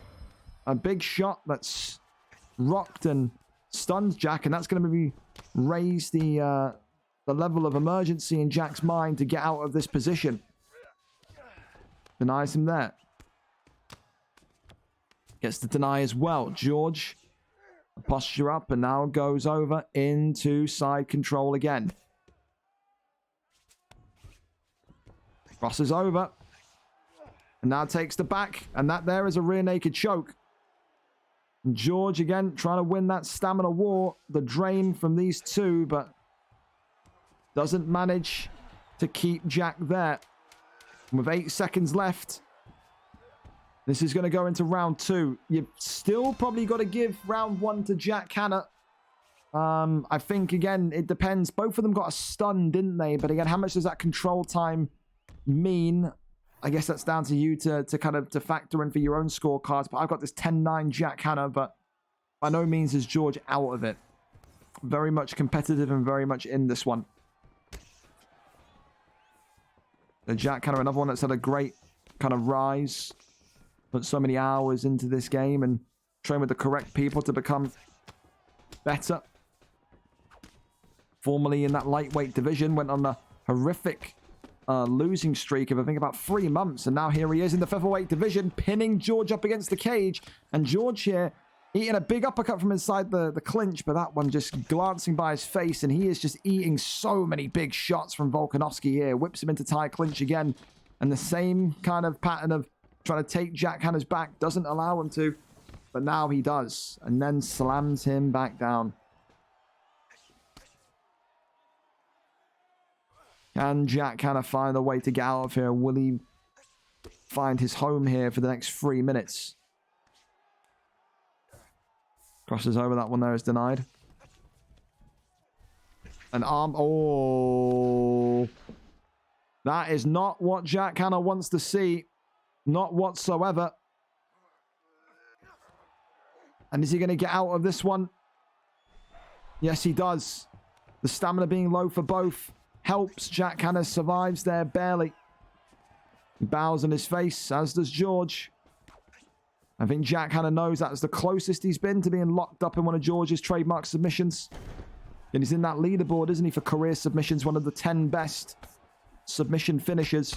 But big uppercuts from Jack Hanna, overhand avoided, but he's dropped as the strike throws George to the canvas, and the ground and pound coming on in, and Jack Hanna, the Northern Irishman, disengages, doesn't want to be down there, wants to use that short, sharp ability of Volkanovski to get this one done. Uppercut from inside the clinch there, and drops him, downs him, and the ground and pound, and this one is over. Jack Hanna gets it done. Volkanovski, too strong, too powerful, and too much tonight for George. That there shakes up the division once again. That would mean that effectively Jack Hanna needs to win one more fight. It takes George out of the conversation. If anything, the big winner from Jack Hanna winning right there is Kieran Crow. Kieran Crow now has a pathway set to be the literal #1 contender. 2-fight win streak, the biggest in that kind of top 5. It makes sense for Kieran Crow to be next after that win. Congratulations to Jack Hanna, a round 2 TKO, and a great way to come back after so many weeks out.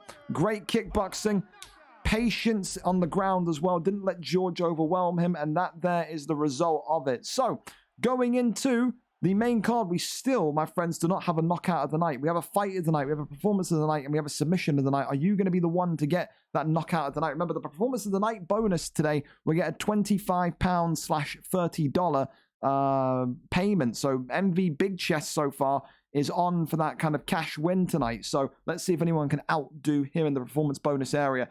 Don't go anywhere. Be back in 60 seconds. Main card trailers come in, and myself and Dio the Demon will be live for you for this entire main card. Who wins the title fights? You've got until the end of this trailer to get your prediction cards done. Get it done. It's free to play. You may as well. What are you going to lose? Time? 10 seconds of writing some names down? Go and do it right now. We'll be back.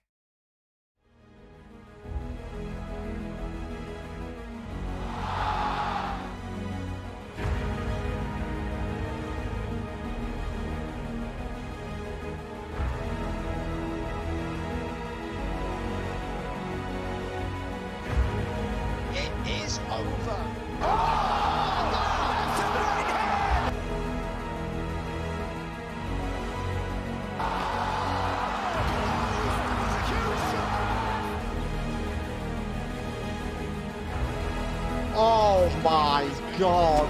Leg beat up, man. Done for Poirier. Oh, big left from Poirier, now a right hand. Oh my God.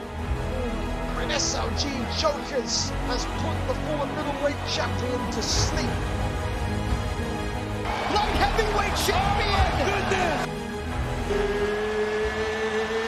It's time.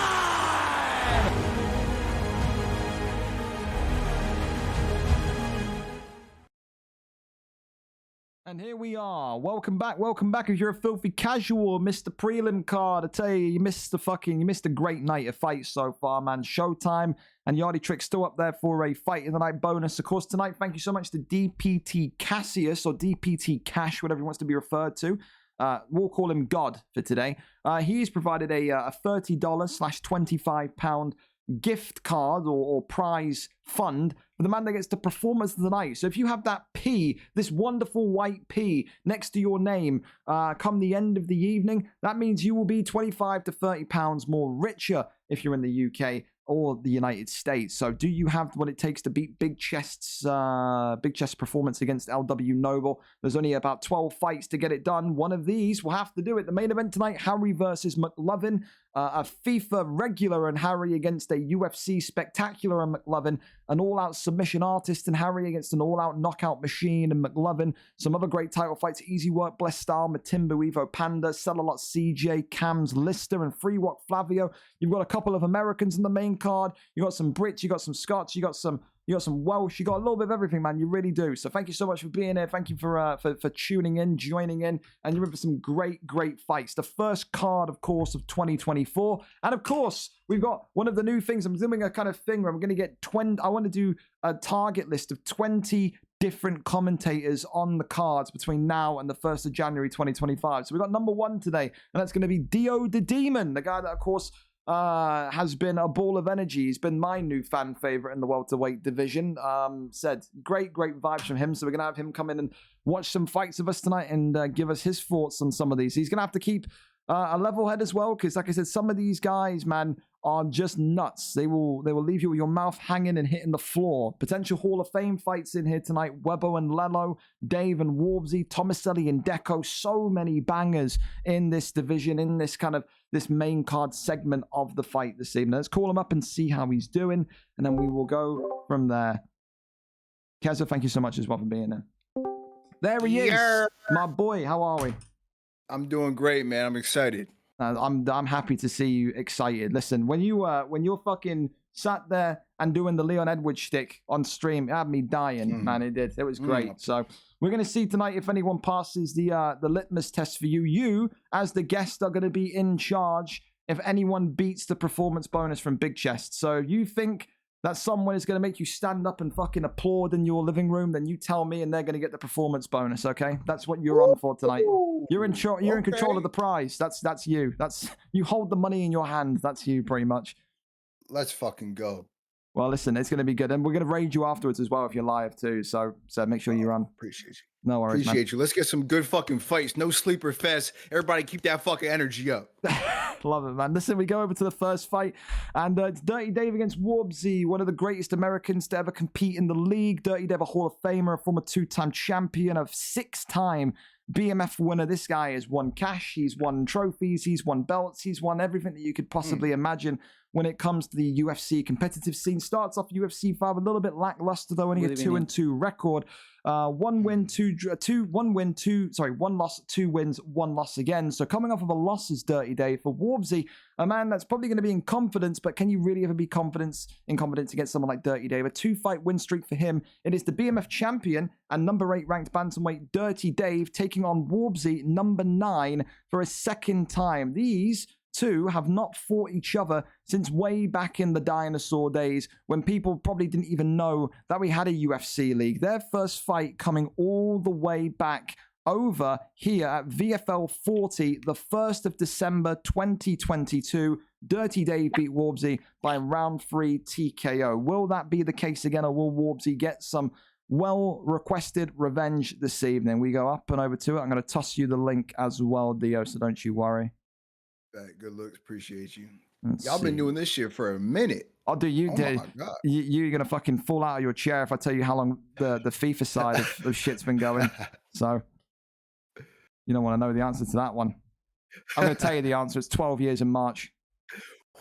Yeah, since I was a fresh-faced 17-year-old, that's when I made it. So God help me. You could have raised a little ass kid. I know. You would have been a teenager by now. I know. I'm biggest mistake of my life. Hey, it's paying off, bro. Look at the chat. Look at everybody. It's true. All right, what have we got here then? TJ Dillashaw and Petr Yan looks like the picks. Dillashaw in bantamweight is an interesting one from Warbs. He sticks with the man that got him a win last time out. And for Dave, taking maybe a leaf out of Ken Muir's book, the only man that's really made Petr Yan look somewhat relevant in this game so far has been Ken Muir. So interesting to see if those are going to be the picks. They are. Again, the UK versus USA, one of the first intercontinental fights we're getting today, Dio. Backing the American Dirty Dave, I imagine. But these two, Dio, are, how do I word this in the most kind of polite way possible? The biggest fucking robotic nerds you'll see. They know everything. Every transition, every strike entry, everything. Dirty Dave is such a robot, Dio. He plays the big fights like tonight on his knees. He kneels in front of his TV. No joke, we've seen him do it. He knees down on his fucking knees. And that's how he plays. The pain must do something for him. I don't know, man. I don't know. Oh my God. On his knees. Pause, first of all. I know. And also, that's a super pause. And second of all, you said that they're both really tuned in. I'm going to imagine one of them at least is on the spectrum, which will play in their advantage. We got a good striking fight going on right now. A lot of the hooks going.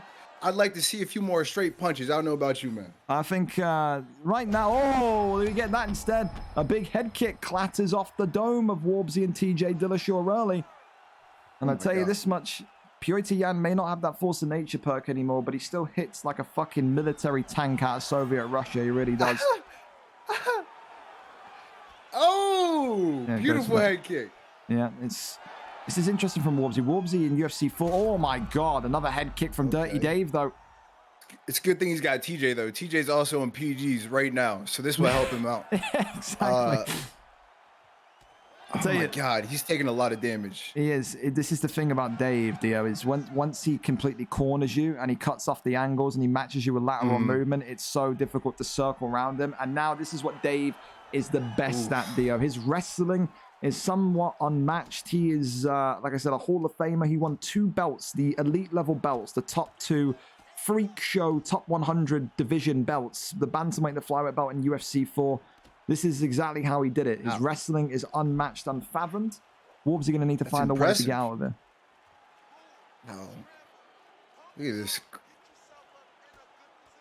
Goes on over into side control. And now keeps him here. Little bops to the noggin here. And this is the thing. Dave not in a rush. 1 round in. You can see that damage on TJ Dillashaw. The health pack bright orange, meaning that he's not too many strikes away from the doctor coming in and potentially having a word here, but yeah, I'm looking at that stamina too. That stamina is starting to deplete for TJ. Absolutely. And words aren't paying off. And especially with this arm triangle, Dio. If this arm triangle comes in, there goes one. Listen, there goes one. And that there, Dio, is going to make his stamina recovery even slower. So his stamina is going to take an even longer time to charge back up now, which is going to help Dave massively in these wrestling exchanges. Shit, better pop a 5-hour energy. Needs one of those EPO injections at halftime, man. He does. There you go. Yeah, get him an inhaler, like the one bull that got kicked out. I forgot his name. Yeah. Fucking garbage. I lost a bet on him. I can't fucking stand him. We got top mount. Okay. Last 5 seconds. Rain it down. Got good damage on him, though. This is a great first round. It is. Said Dirty Dave, living up to his name. It's a dirty fight. TJ Dillashaw bloody. Looks like he's been hit by a fucking tractor. Yeah, I agree. Looks like a 13-year-old that throws 78 miles an hour just cracked him with a fastball right across the forehead. Somebody get their step kit. Absolutely. And it's going to be interesting now with that stamina depletion if Dave wants to, again, take this to the canvas and maintain his wrestling stance, or if he feels now he can even just box him with more ease because of that stamina recovery being an issue. But again, like you said as well, the 1 arm triangle in it seems like from the look of things, Dave's going to need a couple more, 2 more to kind he of better get real aggressive. TJ, you better start fucking swinging, bro. Well, listen, he started pretty hectically. You know, he started pretty hectically in the second round. Cracked Dave with a big head kick there, but keeping him in the pocket, goes out ducking roundhouse. Look out there, whiffing TJ's by. doing pretty good this round. Oh, never mind. Oh. Commentator's curse, man. Trust me. I've called things before that then literally the opposite happens like 2 seconds later. It's great. Continues just to apply the pressure. There's Warbsy with TJ, not letting Dave get any sort of distance on him. It's pocket boxing. It's phone booth boxing. Some good head movement here as well. Love to see it. Yeah, Warbsy. Love this. This is exactly what Warbsy liked to fight like in UFC 4. The Sugar Sean O'Malley picking 4 was his guy. Used that length, but TJ Dillashaw cracked there. And now he's dropped and downed, and Dave's stepping on over to him, but not able to gain that stack guard. Uppercut there. Being worked again as Warbsy continuing to move to the left and to the right, trying to shimmy around Dave there. Works that hook to almost peel around the corner. Now back in the center of the octagon. 1-2's flying down the center. And now Dirty Dave. Did you see him get possessed? Dirty Dave just casted a fucking spell on Warbsy there, made a T-pose. Warbsy may be saying to him, would you hit Jesus Christ? Because that's what I'm doing right now. I'm on the cross. Don't do it, Dave. But Dave says, don't worry. Oh, Jesus is on his side. TJ Dillashaw on the attack, folks. Oh, the pulls, man. Aye. Teep kick sends him back, tries to get the leg trip. Great fight. Incredible fight. Said it's a hell of a comeback as well from Warbsy. I mean, he's been cracked a couple of times in this fight, but he started very well. TJ. Look at him. He's going hooks and books. Take him straight back to the line. Oh my God. Uppercut incoming. I'm calling it uppercut knockout. Dave could be in trouble here. He's got to pick up the pace a little bit more. He's trying to slow things down to steal that momentum away from Warbsy. He's starting to struggle a little bit. Yeah. He's got to watch out stamina as well, TJ. Oh, the head held from Warbsy. Uppercuts to the body shots. Swinging. Jesus, it's just the short T-Rex arms of Purity Yan that's letting Dirty Dave down there. Looking like a prime Raheem Sterling, but gets the takedown. Yes, sir. And now here we go. Back into the Devil's Nest we are. Top of the sprawl position. It's going to be great for that. This is a great position because, as you said, TJ's stamina is already depleted. Sit here for like 30 seconds, beat the body up, and then it's going to make that. Oh, he actually gets it. Yeah, make that stamina disappear from round number 3, which is where it looks like we're heading. It was round 3 back on December 2022 when Dave beat him. And if he is going to knock him out again tonight, it's looking like it would be a repeat in round number 3. TJ Dillashaw looking even worse than last time. Jesus Christ, he's looking like he's not going to take too many more punches to the face. But again... he looks like he just broke up with Chris Brown. Good. Oh, that's good. I think it's just a case of Dillashaw just took so much damage in round 1. He can't really sit there and be free-flowing as what he wants to be in round number 3. And Dave knows that, goes for that hook upper. And now you can see dropped and down and the ground and takes advantage right away. Gets it done, Dio. A round 3 stoppage for Dirty Dave, the greatest of all time, continues to be great. Thoughts on the performance from Dave there, Dio? I really liked the performance. Stayed on the attack, did not stop. Even though he's going against somebody who's clearly on testosterone boosters, he's still got more testosterone than TJ Dillashaw. We love it, man. We love it. Listen, a great fight. Congratulations to Dirty Dave. Listen, it's going to help him in the rankings as well in his stacked division. Goes to 3-2 now. Will shoot up just above Liam Kemmuir into the top 5. The Dirty Dave train is fully on its way.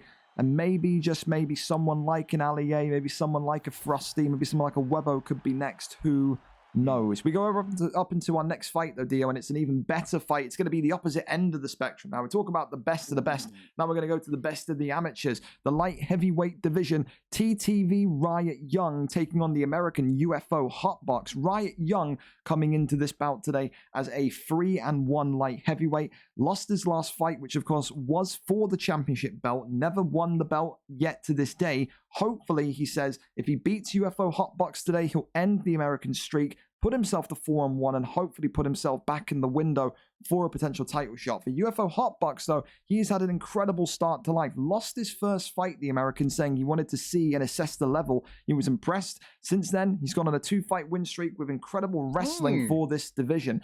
Today, at number 3, TTV Riot Young takes on number 7, UFO Hotbox. There is a very big argument here that the winner could receive the next light heavyweight title shot. Let's go up and over to it and see what the picks are going to be. Who is your light heavyweight of choice if you get it in OWC, Dio? Who are you liking? I mean, if I'm going to a main event, I mean, and I can use whoever I want, I'm probably going to use Shogun. To Shogun? Be honest. Really? Shogun. What, Pride Shogun or Standard Shogun? Pride Shogun. I mean, I'm not that nice, you know. I got to use the better way, you know. Let's say. Also, I have one question here. The American, do you know what state he lives in? What part of America is he from? I think it's East Coast. That's all I know. Okay, I'm on the East Coast. Well, there you go. You got to support your guy. Okay, I might be rooting for the American. Who's the American using? Krylov in the yellow for UFO Hotbox. Oh, that's one of my other favorite. I was gonna say if I don't use Shogun before, I was using Shogun before he came out, I would go Krylov. So good pick. Okay, there you go. Well, listen, Riot Young opting for John Jones, all the length for that kind of Slenderman-esque power as well. John Jones, of course, in UFC 4 in this league, had the most successful heavyweight title run. He wasn't as popular in the light heavyweight division. John Jones was constantly used and was constantly championed, I think 17 different times by 17 different people in UFC 4 for VFL. So we're bringing all the stats out today. Krylov, of course, on top of the American. Like I said, this is what he has been looking fantastic at in the last 2 fights. His control on the ground, his dominance in the wrestling have been very, very, very substantial to get him into this main card slot. He said he didn't expect to be here on the main card so quickly, but when you're in good form and you're looking like you're a beast in the division, Dio, you got to go up there and face someone else that's just as good. He locks in an arm triangle. Yeah, here we go. Early submission.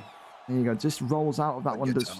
Right, Young. But oh, look at this. Right back into a wonderful heel hook here. Watch out, John. Watch out. Them little skinny, scrawny-ass legs ain't going to last long, John. This is the thing as well. TTV Riot Young is never... This is a good test for him as well, Dio, because when you go for the championship gold, like both of these two want to, you have to show that you've got a little bit of everything. We've never, ever to this day seen TTV Riot Young have fights where he has been dominated and controlled on the ground for so long. Maybe a couple of minutes here and there, but we've never seen him be in the face of adversity in the wrestling. We've always seen him look so sharp on the feet and with his takedown defense. Today, it's looking like we're going to see that kind of that dog in him, if he's got that dog in him. Oh, yeah. I think he might have that dog in him. Roof. Pause, no Michael Vick. Here comes Krylov on top in full mount, low and banging. Oh, God. When you said in text that you were going to be like the DC of this commentary team, I did not know this was going to be it. This is great. You got people in the chat. DC ain't got shit on me. That's good. He doesn't. Krylov raining it down, and Krylov gets it done, Dio. Just like that. The East Coast, baby! Stand up! Stand up! I gotta find out what state he's from. The American UFO Hotbox with a dominant performance, giving TTV Riot Young only his second loss of UFC 5. And for the American UFO Hotbox, he could join that elite list. You've got people from yesteryear, a pretty big guy. Recently, people like Dex Premacy, people like Yazan. The list of American champions and the list of American greats is quite special. We're nearly heading up to actually 50 different American US champions. No joke.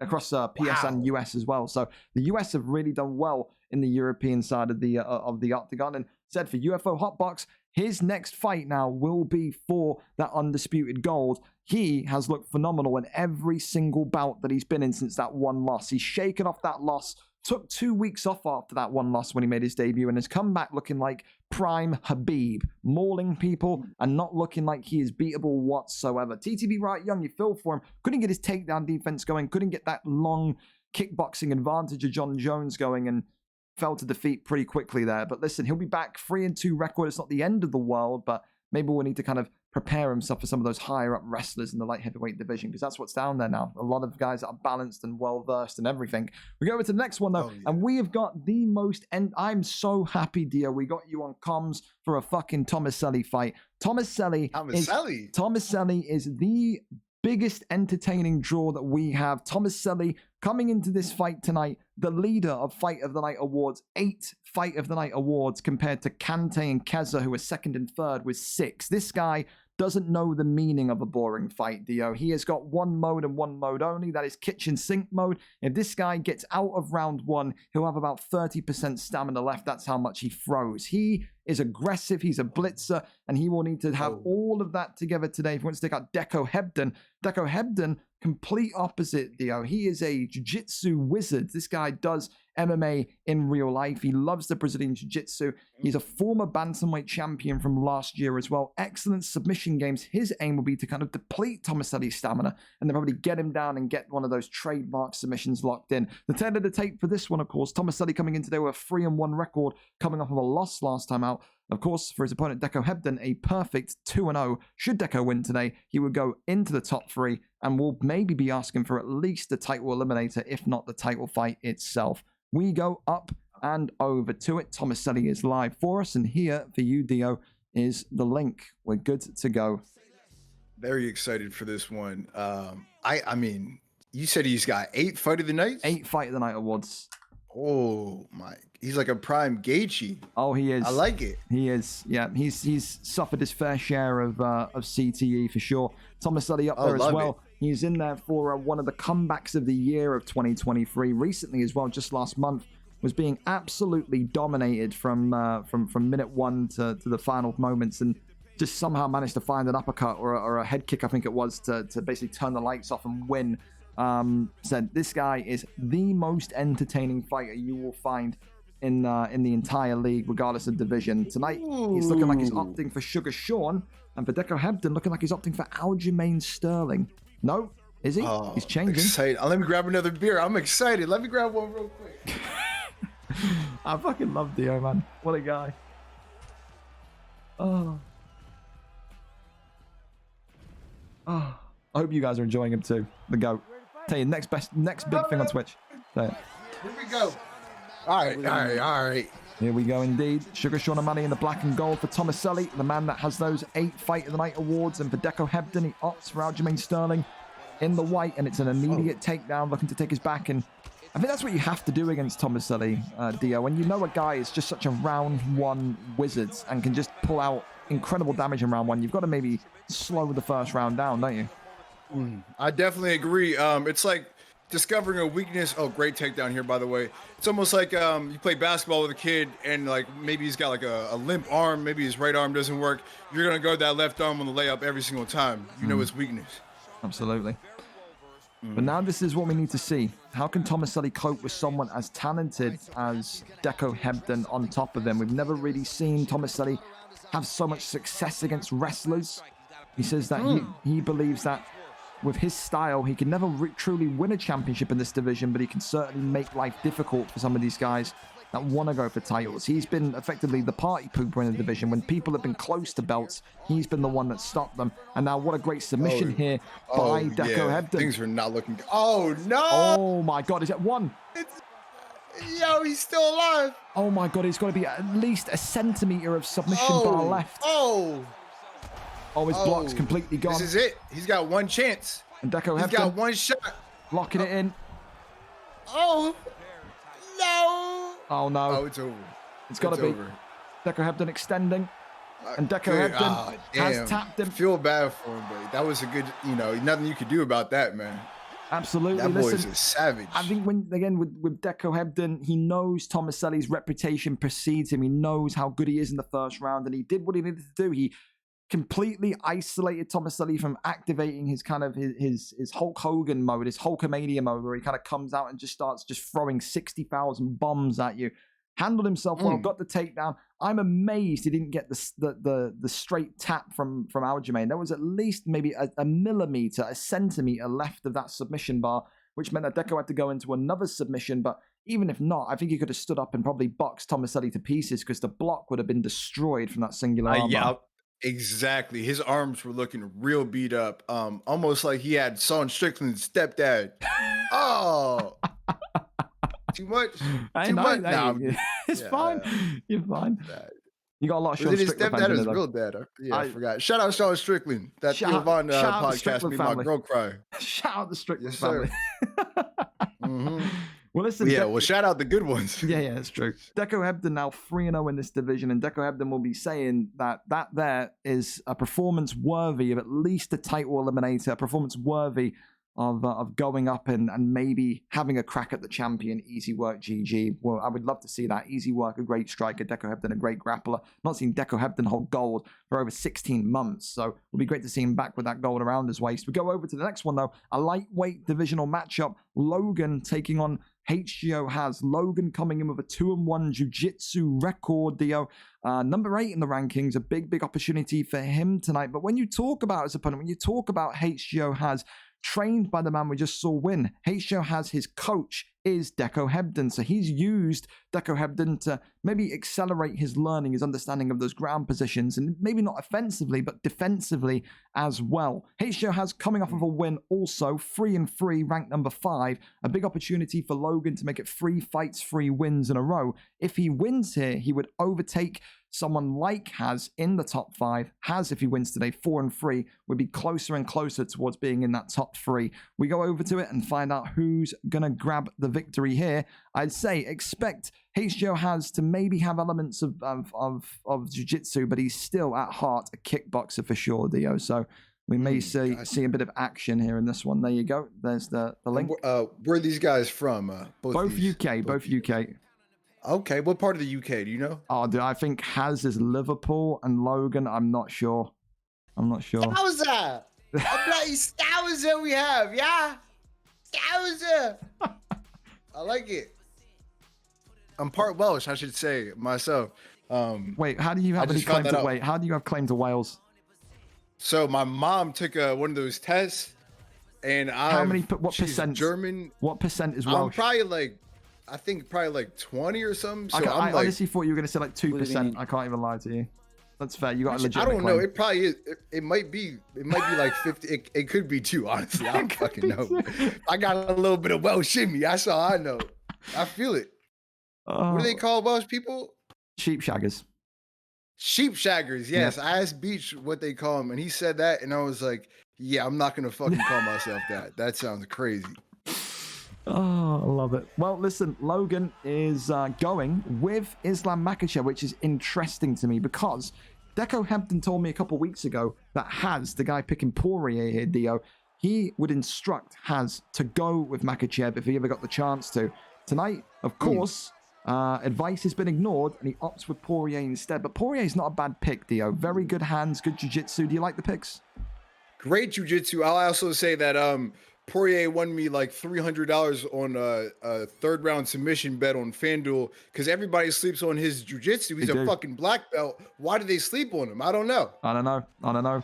It's a valid question. So many submissions have come from Poirier's jiu-jitsu in the league as well.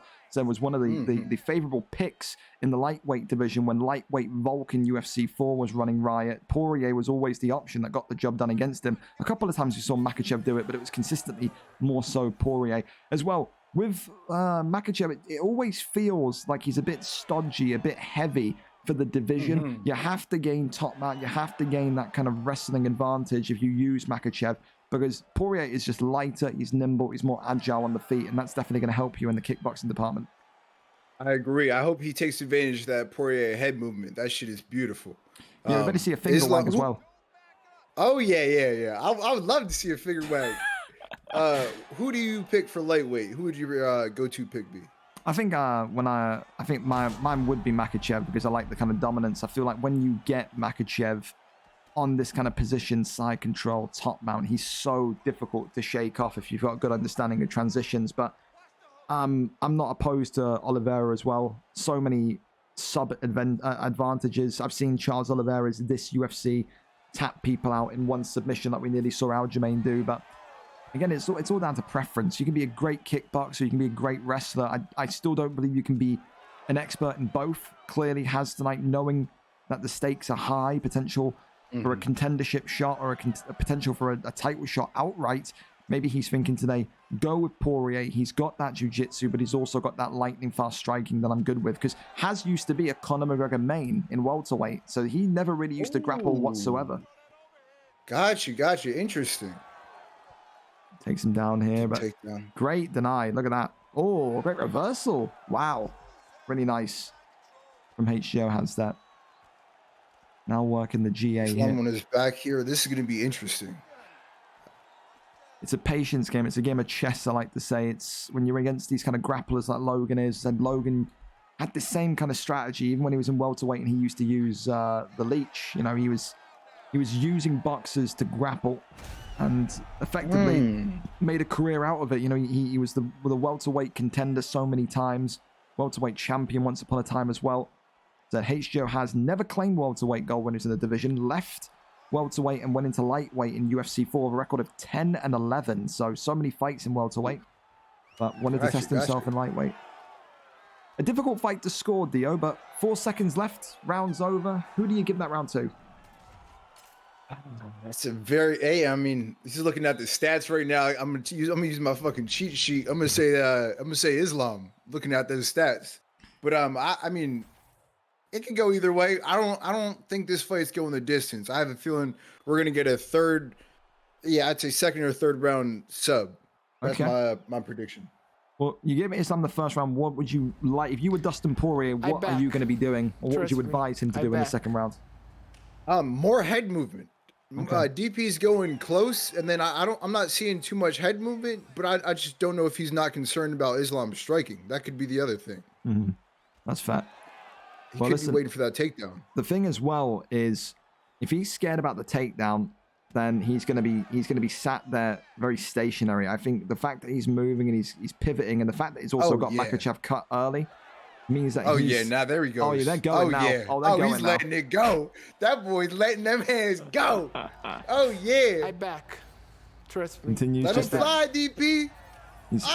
He's backing up against the cage. Aaron, you beautiful bastard. Oh god damn! I hope his wife's not watching. Oh my god! I hope his wife's and kids not watching. Okay, Islam. Okay, he's back. He's back. DP's a really resilient fighter. He's gonna always come back. Well, listen, this is not where you want to be now. Makhachev on top of you, that head held flashing, the cuts deep, and this could be bad. It's over, Dio. It's over just like that. That is why the Makhachev pick is so dangerous. You get that posture up, you get that top mount, Dio, and the fight can flip on its head just so quickly. What a twist. What a twist. That was insane. I mean, the only thing, that was a great performance, by the way. Great performance. Loved that fight. That was great. Islam is so fucking ugly and he looks so goofy. That's the only reason I can't use him. I shout out everything he does, but that fucking goofy look on his face just makes me so angry sometimes.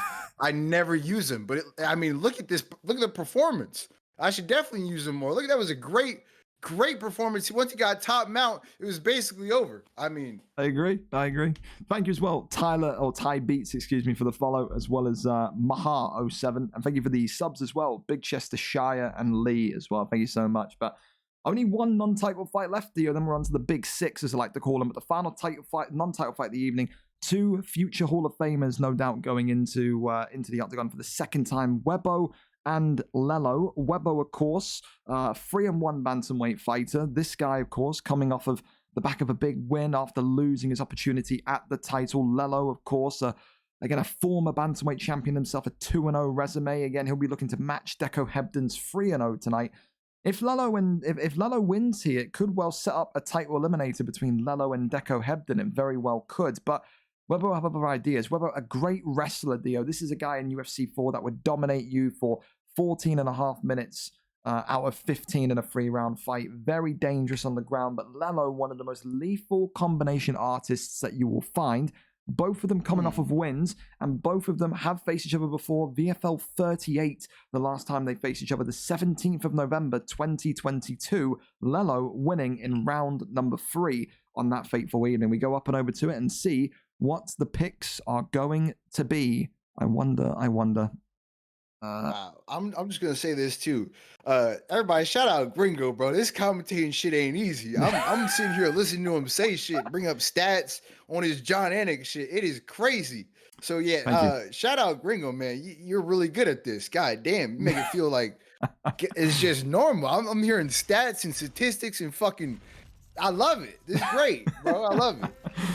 Hey, yeah, you just become accustomed to it. You see it so many every week. It becomes burned in my mind. So there you go. Well, listen, crazy, here, Corey Sandhagen. It's been the popular pick against Sugar Sean O'Malley on UFC 5. That's the pick from Webbo, and for Sugar Sean O'Malley, that's the pick from Webbo's gone for Sugar Sean O'Malley. Interesting, and Lelo's gone for Corey Sandhagen in the blue. So the man that won the first fight back in November 2022 in blue, Webbo, the villain, the heel, the wrestling sensationalist, going with Sugar Sean O'Malley, a complete flip of stylistic presence for Webbo. You'd be thinking, go for a wrestling-based guy. He's not going to be able to wrestle at all with Sugar Sean. Is that a concern for you, Dio? You're a kickboxer. Would you go into the welterweight division and pick Johnny Hendricks, for example? It's just a complete mismatch, isn't it? Well, no, fuck that drunk bastard. Anyway, fuck Johnny Hendricks. But Sean O'Malley, I feel like would be a little bit of a difference. He's got no actual wrestling, but his submission offense is not too bad. He's pretty good on the ground. I haven't really checked his stats in the game, but I know he's decent on the ground in real life. So I would assume he's got at least 90 submission offense, something like that. There you go. And of course, the thing with Webbo as well, you can never trust him, man. He's got that Randy Orton type presence in WWE. Like last week, he won a fight against Keza, a guy called Keza, and they promised each other there'd be no jumps, there'd be no wrestling. Webbo got towards the end of the fight, knew that the blood was in the water, and then jumped on Keza, finished him in ground and pound. So there's no friendship rules in competitive fights. So maybe Lelo tonight's got to be a little bit careful if the same agreement's been made. Yeah, it's kill or be killed here. Absolutely. Dog eat dog world. But the thing is, from Webbo is he went through this period in UFC 4 where for about a good month, he didn't wrestle whatsoever, and he lost all of his fights, but he was working on getting his kickboxing better. It was the ultimate training ground in a competitive environment, and it has paid dividends. He has looked sharper in all of his fights with his kickboxing, so he's gone. Can you let me know what are those training camps like? I've never been in one of those UFC 5 training camp. These two guys are not the kind of guys that would be in training camps. They'd be the kind of guys that would be teaching people stuff. But training camps are what they are, man. You just sit there with a guy. It could be Beat Show, it could be Webbo, it could be Lelo, and you just sit there for 20, 30, 40, 50 minutes, an hour, and you just work on stuff you want to work on. You want to work on your striking, they'll help you. Webbo's the guy to help you work on wrestling. If he's got time, he'll do it. He may be the bad guy, the villain in the league, but he is helpful. He has helped people with their wrestling before. Shit, yeah, I might have to get his number. Pause. Super pause. The pulls here from both, though, are incredible. So far, the cut on Sugar Sean O'Malley, though, not looking too great. That's a couple strikes away from the doctor coming in, and you can just see Lelo doing his trademark movement, keeping Webbo behind those black lines in the octagon and just effectively trying to pressure him. And there we go, cracks the nuts, and then jumps on him, and now ground and pound. And then, he survives. Webbo survives, but how much longer will he survive for? Oh, wow. Oh, my God, that's not a good start for Sugar Sean. I'll tell you what, he's not looking so sugary now. He's looking like some vinegar. Salty, fucking nasty, sour. He's not looking so good right now, but I have faith that Sean O'Malley might be able to low-key pull some shit together on the ground. Next time he gets taken down or probably knocked down is what might happen. I think he might get some shit together going on the ground, Yeah, it all depends because, great head kick there, but again, I agree with you. I think if Webbo, Sugar Sean gets the takedown, isolates and traps Lelo, he could still win this fight, but Lelo is taking the executioner's axe towards him, Dio, as he's stunned again. Yeah. So I'd like to Sean O'Malley to honestly just kind of keep his stamina. He looks like he's going to get dropped here anyway. I'd like him to keep his stamina, and that way when it does get to the ground, he has at least some stamina to work with, maybe put something together. Or instead he goes to take him on the ground. Here we go. This is a it little now. denial. This is it now for Webber. I think the hands behind the back taunt may have rubbed him the wrong way there, Dio. He did not like that. Yeah. Oh, yeah. I bet his feet are they're probably sweaty as fuck right now. His feet are probably dripping. Get him some Old Spice. Well, listen, Webber now with 3 minutes and 20 to work. Perfect position for the wrestler. Been a former flyweight champion with the likes of Henry Cejudo by doing this, to having this ground control. But Lalo, of course, has survived much stronger tests in the past, but wants to maintain that positive record. Goes over and tries to get that arm bar, but Webber denying that one. Calm as can be. And now a rear naked choke in, and then uses that to change position, get half guard. Posture up is there. And Lalo now using those power transitions to get over into top mount. Oh, no. Webber does not want to be down here, especially if he can get there, stay there, and even get the posture up, because his head health is absolutely ruined already. It really is. Yeah, I'd agree. Still got 2 minutes left in the second round. Lots of time left in this fight, and he should keep it on the ground, I believe. Yeah, I think use the 1 minute and 46. See, the best possible scenario for Webber right now is he gets an arm bar, he gets a submission of some sort, neutralizes the block. The hands behind the back again. He is not impressed by what he's saying. Oh my god, uppercut. Oh god, taking damn. his head. But pulls. Oh, that's disrespectful. Don't let him do you like that. Hey, shout outs Corey. Putting on a show for the crowd. I like that. Oh, he hits him again. If it was He says, come on, what's up? Oh my god. No. Oh my god. Oh my god. This is crazy. Yo, if your girl watches this, you're going to become the next Adam 22. I'm just saying. Cuckold of the year. Oh my god. Oh my god, he's having a seizure. Oh my god. Folks, he's having a seizure. Somebody, he's having a seizure. Put him on his side. Put him on his side. Oh my fucking god. If his kids are watching, fucking move out. Go find a new pops.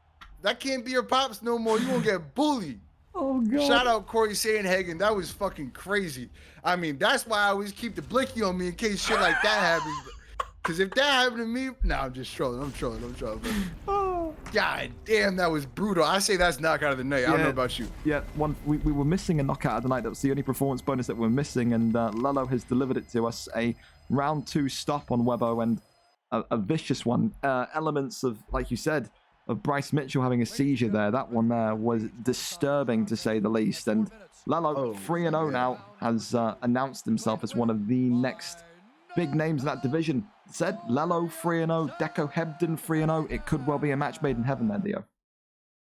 Damn, that was great. The fights just keep getting better and better. They keep getting better and better, man. They do. Well, listen, now we're on to the main course, the main events of this evening. The 6 title fights. Going to go put a ping in the Discord and let everyone know. But some big fights tonight. Dio, have you taken part in the predictor card, or are you not a gambling man?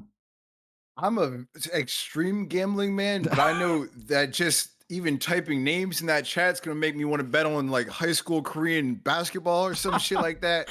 Cause I got it in my. I went to the casino on New Year's with my girl type of shit. Like I got it in my veins, man.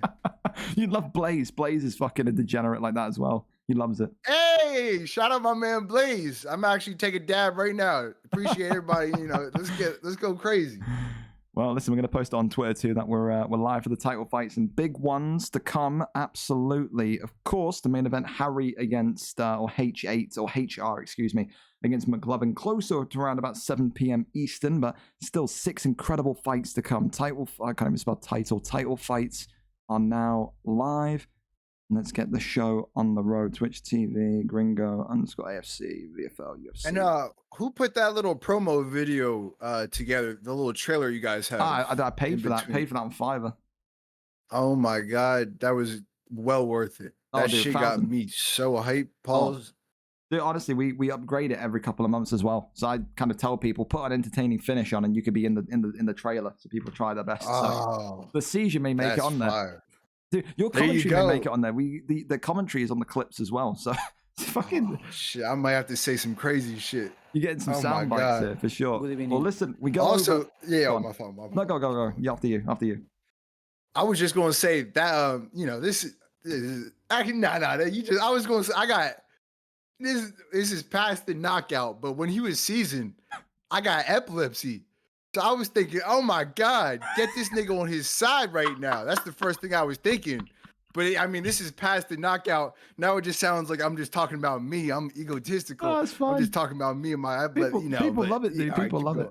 People love it. People love you. I'm telling you, I said this yesterday, not yesterday, last week. When you were fucking doing the Leon Edwards shit, I was like, this guy, you're going to be the next big thing on Twitch, man. I'm telling you, 1,000% you will. Thank you, bro. I appreciate that. That means a lot. You're an entertainer, man. You are. That's why you're here. That's why we need you. Thank you My so fucking much. vanilla ass Appreciate just giving stats and numbers.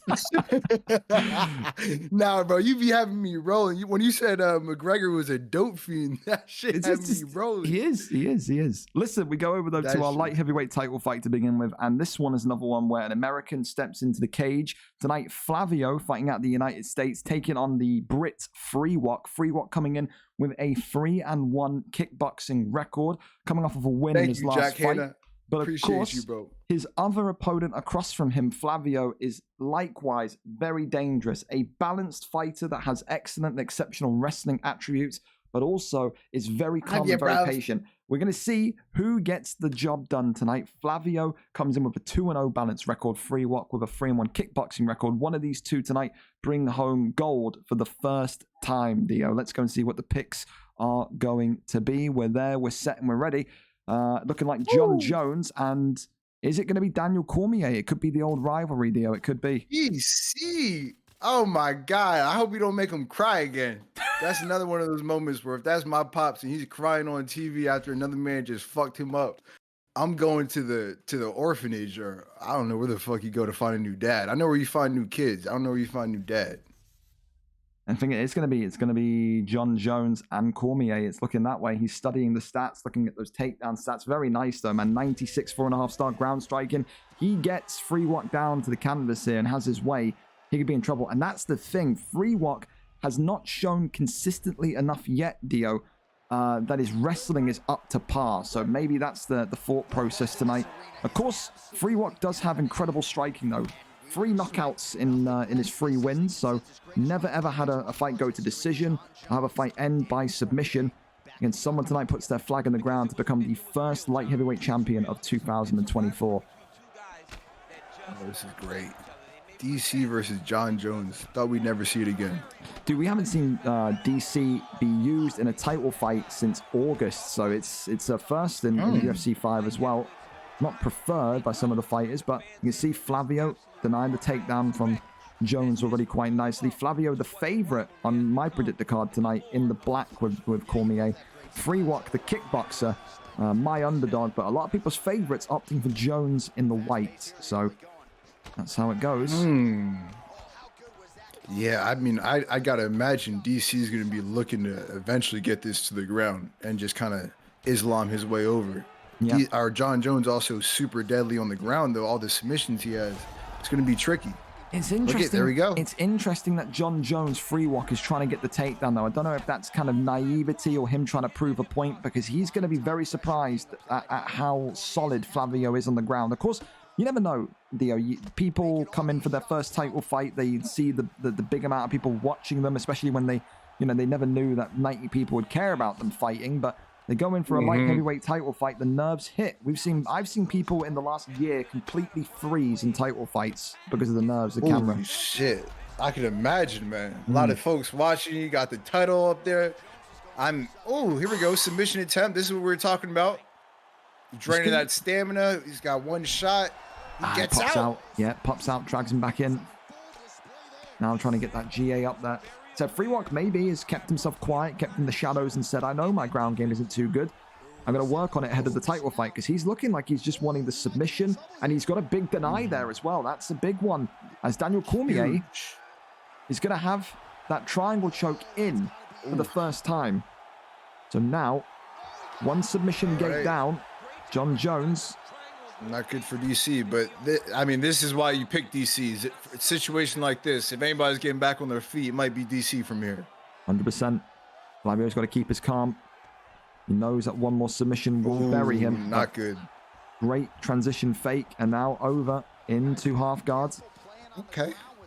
There we go. Good deny I there. love to see this. Oh, this is good. So Flavio, we see a lot of people. He's just got to get a couple of denies, and they'll be fine. But that, oh my God! Oh, the run! Yeah, he's trying to go for the run DC. flu. Wow, nice.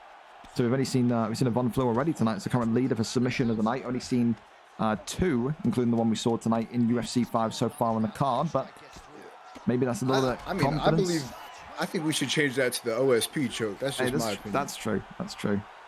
Well, listen, round 1, Dio. It's a surprise for me. It's not a surprise for people on the predictor cards. They know more than me. Free walk with John Jones categorically taking that round. Would you agree? Oh, for sure. Definitely agree 100%. It's hard going against a good John Jones, man. It's really hard, especially if you're his wife. Say no. I'm just kidding. That was too late. But yeah, this guy's doing really good. This guy's doing really good. Listen, I think if you DC, I don't know if it's the occasion. I don't know if it's maybe the speed at which Free Walk is doing things, but needs to be more confident in himself and his wrestling. He knows that he got here because of his incredible wrestling. He knows he's not going to really have too much in the way of length to reach John Jones. He's naturally shorter. He's naturally more, kind of phone booth-esque. You've got to get in really tight against John Jones and really work the power of those little fucking hands that he has. There's little donuts on his fucking wrists to kind of make things happen against John Jones. But he has to. I think he needs to initiate the wrestling, and I think he needs to make Free Walk panic. If Free Walk is made to panic, and he has an episode where he starts to panic and transition violently, then I think that's when Flavio is going to completely flip the switch and take control of this fight. Because so far, Free Walk is controlling the momentum.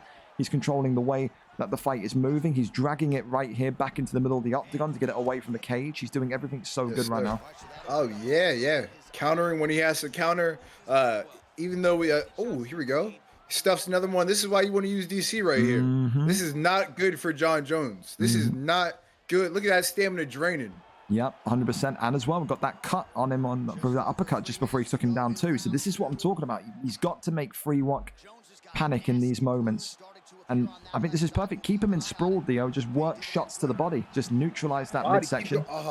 Makes him... Yeah. Makes a little mistake there. Let's see if he could get his way back. At least... Oh, okay. Go back into sprawl position. I mean, DC's body health is what in this game? After that Stipe fight, what do they make his body health? I have no idea, but I would expect no higher than like 92. But look, this could be it here. Flavio's in trouble, man. Flavio, is he out of there? Oh no! Oh, that's it. That's it. That's it, folks. Choke. That's it. And John Jones, look at him. He's gonna cry on fucking scream again. Has done it. The new light heavyweight champion of the world. For the first time, his wrestling improved, his jiu-jitsu improved, and now for the first time, a champion in the European Octagon of VFL. A rear naked choke finish. The first rear naked choke we've seen in a title fight of UFC 5 in VFL as well. So a bit of history there for Free Walk indeed. Impressed with John Jones tonight, Theo? Great fight. Super impressed. I mean, it went kind of how we thought it would go.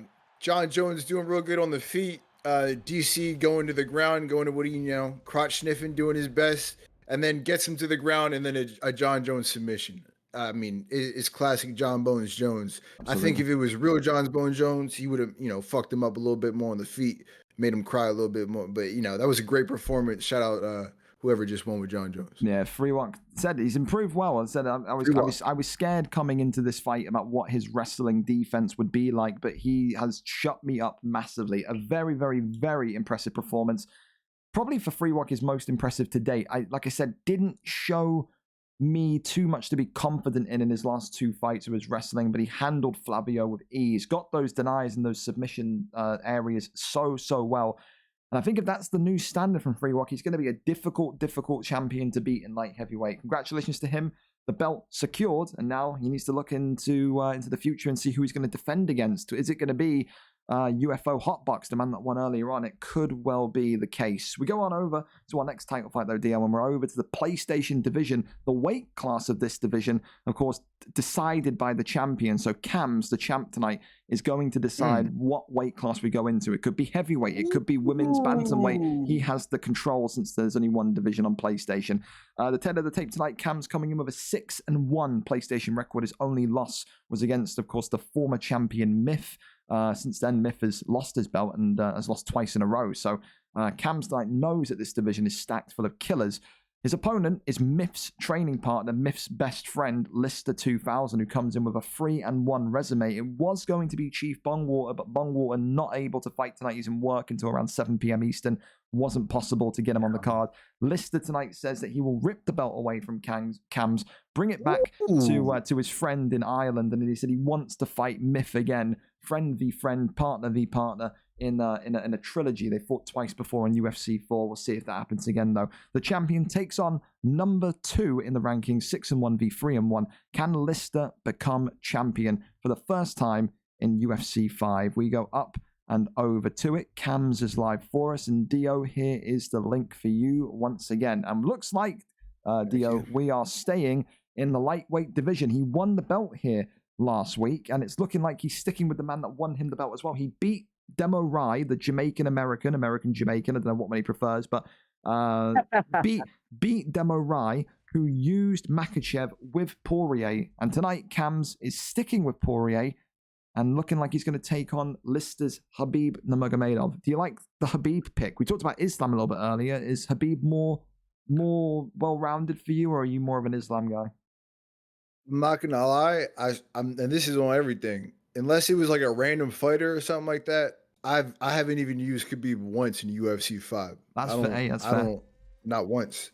That's not fair. once. So I have no idea. I'm not gonna lie on here. I have no idea.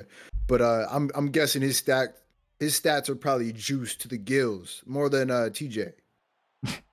Well, fun one for you is Khabib here has actual less top control in terms of rating than Makhachev. I think Khabib's is 98 and Makhachev's is 100. So it's actually a little bit weaker in the wrestling, which I don't understand since, Khabib effectively trained with and taught Makhachev stuff. But there you go. Recency bias, I guess. That's EA. Yeah. That sounds like EA right there, bro. 100%. Well, listen, the champion tonight opting for Poirier in the black. The challenger Lister opting, of course, with Khabib in the reds, and he said he wanted to fight the champion. It was only going to happen if Chief Bongwater wasn't here. When he got the nod that he was not going to be here, Lister said, book it, I'm there, I'm ready for it. Of course, had so many good fights in the PlayStation division in UFC 4, did Lister. He's known as a bit of a balanced fighter, good boxing, but again, just like Myth, very, very controlling and dominating wrestling when he wants to have that. So the Khabib pick for me is an excellent bit of strategy from him.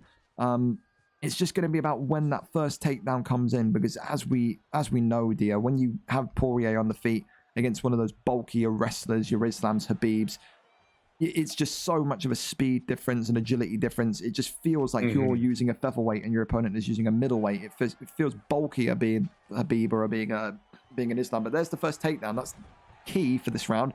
Going to have more than half the round to wrestle. Lister has to keep this fight now here and contained for the whole of round 1, I think. Yeah, he was doing a great job of keeping that DP on his back. I mean, his back was towards the cage for about 45 seconds. Yeah. So he's doing a great job. Now he's got him to the ground. He's denying transitions. Not where you want to be with a Dagestani on top of you. That's not a good. Yeah. Great deny as well from Lister. Now goes for the first arm triangle of the evening. And that's a great deny already. And you can see there, he predicted that sprawl right on the off and draining the submission more and more. Another big deny. And I think this is going to be... That's not good. Oh, denies backside as well. And this is going to be the first submission gate in for Lister. And the champion Cams now in a big, big heap of trouble. That's a big submission gap they take away too. He had no stamina. Oh, that's not good. I want to say about 80% of the bar's gone, Dio. It's going to take easily just one more, and he's done. And it's another great deny there as he tries to go up. And so this Khabib would be taking the belt on short notice, correct? Yes, he was originally coming in on 2 days' notice, and now look at that. The armbar's in, and Cams is in big, big, big trouble here. If this stamina doesn't save him, and it does, he's out of this one for now. But oh my God, this is similar to it's eerily similar to what we saw last week. Last week, Demo Rai came in against Cams, came in against the guy that's Dustin Poirier, And the former champion Demarai did not look like he was in rhythm at all. He looked like he was too cautious, too slow at the start of the fight. Didn't get his wrestling going in time. I don't think Cam's Poirier in this fight, Dio, looks like he's matching the pace that Khabib's bringing. I think he's in second gear right now. Yeah, he's got to step it up a little bit. And these are title fights, or these are 5-round fights, I'm assuming, right? Yep, 5-round fights. Yeah. So I mean, he's got time. I don't know if that's what's keeping him. Oh, good counter. I thought that was actually gonna at least drop Khabib right there. That pullback. And then there you go. You can see he's just trying to close the distance and try and kind of tie him up here with some grappling, but this is exactly what Cam's needed. He needed that big start with the counter punch. He needs to kind of make Lister feel some sort of threat, because it said round 1, clear as day, that was a Lister round, and he said the champion needs to start winning some of those rounds back. You do not want to go into round 3, round 4, being 2 down, 3 down, no way. Great ankle pick there as well, and Lister has got the champion back down on the canvas. Yeah, that was a beautiful ankle pick. Looks like Khabib's been training with Jordan Oliver. Shout out J.O. Lehigh Valley, stand up. And listen though, to be fair, Cam's very easily just getting right back up to the feet. So the denies are not completely crispy from Lister tonight. They need to be a little bit more kind of on point, I'd say. Uppercut there, whiffing. Yeah. He's taking some damage too. You see as well, Cam's the champion just backing up here. He's happy to take a couple of jabs straights to the block. I think he's just trying to stay out of range for that takedown, but the takedown lands regardless. Now here we go. Okay, into sprawl. Again, for Lister, a great position work. Those body shots drain that stamina even more going into the later rounds. And Cam's can't sit here and just absorb all the shots all night with Poirier. He's going to have to try and make a movement here. It's getting... Ooh. Good deny. There we go. Good denial. Gets back up. Finds his place back upstairs. DP's stamina is getting kind of bad. Dude, it's very bad for round 2. That is not good. Yeah. For a 5-round fight, that is... Oof. If Lister just keeps doing this, the exact blueprint, I think we could see Cam's be out of gas by round 4 quite easily. I agree. Works the 1-2s again down the center. Of course, an influx should have got David Goggins in his corner. It's time, Cams. It's time. Time for what, David? What are we talking about? Yeah, it's what the fuck? It's 5 a.m. We're in the desert. What the fuck? I'm hungry. Little sidekick there to the ribs. And it's interesting to see what some of these new PlayStation competitors that came in this week think of it. Of course, we saw a couple of them earlier on. You know, they got their taste, their introduction into the league, and they're seeing these two now fight for the belt. Will they be looking at this and fight.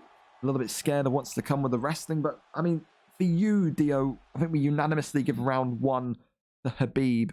Has Poirier won the second round back there, or do you think this is 2-0? I mean, I believe it's going to probably be 2-0 knowing EA, but I'm really rooting for this DP to bring it back, especially, having your opponent switch out 2 fights or 2 days before, even though it's a video game, what was the other, his other opponent? What kind of style was he? Oh, kickboxer, purely. Exactly. And now you're going against a fucking Khabib. So yeah, that's, I'm kind of low key I'm a little biased. I shouldn't be saying my bias, but fuck it. That's why we're not in the actual UFC. I'm rooting for DP right now. There you go. So far, you can see he's started round 2 and round 3 very well, to be fair, Dio. He's got some good shots off, got that good pull uppercut in round 2 as well. Lister, seemingly, so far, having his best round in round 1 and is then faded in the subsequent rounds. For sure. Oh, good elbow right there. Elbow. Both of them already cut. DP's nose. He can't take too many more straights. Oh, my God. Yeah, that one was a bad read by Lister. By Cams from Lister. Now you can see. You can see. Double elbow. Lister is just waiting for Cams to throw first, and then there's countering him because he knows that cut's bad. He knows that head help is bad. And it's the ankle pick every single takedown, Dio, that has worked Jordan tonight. Oliver.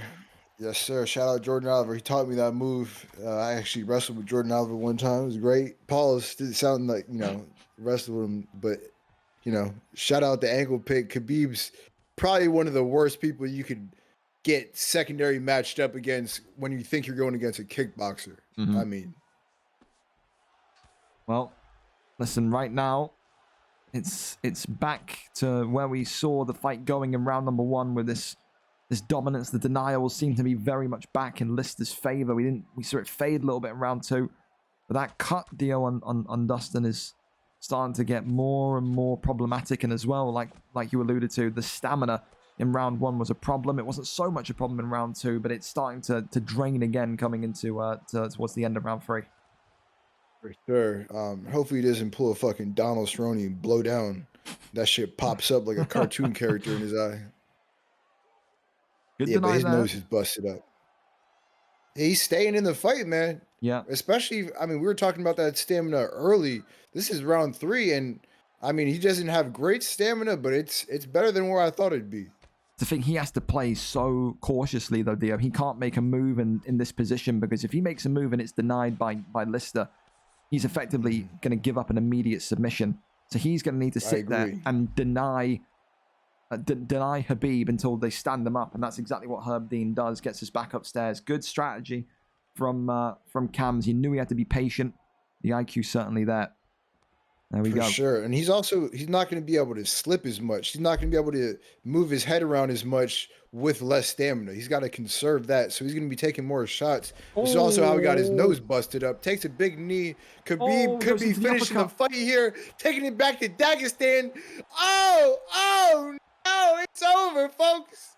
It's all over. That's a title on 2 days' notice. Wake the fuck up.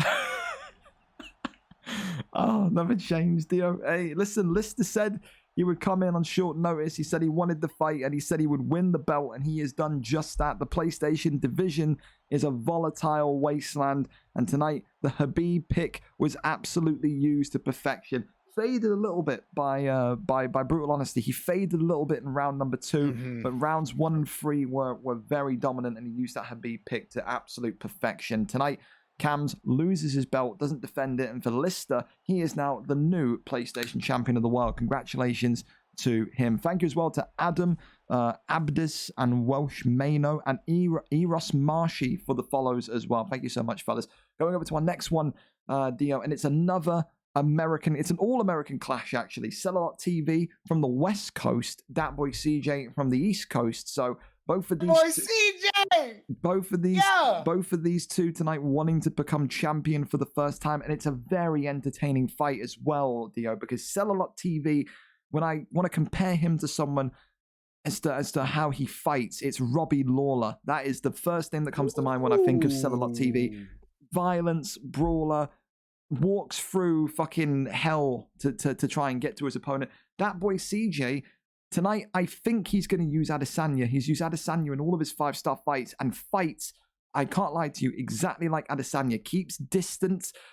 People will look at it and say boring, and he's a point fighter, but he uses that length with Adesanya so well. So I'm intrigued to see if we're going to have a first Adesanya champion in the middleweight division for UFC 5. Records going into this one, that boy CJ coming in with a 3-1 record.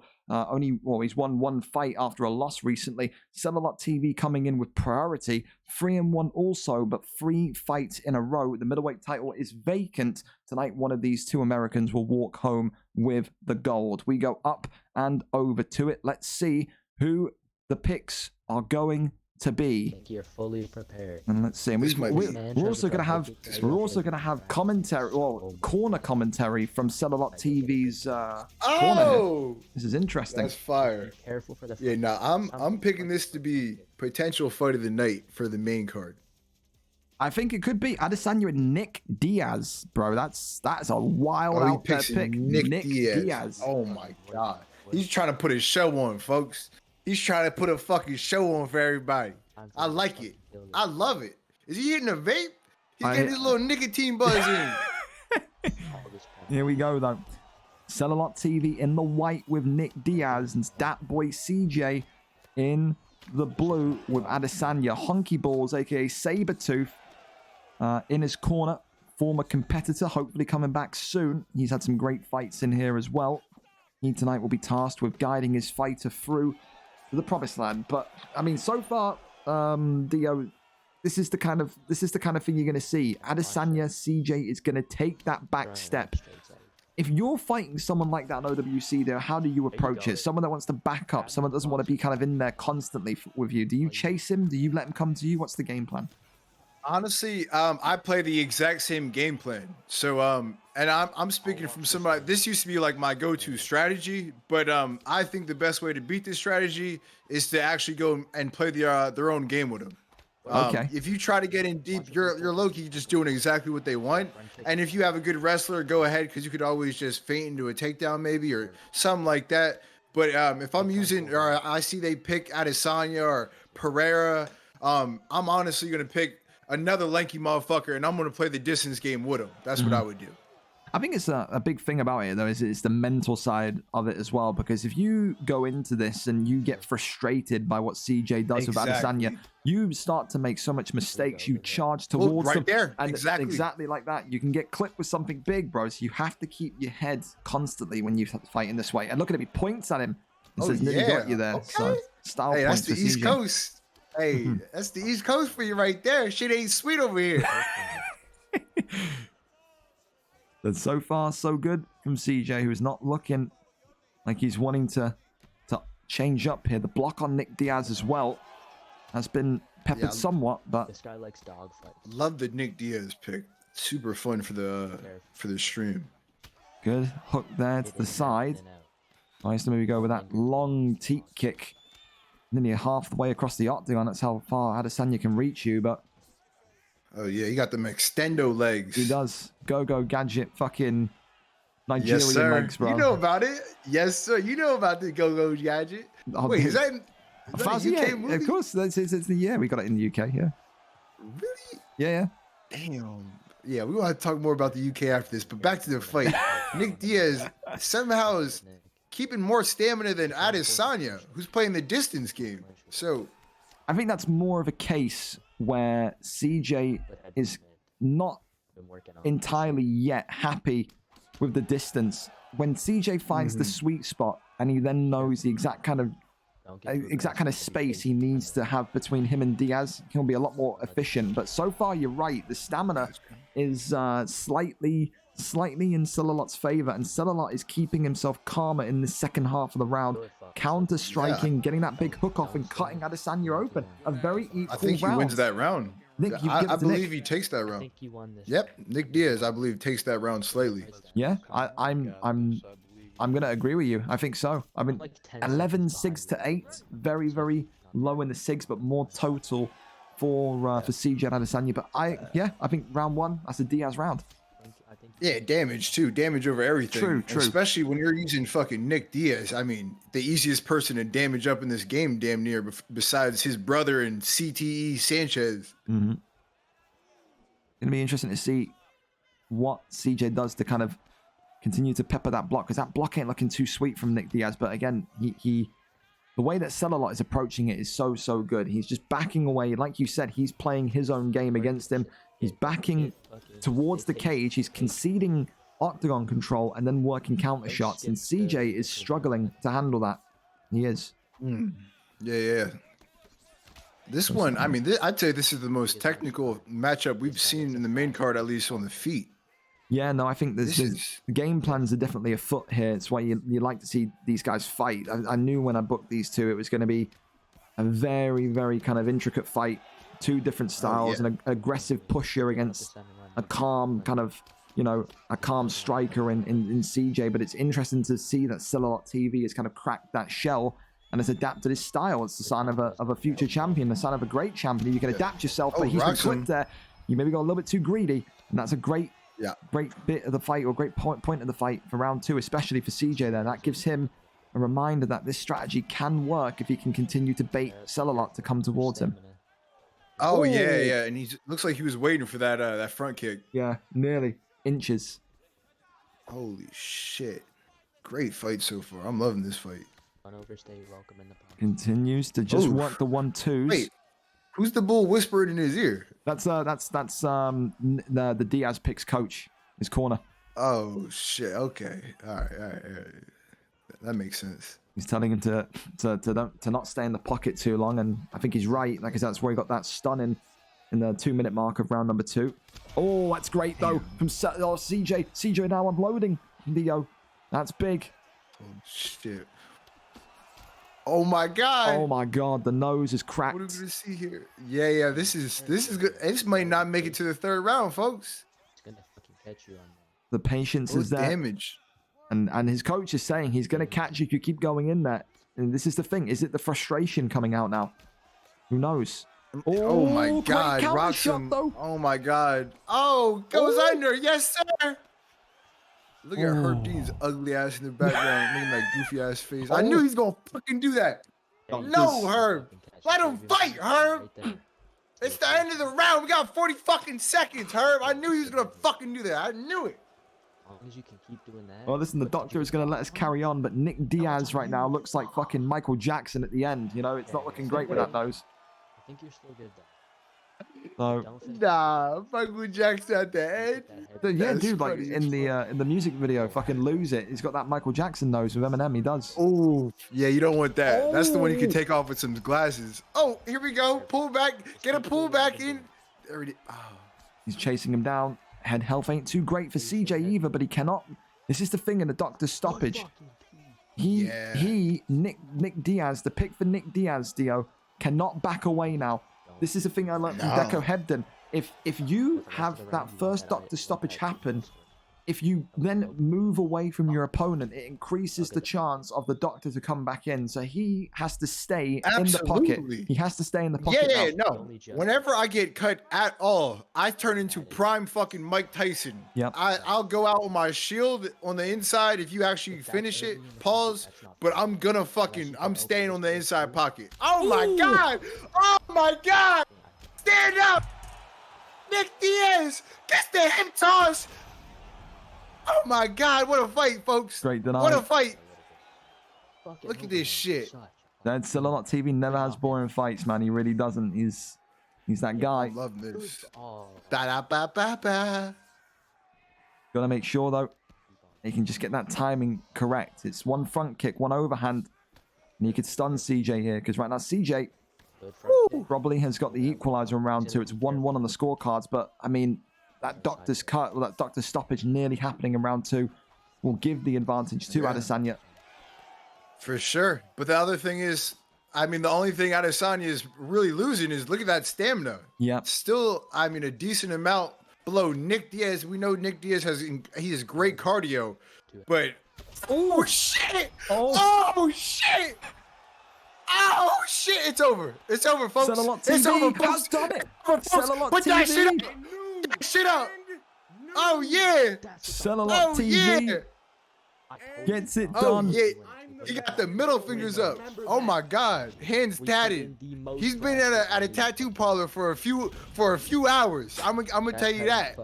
Both hands tatted. Damn, go crazy, bro. I love to see that. Dude, what a comeback victory, man. too. What a comeback victory. You know, that's exactly what he needed. We thought the doctor stoppage was going to happen, Dio, and, you know, he stayed tight to his opponent just like we said he needed to. He got those big shots in against Adesanya, and Adesanya's block, his head health went, it was gone, and there lies Nick Diaz with the middleweight strap on him. Fight. What a fight, Dio. That was Picks Nick Diaz to entertain the fucking crowd and gets the dub. Absolutely. And gets the dub.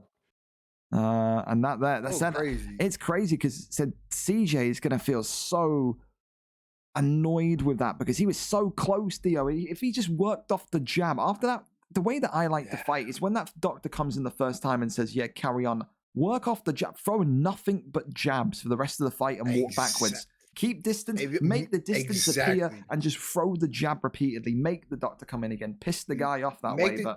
Yup. Hey, bro, Gringo. It's like you played this game a few times or something. Oh my god.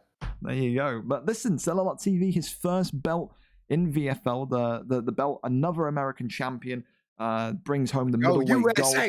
And USA. listen, he's an entertaining And fighter, Wales. man. He's the entertaining fighter. He's a brawler. He's a scrapper. But there's some dangerous people laying in wait in that middleweight division that are great technical wrestlers as well. How will he cope against someone like that? For CJ, he has to get back on the horse. He'll have to go again. He'll have to earn his way back up. But he was inches away from becoming champion. He knows that his time is nearly there, but not tonight. It's all about Cellulite TV this evening. We go over, though, to our third to final fight here, Dio, and it's another big one that I'm excited for. Matimbu against Evo Panda. The lightweight belt vacated after Viper Arceo, the former champion, went up into featherweight. Now the belt is open, and the belt is open for business between Matimbu, a 4-on-1 balanced fighter, mainly about his jiu-jitsu and his wrestling, and his opponent tonight, Evo Panda, only 2-0, Dio, but is described by his peers in that Discord as probably a boxer of featherweight ability. People say that this kid is the best boxer at 155. It is one of those matchups that I like to call a yin-yang matchup. The fight stays on the feet. Evo Panda is going to take the belt home. This fight hits the canvas. Matimbu will have his way with Evo Panda on the canvas. 4-1 versus 2-0. Who gets the belt? Matimbu's only loss, keep in mind, has come against the former champion Viper. Without that fight, he'd be a perfect 4-0 as well. So a big fight here to come. Let's go over and see who gets the job done. Will it be Evo Panda or will it be our good friend Matimbu? Let me just see if we've got a link here anywhere. Let's see if they've gone live without telling me. Let's have a look. Great card. Real quick too, while we're in between fights, question for the chat. If y'all want to answer in the chat too, I'm just curious. But for you, Ringo, what was the very first UFC fight you remember watching live? Oh, dude, the boy's sleeping. No word from him. Is Evo Panda missed the fight? No way. No way. That's interesting. If Evo Panda's missed the fight, that could open up the possibility of a late replacement coming in for the lightweight championship. That is very interesting. We'll give it 10 minutes. We are in time still. So let me go put my Muay Thai shorts on. Go for it. Yeah, Jack Hanna is saying, I think Evo's fallen asleep trying to wake him up. Just a pre-warning, I'll let you know for comms. I'm still ringing him, but no luck. Well, listen, in the event that Evo Panda has missed his title fight, the boat will sail. His title fight will be gone. And with that, you'd have to look at someone not on the card tonight, but someone that is around about that kind of level. And we know Jayco 5 is not home yet from vacation. It's very likely that it could well be Reflex Cowboy coming in for a title shot. So we'll see if Reflex Cowboy wants to do it. And the fat nerd. Oh shit. Yeah, people don't really be talking shit. Yeah, people like to push themselves into fights 1000%. Reflex Cowboy's on his phone. We're gonna see if he says yes. He will. Yes. Okay, he's here. If Evo Panda is not here in 10 minutes, would you want to take his place for the title shot? Some people will say no, and he's right. He's completely in his right, Dio, to say no because of the short notice. Don't want to compromise your position. Fuck that. Fuck that. Say no. Stop. Could be an Al. I can't even say the guy's name. Iaquinta. Could be an Al Iaquinta where we go and give the title shot to number 9 in the division. Who knows? But we'll see what Reflex Cowboy says. Sure thing. I probably won't win, but I'll give it a damn good go. Okay, he wants it. Reflex Cowboy saying he will take the position. Waking up, phoned him 20 times. Listen, looks like Reflex is a dirty cheeser who ruins the art of striking. People not happy with this. Dex Primacy as well. Yuzan's laughing at the sellout performance. There you go. Yuzan's not happy with what he's seen there. Needs a hot water in his gaff to have a shower. Wow, there you go. People are not happy with fucking Reflex Cowboy getting the shot. Unbelievable. Give me the replacement. Sabe, I'm not giving you a title shot on your return, man. You're crazy. Well, listen, let's get Reflex Cowboy on. Let's get him on. And let's get this going. So this fight will not count towards your predictor card, ladies and gents. It will not, of course. It's a replacement, so it would be unfair to put you in that situation to try and get this one right. So in the end, it's Matimbu against Reflex Cowboy for the lightweight championship of the world. Have these two ever fought? They did. It's a second bout between them. Matimbu beat him at 112 5 weeks ago, unstreamed, via round 2 submission. So these two know each other. 5 weeks is a long time. Maybe Cowboy has worked on some things, adjusted some things. But Matimbu is going to be licking his lips here, Dio, thinking, I've beat this guy a month ago. This is going to be easy gold to come back. I've been left. I've been bailed. All right, just got done pissing. My fault. I don't know what you guys call it. Porta John or I don't know. Porta John. They call it Porta John. Crazy. Toilet. Toilet. Yeah. Bathroom. Okay. Same thing. Bath. Okay. Bet. Yeah. No, I'm really excited for this. We got a sub coming in, right? Basically. Yes. So as I was just breaking it down for the people watching, the sub that's coming in, the highest ranked guy on offer, 4-2 Reflex Cowboy on a 2-fight winning streak, but one of his last losses, I think 3 losses ago, or 2 losses ago, should I say, was Matimbu. Matimbu beat Reflex Cowboy 5 weeks ago, unstreamed, Dio. So Matimbu has got to be looking at this right now, thinking this is easy money for me. I mean, is that how you would be feeling right now, or do you think that's a little bit dangerous to think that way? I would never think that way. That's just me personally. But everybody has their own thoughts. Maybe Bryce Mitchell was thinking that way before he got sent to fucking Pluto with that overhand, So I wouldn't think like that. Portuguese Prince saying, Reflex Cowboy wins. I will drive my Corolla into a Jersey barrier on the way home, going 100 miles an hour. I think I deserve. People do not like Reflex Cowboy, Dio. I'll tell you that for free, man. I will. Honestly, yeah. I mean, the people have a right. Shit, look at them. Say no. Well, let's see if Matimbu's going to be like. Whose picture is that, by the way? Is it a girl sucking dick as their profile picture? That is Lana Rhodes sucking Joe Rogan's head. Yep. All right. Okay. Hey, answer your question as well. First UFC card I ever watched, I had to go and buy it on DVD, right? Because they didn't really show it over here. Because I couldn't stay up when I was like fucking 12 or 13 at like 3 a.m. and watch. It was VFL UFC 100. The Brock Lesnar Mia fight, I think it was. So. Frank Mir, the GOAT. Yeah. I used to love Frank Mir. Frank Mir was fucking disgusting. You know who I used to love? I used to love Shane Carwin and his fucking super hands, man. Oh my God. You see how big his hands were? Yeah. He had to get special gloves made. He did. Yeah.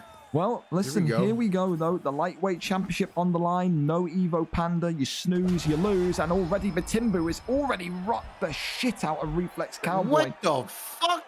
And has gone for an immediate takedown. And he's looking for one of those patented Matimbu submissions. He certainly is. My days. What a start. No doubt. Of course, like I said, this is not where Reflex Cowboy wants to be. He felt what the bottom side of being underneath Matimbu was like 5 weeks ago when Matimbu tapped him. Reflex Cowboy, of course, a former featherweight competitor, Dio, but always was known as someone that did not have the ability to survive against technical and talented groundsmen. And you can see there already going for a Darce choke, and he's denied him once. And Reflex Cowboy could be in very, very big trouble here. Gets out of it. Wow. But the hair is on his chin. There we go. Goes in again. Goes into a Darce. Denies that. Yeah, he's and there's fucked. The first Darce. And this could be one sub. It is. I think it's one sub, Dio. Is he going to tap? For sure. Yep, he taps.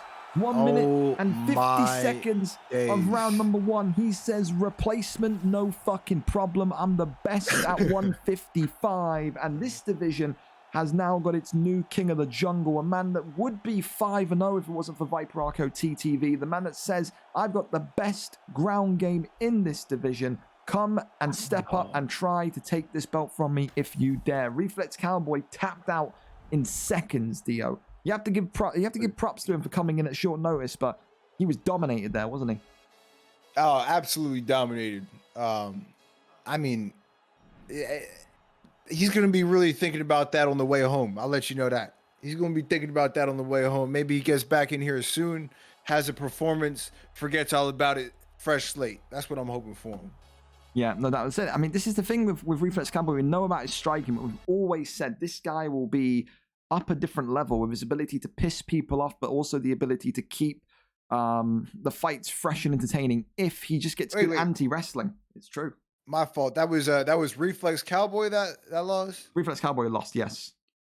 And you said it before. Everybody hates Reflex Everyone Cowboy. hates Reflex Cowboy. Yes. Okay, well, I'm a man of the people. So Reflex Cowboy, go suck 1,000,001 dicks, you fuck nigga. I'm glad you lost. Everybody's glad you lost. Fuck you, Reflex Cowboy, pussy.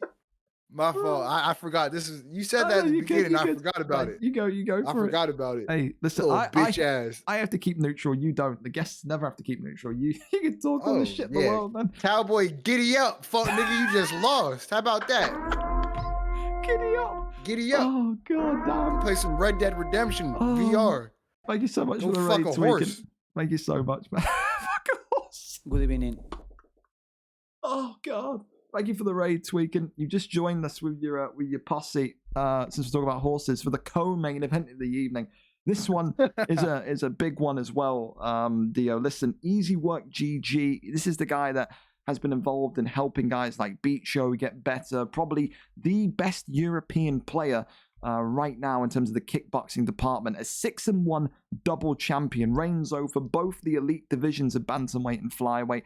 A perfect form sheet, has won all 5 of his last fights, including a double title fight, was inducted into the VFL Hall of Fame, is also one bantamweight title defense away from to match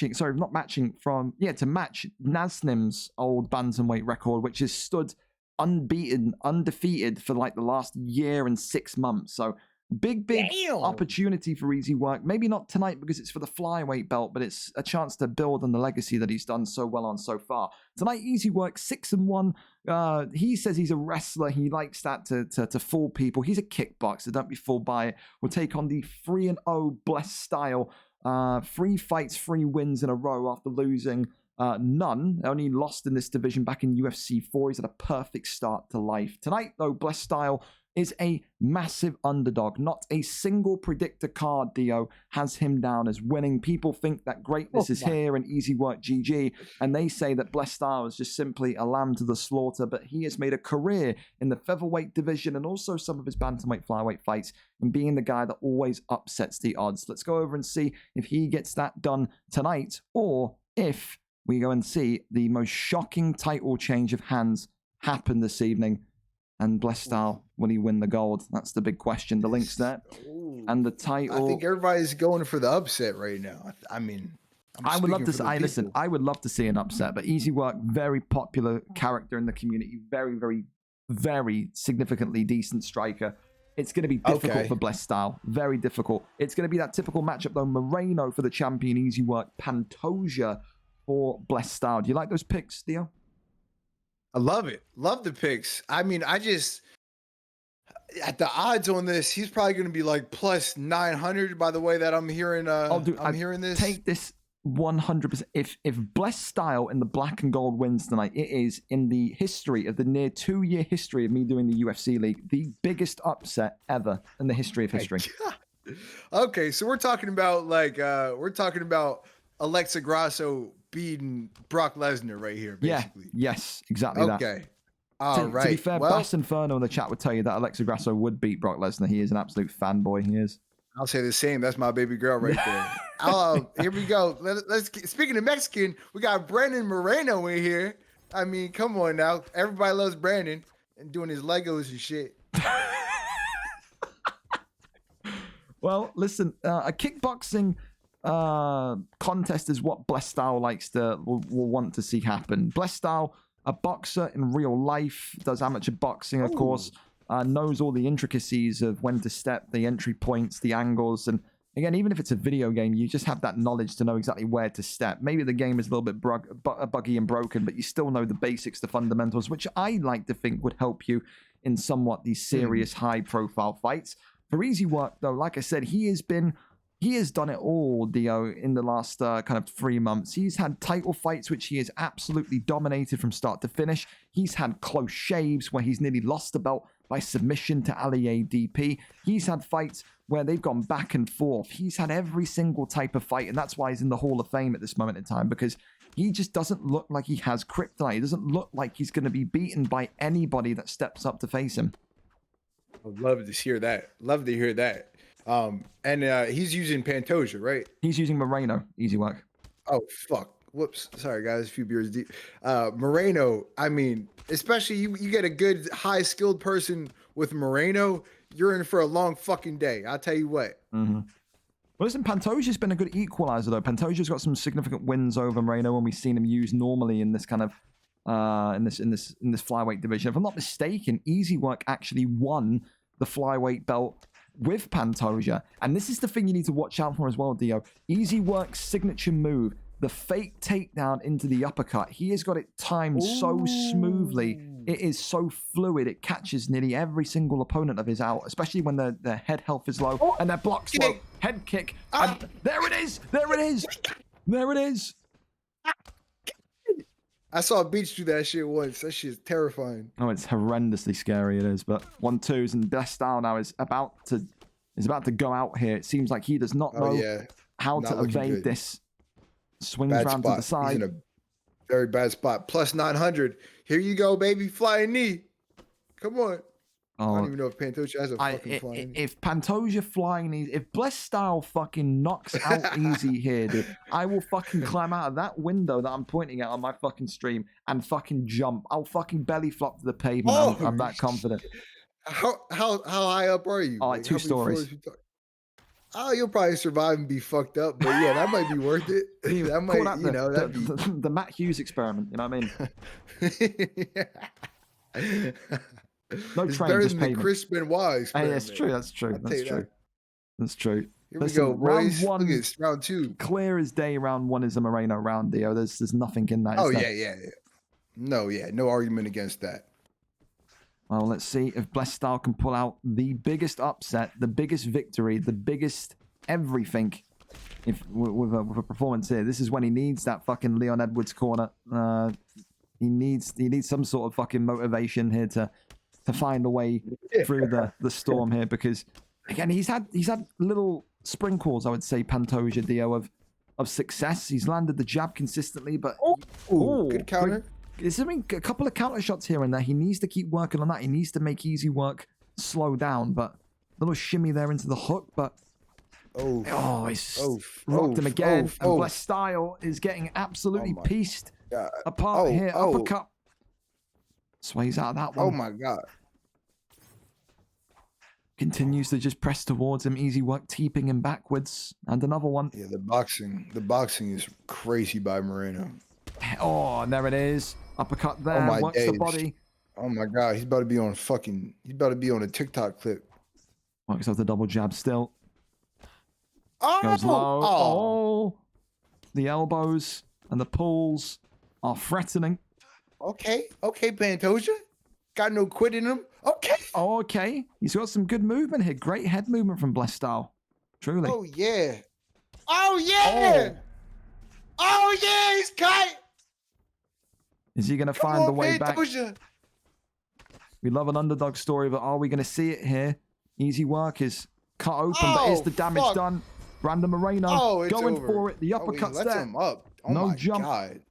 Proving his dominance as the head kick connects, and now he jumps. God, he pissed on his grave. This is over. Easy Work goes to 7-1. Who can stop this man? Double champion, Hall of Famer for a reason, Dio.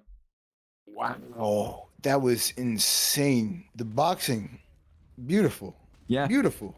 Again, it's so hard to be critical of someone like Blessed Style, because he had moments, dude. He had moments, but you need more than moments against someone like Easy Work. You need to have a game plan. No one yet has solved that puzzle, that riddle, that conundrum of how do you beat this guy. You can beat him in moments. You can maybe win a round from him, but he's just so overwhelmingly good this year that it's just difficult to see what kind of fight style can take him out of there. Maybe a grappler, a submission artist like a Deco Hebden. I don't know. Yep.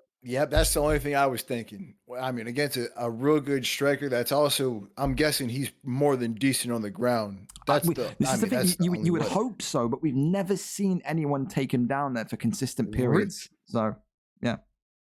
Another Gaethje. Okay. There you go. But listen, Easy Work, 7-1. No one can stop the train. He continues to move forward. And with that, we're going to put out one more ping for the main event of the evening. It is the featherweight title fight, Dio. It is Harry or HRX8HR against McLovin. A big one here. It's an incredible story from Harry. Harry, of course, will be in the shortlist for the 2023 awards of one of the most improved fighters of the year. Started 2023, Dio, back in the welterweight division, and has climbed all the way up through lightweight, won the belt there, and now in featherweight, one win away from winning the biggest belt so far. Excellent submission artist, but McLovin, a lethal knockout artist as well. I mean, when you talk about knockouts and submissions, I mean, you're a knockout guy yourself. I mean, tonight, what would be the strategy, do you think, from McLovin? A guy that's, again, never really been truly tested on the ground, but has got knockout power. Does he need to avoid Harry for the first kind of couple of rounds? Does he need to take the fight slow? How would you approach it?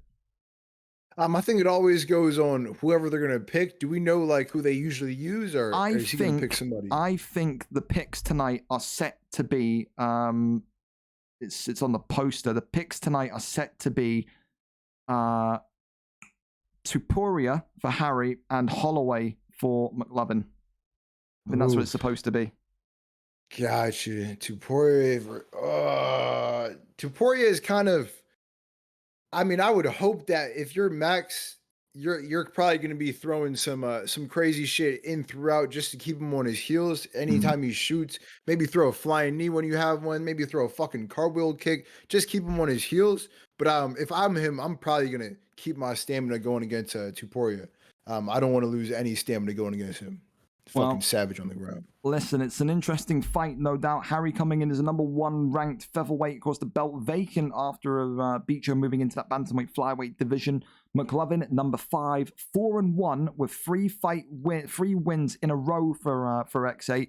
And for McLovin, 3-1, a kickboxer, again with a 3-fight win streak. Both of these two have won their last 3 fights in a row. And then when you factor in the other part of it, Dio, Harry, more known in UFC 4 for his submissions. He's actually got the 3rd most career submission wins, or joint 2nd most, should I say, career submission wins in the league's history. Him and George, also a fellow featherweight, 18 career submissions. If he gets a submission victory tonight, he will be up to 19. He will only be 4 behind Driscoll. However, since going into that featherweight division, Harry's gained hands, bro. He's got some knockout victories. He beat Chaz in round 1. He beat Pepe, the former champion, in round 2. And he beat Jugo in round 2. That's 3 knockouts in a row. Before those knockouts happened, in UFC 4, he only scored across about, I want to say, 25 fights, 3 knockouts, Dio. So he's already matched what he did in UFC 4 in 1 month. That's a bit crazy, isn't it? Damn. Yeah, I was gonna say striking must have improved a lot. I mean, 1,000%. You think he switched up training camps, or how did that happen? I just think I think when you're in lightweight, you can get away with being an excellent wrestler, but then when you go into featherweight, which what I like to call is the poor man's bantamweight, which is still good, you need to start being above average in both. You can only get so far of only being a dominant wrestler. I think he's took that on board. I think he's added time into practice and to sharpen his skills, and he's done very, very well. And that's been proven by the 3 high-profile knockouts. We talk about Chaz and Pepe especially. Those are not easy knockouts to secure, and he did it with relative ease, and he's done it with Tupuria each time. So, no further ado, 4-1, taking on 3-1. The belt on the line. One of these two will claim their first ever featherweight strap. Let's go and see if McLovin has the answer. Let's have a look. Of course, the heavy favorite in this one tonight, Dio, by the predictor cards. I want to say at least 95% of the predictor cards going for Tupuria. He is the favorite coming into this one tonight. Ooh, I mean, I'd probably be going with Tupuria as well. Let's see how it plays out. I'm curious how this main event's going to stack up. 100%. Harry, of course, in the red with Tupuria. McLovin in the white with Max Holloway. McLovin saying after his last fight where he beat Maikinho, another former champion, he said, I want the title fight next. I had to sweat my ass off in order to get that victory. He's on a 3-fight win streak for a reason. He's no slouch on the feet, but Harry, of course, has shown he's got knockout power, but he's also got those submission credentials that maybe McLovin hasn't truly shown us too much in the art of avoiding those yet. But again, it's been an incredible couple of months for Harry. Won that lightweight title towards the end of UFC 4. Failed to unify it, granted, but still had that experience of winning at 155. now wants to be up there with the very, very best in 145 and hopefully start a title reign, which reminisces that of his good friend Fish 14, who was once upon a time the GOAT of this division. But you can see already, Dio, he's not liking the striking of Holloway, is he? He's backing up a little bit. He's a little bit slow starting, as Topuria. Yeah. I'd like to see. Oh, big uppercut right there. I want to see his grappling, man. I'm hyped up on this Tuporia's grappling.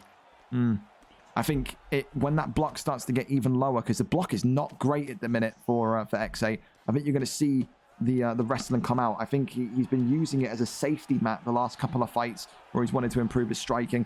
And now you can see the clinch work coming in here. Doesn't go for a takedown, but there's the first takedown. There's the bail, and there's the wrestling to the floor, but a great deny. His blocking is getting fucking rocked right now. I mean, his blocking's getting battered.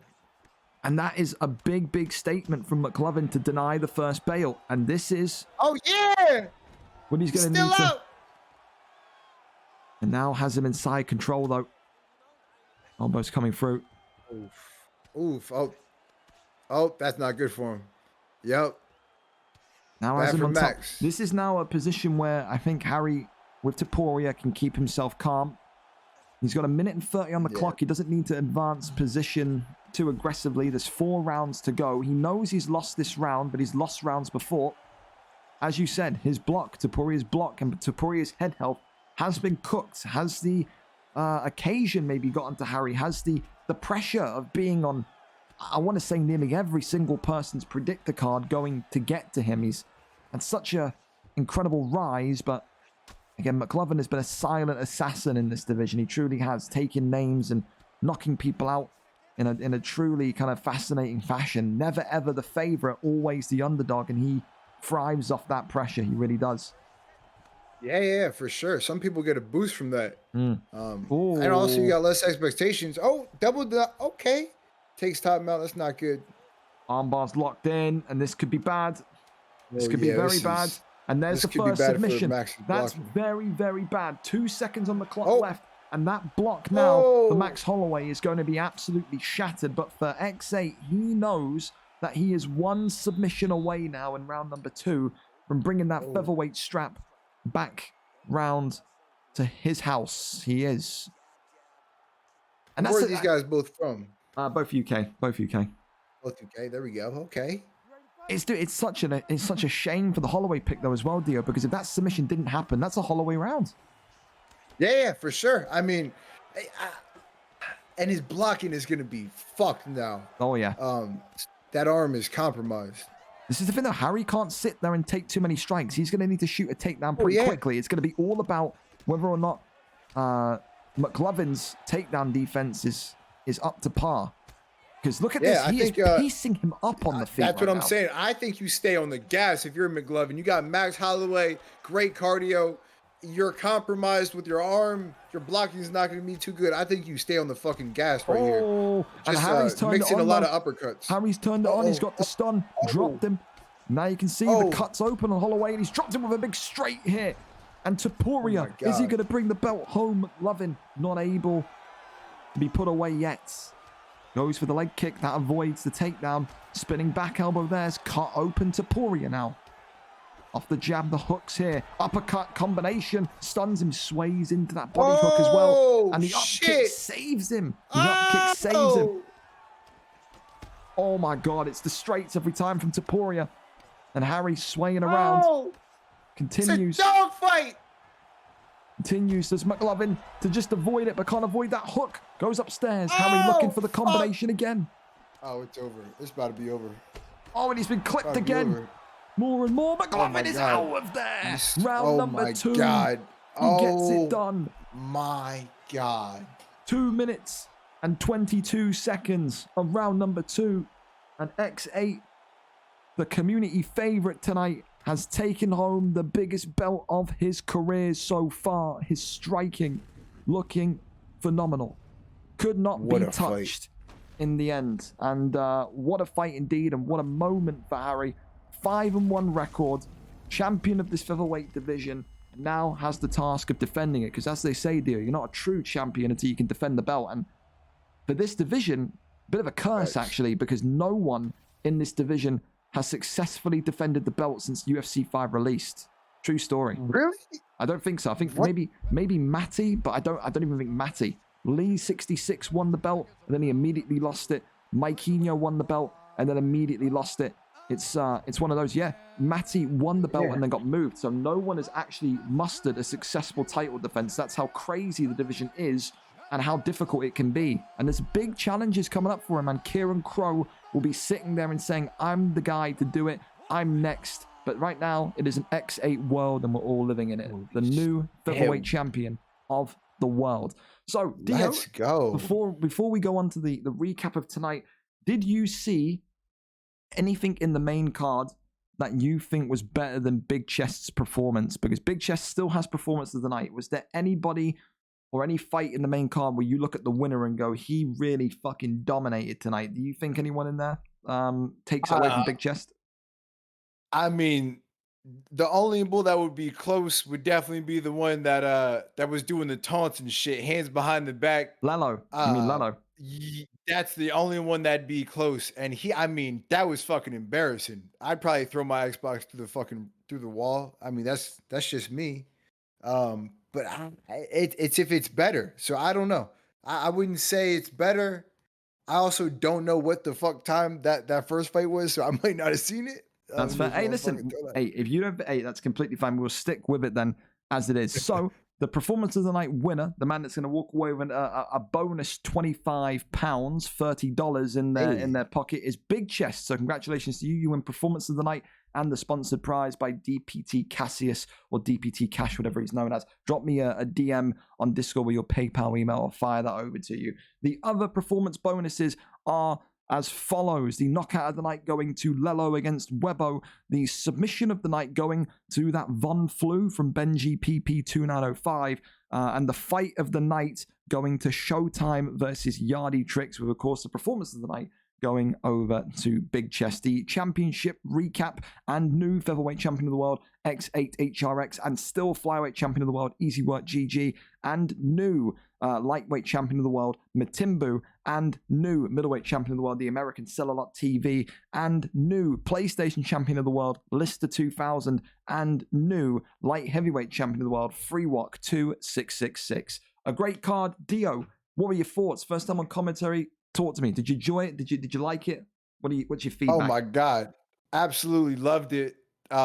This is definitely different than I thought it was going to be. Yeah, you make this shit look real easy. I sound like a bumbling fucking CTE fed inbred. But it's fun being up here, man. I'd love to be back here again if the folks want to have me. Oh, dude.